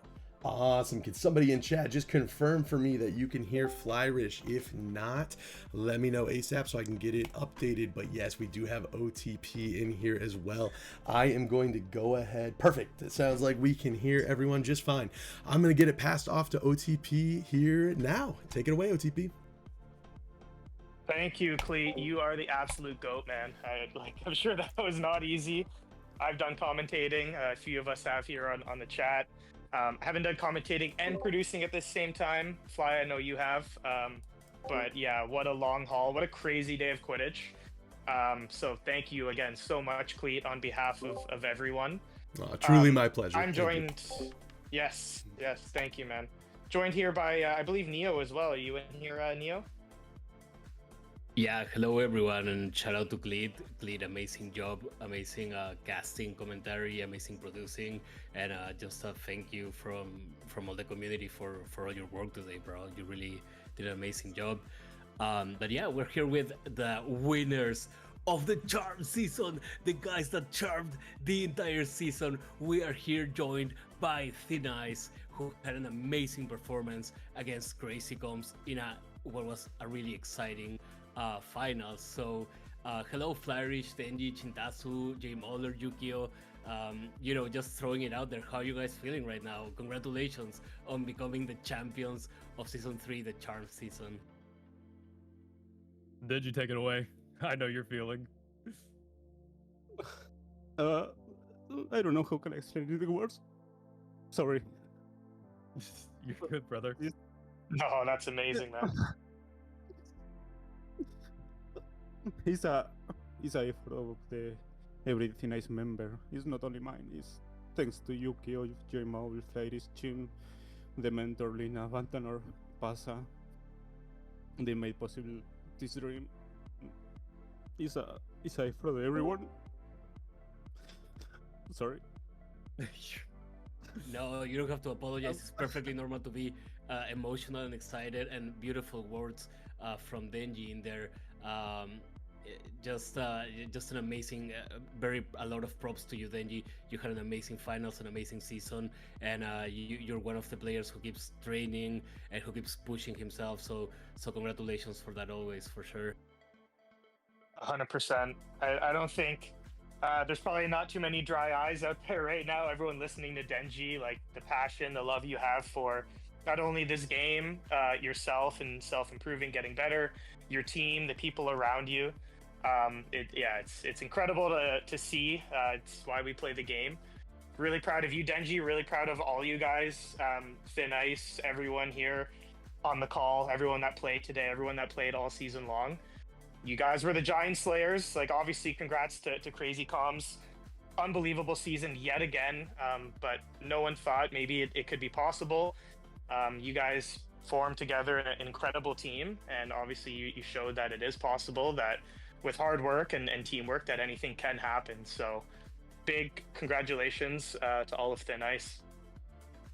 Yeah, I mean, we did come together quite late into the sign-on, and shout out to the original Thin Ice goats, first off Mahler, for allowing us to use the name and the logo and to bring back. And obviously we know what Thin Ice was when they originally formed and what their goal was to do, and so to be able to push that across the finish line, at least at L7, is huge honor. So thank you, Jay Mahler, for trusting me with the brand and this team. Pass unbanned that we got last second to fill out our roster, and obviously you saw the performance that they put all day today and this season. So they've been awesome to have around. But as well as Lena and Dementor. Dementor really should get a lot of credit. He's the reason Thin Ice was able to be the possibility of truly forming. He had the vision. And he pushed us to do it. When Yuki and I thought we might not do season 3. So I appreciate you, Dementor. This moment is yours, as for sure. Lena too. I know she was not available today, but she put in a lot of hard work. But as you said, Dio, this team wanted it. And you've been around me enough. You know that I wanted it. And so yeah. And you did too, Dio, of course. But season 2 when Guardians was a little, it's been around for a bit. So when we formed this team, we just said who wants it, and they all said they did, and they stepped up to the plate. And I can't tell you just how proud I am of this team for seriously everything that they accomplished. It was not easy for them. It's not easy to come under a system with Yukio and I where we're going to talk about every flaw that we can find and come in here and do what they did. So seriously, super proud of them all. Up for Fly, everyone. He is the best captain by far. Absolutely. There's nothing more to say. He's just the best captain. Yeah, Fly is an amazing captain, and I don't know if anyone also wants to share a bit of like the vibe in the team. We know, and I know, yeah, Fly, we all we know which players really want to push themselves towards their limits and beyond, just to get those wins, to get that trophy, and you guys have made it. Congratulations for that, of course. I'm just wondering, Flourish is an amazing captain. I can also vouch for that. So, do you guys want to share a bit of the vibes? The excitement right now must be off the charts. So I don't know, any words you guys can have for Flourish as well. Being the captain and all, more than welcome. I guess It's I'll okay, go. they're all Just getting everyone together and constantly being the scheduling man as well as the scrim team man, and just being an overall good person as well, in comms and just everything is just the best. Appreciate that. Also decisive, so and yeah, it's a good shout out to building the team together. Just wanted to make a team to carry the shit out of me, and it worked. So the fucking level of this team it's really high, and yeah, it's not just a shout out to captaincy as although his captainship is great, but also people being willing to accept feedback and play as a team and drop egos and stuff. Chasers only playing secret game for 2 hours straight is probably not what they want to do, but these people are just, they know how to win, so it feels good. That's a good point, Dementor, and certainly congrats to you, and obviously a very successful season. You caught a lot of snitches. A massive part of as to why you guys were there in NEWTs with your performance, and as Fly just told us all and gave you your roses, instrumental in bringing the team together. So that's really cool to hear the behind the scenes. You guys are all absolutely right. Team leadership is a team thing, right? It takes a bit from everyone to buy in. Clearly, you guys, were successful in doing that and in building a team culture together where everyone was bought in. Dementor, you brought up a good point about Chasers, playing hardcore Seeker game. It seemed like majority of the time, I know our Chasers were talking about this was the hardest it has ever been, I think, to put Quaffle in the hoops. With the level of defense, with how strong the keepers were playing. Obviously, in some cases, there were some Chasers helping out a little bit back there, but I want to hear from Chintasu. Maybe Chin, congrats to you as well, obviously with the rest of your team, but maybe talk to us about how you're feeling and about what it was like playing that chaser game out there today? I'm feeling good. And I did not so much today, but I was just punching Cypress all the time. So then she can catch us. It's all him, honestly. But yeah. Punching Cypress all game makes you my goat, Chin. Don't that's say you worth a didn't do lot. much. That makes you my goat. Hey, listen, I don't care how silent she is. Chin is the fucking goat. Everyone put the respect on that. Chin is my goat. W for Chin. 100%. Yeah, Chin is So, an amazing chaser for sure. Yeah, go ahead, OTB. well, I was just gonna ask, like, what were the comms like in terms of the pre-match, the strategy for, especially some of these final games? Was it like, hey, let's just get, maybe 1 or 2 scores in early and then just hound the snitch the entire time, or like, what was the strategy going into these final games? I don't think I know, despite what it looks like, it wasn't a hey, let's just only focus snitch. There's kind of a clock in our head that in situationals where we say, okay, at this point we can just go all snitch. I know that's not fun, the chasers don't like it, but they're very unselfish, so shout out to them. But we have the best keeper in the game in Yukio, and obviously Crazy Con played an extremely tough game. Like, that shouldn't be ignored. I know we're celebrating here, but Crazy Con played extremely well. Lots of pressure, lots of pressure, and those are the best chasers you can find out there. And obviously specialty roles are very good as well. But it's hard to score 60 on Yukio. It's maybe impossible, I would say. I don't think anyone's done it. And so there's just a point in time where we say, like, at this stage, if we get to 30, we're in the lead. And then if we get the next 30, we get the win, right? So that at some point that clock in our head ticks, and then we just say, all right, just throw it all to the ground, throw the quaffle, who cares? Just let's go get 30, Hell It wasn't yeah. for lack of trying, though. Count-Tails and Tux played a hell of a keeper game. It was not for lack of trying. Oh yeah, Chaser side. the keeper display was insane today. Well fought finals for sure. And also I want to ask, speaking of Yukio, he had an amazing performance as keeper. Yukio, I know you're a man of not a lot of words, but still would like to know, how are you feeling right now? Like, you've won League 7, amazing performance as keeper, props to you. How are you feeling? Pretty good. I know, right? Kind of the answer I was expecting, but it's okay. And Yukio, just so I'm interested though, like, this keeper arc. I know you've always been like one of the, if not the best, flex players in the game. Do you consider yourself like a keeper main now? Still a flex? Like, was it hard to like play keeper in the finals? Particularly, anything you want to share about playing keeper? I mean, it really doesn't matter what I play. I'll just play whatever is like our position of need, really. That's pretty good. Okay, so a team player in there. So congrats, Yukio. Amazing performance in the finals. And I wanted to ask the entire team, feel free to reply, whoever is feeling like it. There are people who haven't played a Quidditch finals yet, a League 7 finals. So I wanted to know if you guys can share a bit, like, the excitement, I don't know, nervousness, I don't know, like, what does it feel like? I imagine the last game, that defined the series, also maybe it's a bit more hype, like Fly, Denji, the mentor. I don't know if you guys can share a little bit about how you feel playing that, those decisive games. Denji? Oh, I tried to stay calm in every single match, even when I was in my head not playing good, and I was losing one of the snitches in the finals.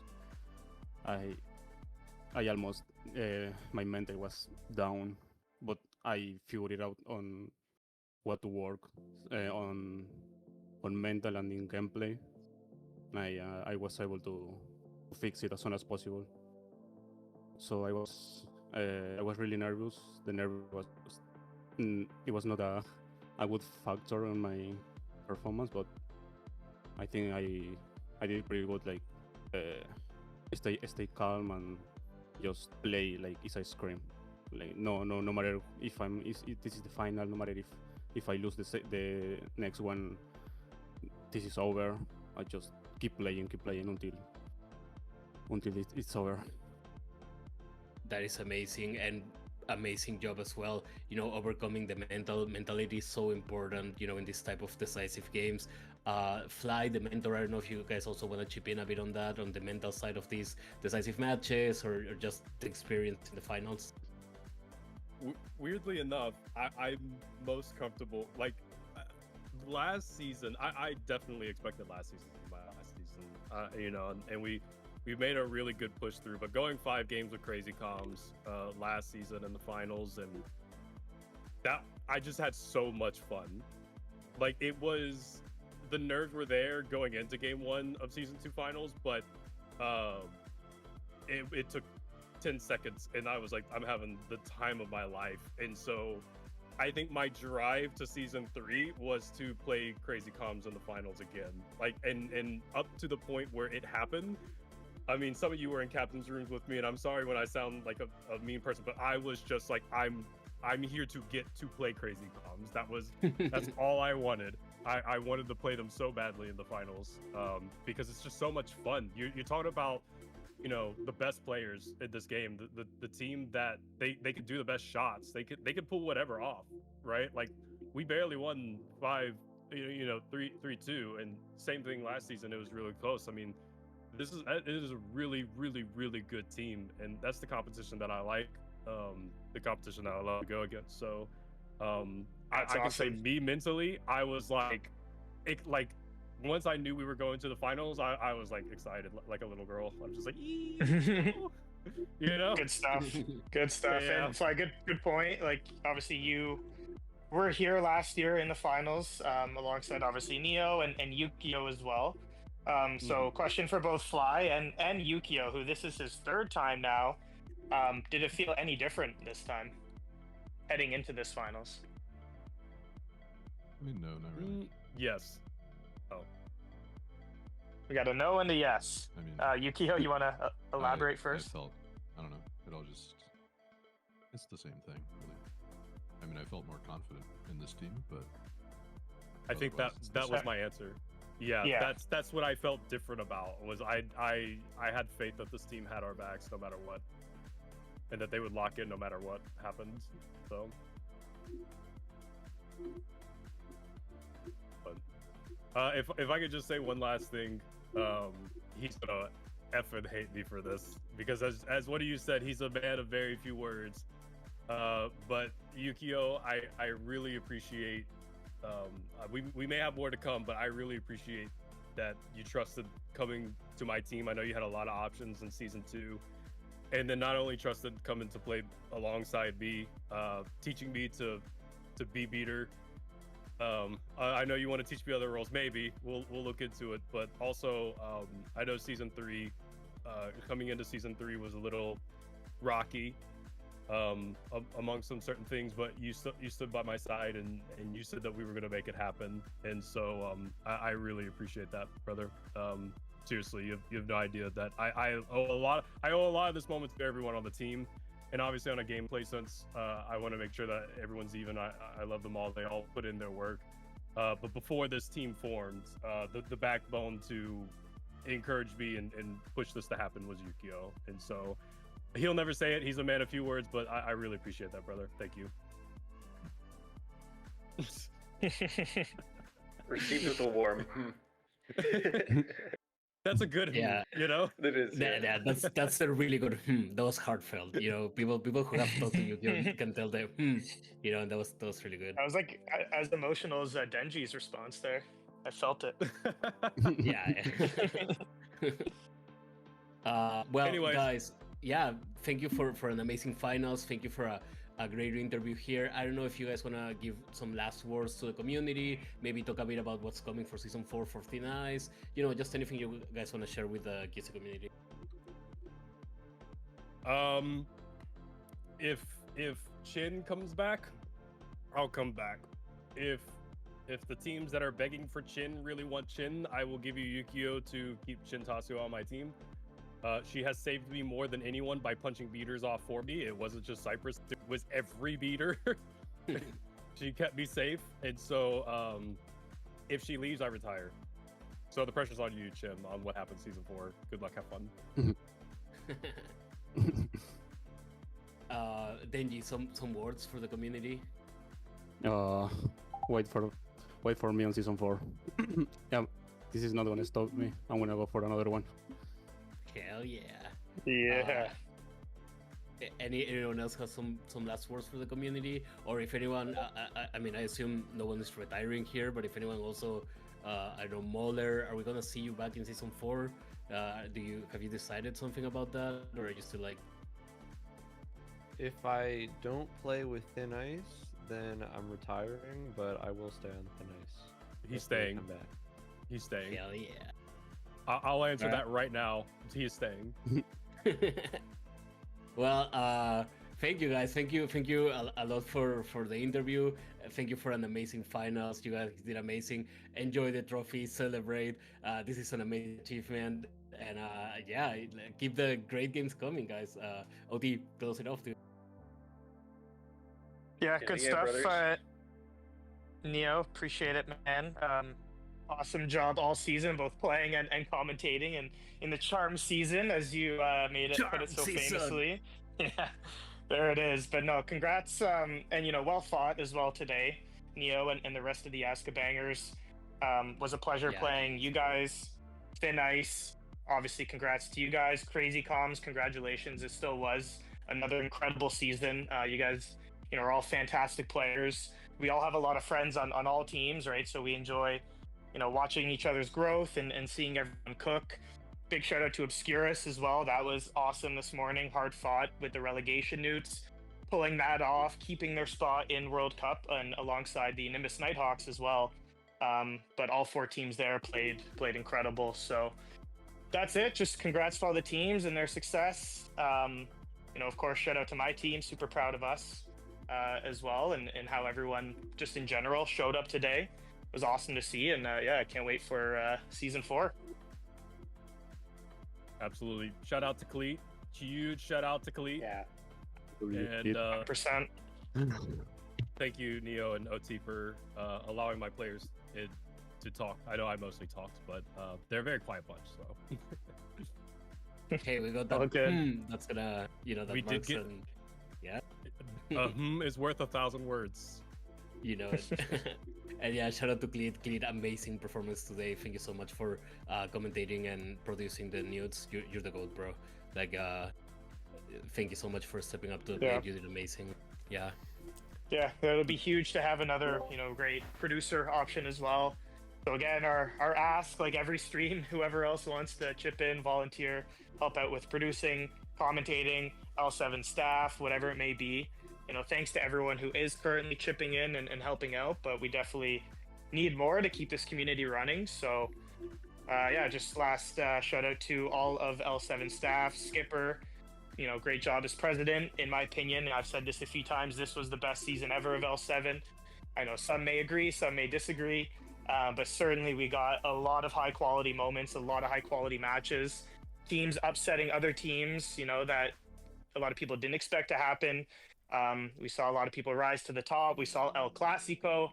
A lot of people say the best Owls match ever, and then we got that rematch today. Certainly didn't disappoint. So, yeah, like I said, just my final words is can't wait for next season. But Fly or Neo, I'll let you guys wrap it up. Yeah, and that's a wrap for the Charm season 3 of League 7. I actually, Cleed, if you are around, dude, you are the one to wrap this up. So, I am here. No, don't worry. Take it away. You know what? Charm them away, bro. Goodbye, Charm season. I keep saying it though, but yeah, go for it. We had to wait. Yeah, go for it. Did Neo OTP want to, because they mentioned it in chat, and it is fair because I do believe that second place did get interviews last time. I don't know if y'all want to talk to Crazy Comms. You did give it to Wing Guardians, and you did give it to the Thin Ice season 1, so that's up to y'all. I know it's been a long stream. I know Peter's ready to get the. Hey, I'm good. I'm just chilling now. Shoni said it in chat, and that is true. And to fairness to that team who had an incredible season, I just wanted to make sure that they they get the option. Before Absolutely. We roll out. But thank y'all. We're out. Yeah, thank you, Fly. Thank you, Thin Ice. It's been a pleasure having you guys here. Thank you for a great final. Crazy Combs, guys. If you guys are down and willing, just join us in match setup in League 7. We would love to hear from you guys as well. Of course, a lot of respect to you as well. You put up an amazing fight, 2 times champions. So if you guys are willing, to wanna get some, interview, that would be amazing. So just hop on. In the meantime, OTP, Neo, what does next season look like for you all? You both. I'll start, okay, I guess. Yeah. We will certainly be back. If you had told us at the start of the season that we would be coming third, right? Like, we are extremely proud of ourselves. Obviously, we're disappointed. We truly did believe that we were contenders and had a shot. And, they were close games. Some of them, despite what the score showed, they really could have gone either way. A lot of really close snitches. Very proud of everybody's performance and especially our growth together as players, as teammates, and as people from the start of the season. It was an awesome ride for DQC, formerly Revenants, QC, Dumbledork's Army, and Rim Reapers coming together. And of course, Jay, got to give him his shout out with Nox. So it was a great blend of, like-minded people joining in together. We're going to be looking for more of the same. I think we're going to have some openings. Actually, we might be posting in teams looking for players. We've got just a handful of players that, will be moving on. And that's, completely understandable. And we support them in their decision and appreciated having everyone's contributions this season. But yeah, again, like, if you would have told us we would come third in Owls, in NEWTs, have a huge, awesome series against the Azka Bangers, who I had down as, Neo, you guys are an absolute goated team, like, so much talent, a lot of our friends, a lot of great people on that team. But no, like, we are not, looking past that. Like, the fact that we were able to go toe to toe with you guys, obviously, we split the season in the Owls, the series season. We did the same with Thin Ice, right? We are super proud of that. We took a series off Thin Ice. We took one game off of Crazy Comms. It's just one game. Speak of the devil, here comes Crazy Comms. But yeah, so DQC will be back, probably with a name change. We're going to respect Laggy bringing back Dumbledork's Army. So just keep an eye out and looking for team. Yeah. And we will have some spots open. Neo, how about you guys before we get to Crazy Comms here? Yeah, very briefly, while Crazy Comms is joining in. Yeah, for season 4, well, I always saw Azka Bangers as a one-off thing, like, ever since we, made the team. I think that there may be, like, some people who may hang around or stick around in Azka Bangers. I know that some are moving on, some may be even retiring, and shout out to them. We'll get some confirmations for sure. But I was definitely really happy to be a part of this team. So some amazing players, some really fun people to play with as well. And just a lot of talent all around. And shout out to TP, DQC, CC, TI, always amazing to go up against every team in the World Cup this season. And well, as for me, I honestly have no idea what I'm gonna do. I could end up playing Triwizard, I could end up playing World Cup, I could end up retiring. I'm not sure right now. Like, I really don't know if I wanna chill, if I wanna keep it competitive. We will find out. I will find out, bro. So, if anyone is looking for a seeker, chaser, I may even wanna learn beater, just hit me up, because I really have no idea what I'm doing next season. But enough about me, and now let's talk to the finalist, the second place of the Charms division season, and that is Crazy Combs. We have Shoni, Tux, and Neo Bowler here. Hello, guys. It's never fun losing, I guess, tough toss, but you guys did an amazing performance, took us right until the end. So I just want to know, like, how are you guys doing? What's the vibe? Well, overall, pretty good, I guess. We won against Skinny, and he didn't win the series, or like the whole season. So That's crazy. Just Yeah. make the grandpa lose. All that's counting. So. Yeah, that was our actual season goal. By the way, shout out to Just Cardi and Prophecy, who punched me right at the end, bro. 2 tackles in a row. That was yeah, you guys are pretty amazing. But yeah, you guys gave us an amazing performance on the finals as well. You know, we also saw like a bit of the change, Rishi to Tugs. You know, I don't know anything you guys can tell us about this particular final. Maybe it was different from season 1, season 2's finals in some ways. Like, how was it? Yeah, Well, more desyncing at all. Yeah, That was the difference. Well, I That was mean, insane. we didn't have Marco at all because this idiot went for a stupid football game, I guess. But yeah, so Imagine. now we got. I mean, yeah, we got Cypress in. He did great, but yeah, Yeah. I mean, But he literally had like, what was it, like 10, not even 10 hours of footage this season. So shout out to Cypress. He did very, very good. Yeah, shout out to him. He had a really good performance. I mean, we probably should have switched like Seeker earlier because Rishi died like 5 million times, which is. He was griefing. I mean, to be fair, they were going up against, you guys were going up against also like a really tough team.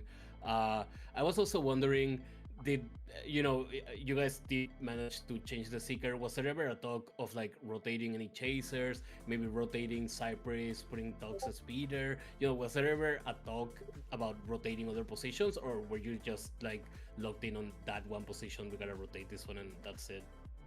We just felt like we gotta try it because like most of the games ended up the same thing, that Chaser wasn't the real issue, or Beater wasn't the real issue. It was like it came down to the Seeker death, and in this matchup between Thin Ice and Crazy Comms, you really don't want the Seeker death.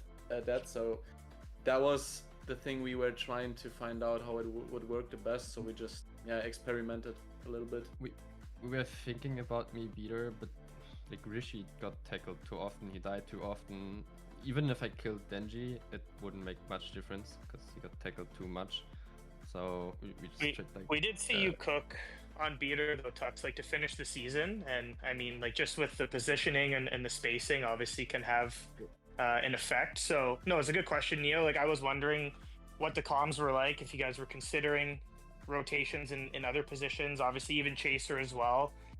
You know, like I want to highlight like a great season from some of the players that didn't get in today. Tuanella, you know, cooking on defensive Chaser, putting in a couple scores.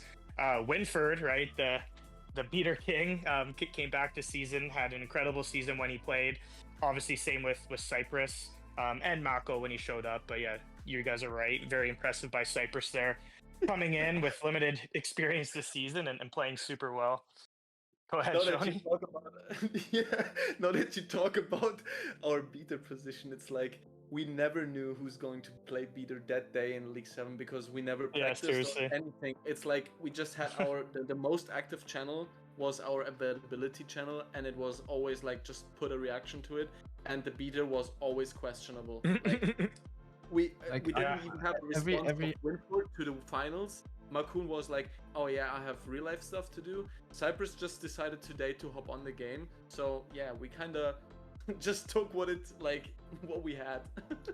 I mean, yeah, we kind of have like 3 beaters the whole season, but felt like we had 0 beaters the whole season. It was like the defense against the dark arts teacher position there. Just you never know what you're gonna get. Revolving door. My question is for any of you guys who wants to chime in, whether it's some of the new players that you brought on to comms this season, or an existing player. Obviously, you guys have been around here for a few seasons. You're 2 times champs. But who is your most improved player? Who do you want to give some roses to? A shout out for development, just in terms of character and talent growth from the start of the season until now. Only start of this season, or like general? Yeah, like throughout this season in particular, like who did you see development from, if anyone? Like did anyone stand out Shout out and improve a lot? With in particular to your team, yes. Bantanor for sure, but any comms and any teammates you guys want to give some roses to here? No, they all did shit.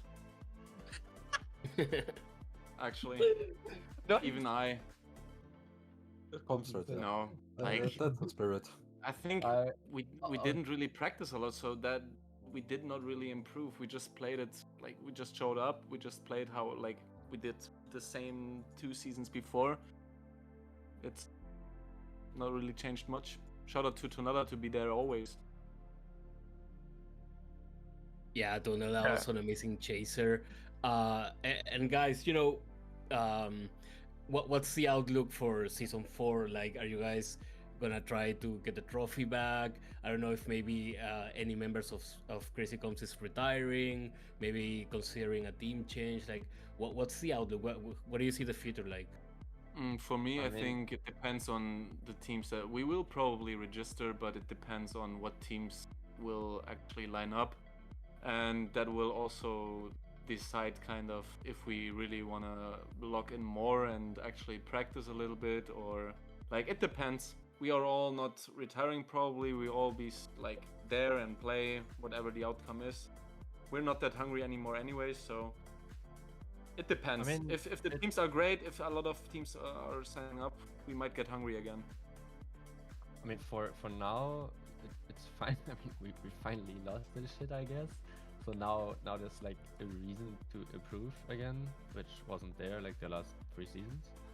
I guess first season, yeah. But after that, we just never trained much or at all, I guess. Like once, I think. So now there would be space to improve. Maybe that's like. So is that hunger back then? You guys are gonna want it maybe a little bit more for next season. You're not gonna be looking for the highest bidder there, Tux. That is truly Crazy Coms.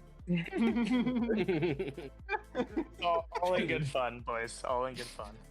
I mean, I don't know if we finally. I mean, maybe we have to practice a bit with our beaters to like click the button to join the channel and show up. That's a very hard thing apparently. Harder to hit any fucking seeker. But yeah, I don't know. Maybe we're gonna show up and practice a bit. But... That would be really awesome, guys. You heard it here first. There is a possibility that we get a locked in Crazy Coms next season. Would be amazing. I mean, you guys still are goated, so like every season is like you're locked in. But if you're gonna practice and stuff again, that is pretty awesome. Neo Bowler, you know, I don't know if Tux, go ahead. Were you gonna say something? Like the whole idea of Crazy Coms season 1 was to kick Finnice off the throne from their 3v3 days. I mean, they were the best 3v3 team back then, no doubt. They won like almost everything. So we just formed this whole team just to like make the win moves season 1. Yeah. To win season 1, and then season 2 was just like yeah, okay, I guess do it again. What the fuck, whatever, show up or something. But like season 1 was still my personal favorite season because that was like the first time we actually logged in. We practiced. I think there we improved like. After season 1, we didn't really improve anymore. Season 1 was the only season where we like actually practiced like daily. We practiced with each other. Everybody practiced with like on free play or whatever. Like everybody was so locked in. I mean, and we had like channels for every single shit. We just covered or developed like so many shots. Skinny had I think 100 goal each day on fucking open practice. Then we just sent clips around. I was training. I was playing with Tux like 10 games at least a day against each other to improve. And then season 2, we didn't do shit. We showed up and were laughing and enjoying the time. But that's solo queuing in Q6, but that's it. I have maybe played 5 or 10 games each Q6 season, so that's nothing compared to others. And like season 3, yeah, we had. I had a team talk yesterday, but not a team talk with the entire team. I talked with I think 3 people individually. Beaters. we had a strat. Oh yeah, punch the beater. Cool. But that's about it for the team meeting. So maybe season 4 is like the thing to train, but I'm not sure yet. We'll see. I'm for sure. Curious on how the free agent pool is gonna look like. Well, like what teams are going to register, what will be the free agent pool, so that's gonna be interesting. There's already some big names in there. I see some new teams forming. I see some new players looking for teams. I certainly think it's going to be interesting to see how it all shakes out. I agree with you. I'm kind of waiting and seeing. I hope there's going to be a lot of parity and competitive teams. I would love one division again. You know, everyone plays everyone. That would be incredible. Oh yeah, one division. I would love that. Please. I want to play We'll every have to see team. how things shake out, I guess. Yeah, but maybe do like more matches a week because I'm falling asleep. Like, and don't end in November or December. That's literally like the busiest period for most people probably in real life. Like busy time. Yeah. Well, just as it was mentioned, Shoni, I think you said Q6, right? Obviously, that is a place for people to still practice, and we see a lot of people getting better there. Not practicing as a team, but you know, playing consistent games against the best of the best. So you know, everyone keep queuing up in Q6 while we wait in between seasons here until another incredible L7 season. And stay tuned. There will be an announcement tomorrow for some people, you know, looking forward to the World Cup event that will be next weekend, actually. So still some really good quality Quidditch to come. We have 80 registered, 80 people. So most of the community, you know, apart from a couple names, will be playing in the event. So still a lot of great Quidditch to come. Fired up for that. But yeah, definitely pumped to see how the L7 teams start to form and unfold for next season. For sure, and I also want to say, like, if you guys look at Crazy Com's story, ironically, like, if for the Star Wars fan, so they started as a team that wanted to take down Thin Ice because they were winning it all in 3v3, right? And they managed to do it. They were like a new hope, I would say. Now the Empire strikes back. Thin Ice has taken the crown from Crazy Coms, and we will see if Crazy Coms locks in, you know, if they, because Flourish mentioned the hunger, right? Like, we wanna play Crazy Coms. Like, I don't care. I wanna play Crazy Coms. I wanna beat Crazy Coms. It kind of was tables turned, literally. Yeah, it's pretty much the same every time. Like, if you're at the top, you're not improving anymore. Cause why? Like, for what? That was basically what we fought 2 seasons now. Like, for what even improve if we're winning? Like, where's the point? Yeah. You're just getting like comfy at the top. That's what happened to Thin Ice too. That's why I lost season 1. And then yeah, I guess same thing happened to us. I guess skill issue. I don't know. So we will see if season 4 is. I really want to shout out to Denji because he improved so much throughout the season. Like, from watching his games in League 7, like, he was good, of course, but also being new in the final of League 7 and pushing also on that last game, like, we had him on 2-2, like, one more, and we had the bracket reset. And I think the bracket reset goes to your nerves if you're not used to playing the finals. So shout out to to Denji. 100%. Denji probably had like the best like development. He was so season. consistent. And like right now for me, I mean, I'm playing Beater like a little bit sometimes. Like right now for me is probably the hardest one to tackle. So I would say he's like the best seeker if I'm talking evasiveness only. Yeah, Denji is probably like not probably, without doubt, the best seeker in this season. Well, that's a good reminder. Good reminder for everyone. We're going to be able to vote on that. And in fact of evasiveness, like there was nobody staying alive then. Yeah, we're going to have the L7 the L7 awards will be coming out in the next couple of days. So just a reminder again for everyone, we want everybody to please more people that vote, the better. We obviously have the stats now to back up, you know, some of the awards. So I know Mitchie and Cheese and team, they were cooking up some good stuff. So just a quick reminder for everyone to, you know, please fill that out. And yeah, we can see if, you know, Denji is going to get, I'm sure he's going to get recognized along with a bunch of other players that we saw today. Yeah, definitely one of the biggest, no, actually the biggest evolution we've seen. Like Shoni said, he was already good, but he just kept growing and growing and growing and pushing himself. So huge shout out to Denji, and congratulations, you know, it paid off in the end. Amazing work this season. Like this season, Denji kind of did what we did in season 1. He just wanted to like prove himself and wanted to win this shit, take it down. And he like trained for that, he improved for that, and then he did it. So it's pretty. Yeah, that's pretty good for what we were doing there. Yeah. Neo Bowler, I see that you're also here. I don't know if you wanna also like share some words with the community. He's not even on the team. Don't interview him. Think about. What is he doing here? No, I don't know. PR manager. All right, well, I'm going to go ahead and move us towards our ending here, if that is all right with everyone. Thank you all so much for coming and participating in this phenomenal matches today. A great day of Quidditch for sure. Truly just want to give one big congratulations to Nimbus Nighthawks and Obscurus again for retaining their positions in the World Cup here. We also have, of course, our Season 3 winners, Thin Ice. Congratulations to them. Thank you, OTP and Neo, for popping in here, doing the interviews. Thank you to Thin Ice and Crazy Comms for being involved in these interviews. But yeah, I will be around next season playing. I know these guys will too, so definitely will be hearing from all of us again soon. But yeah, any last minutes? I know I kind of jumped in here and cut off OTP. Neo, any last comments before we get on out of here?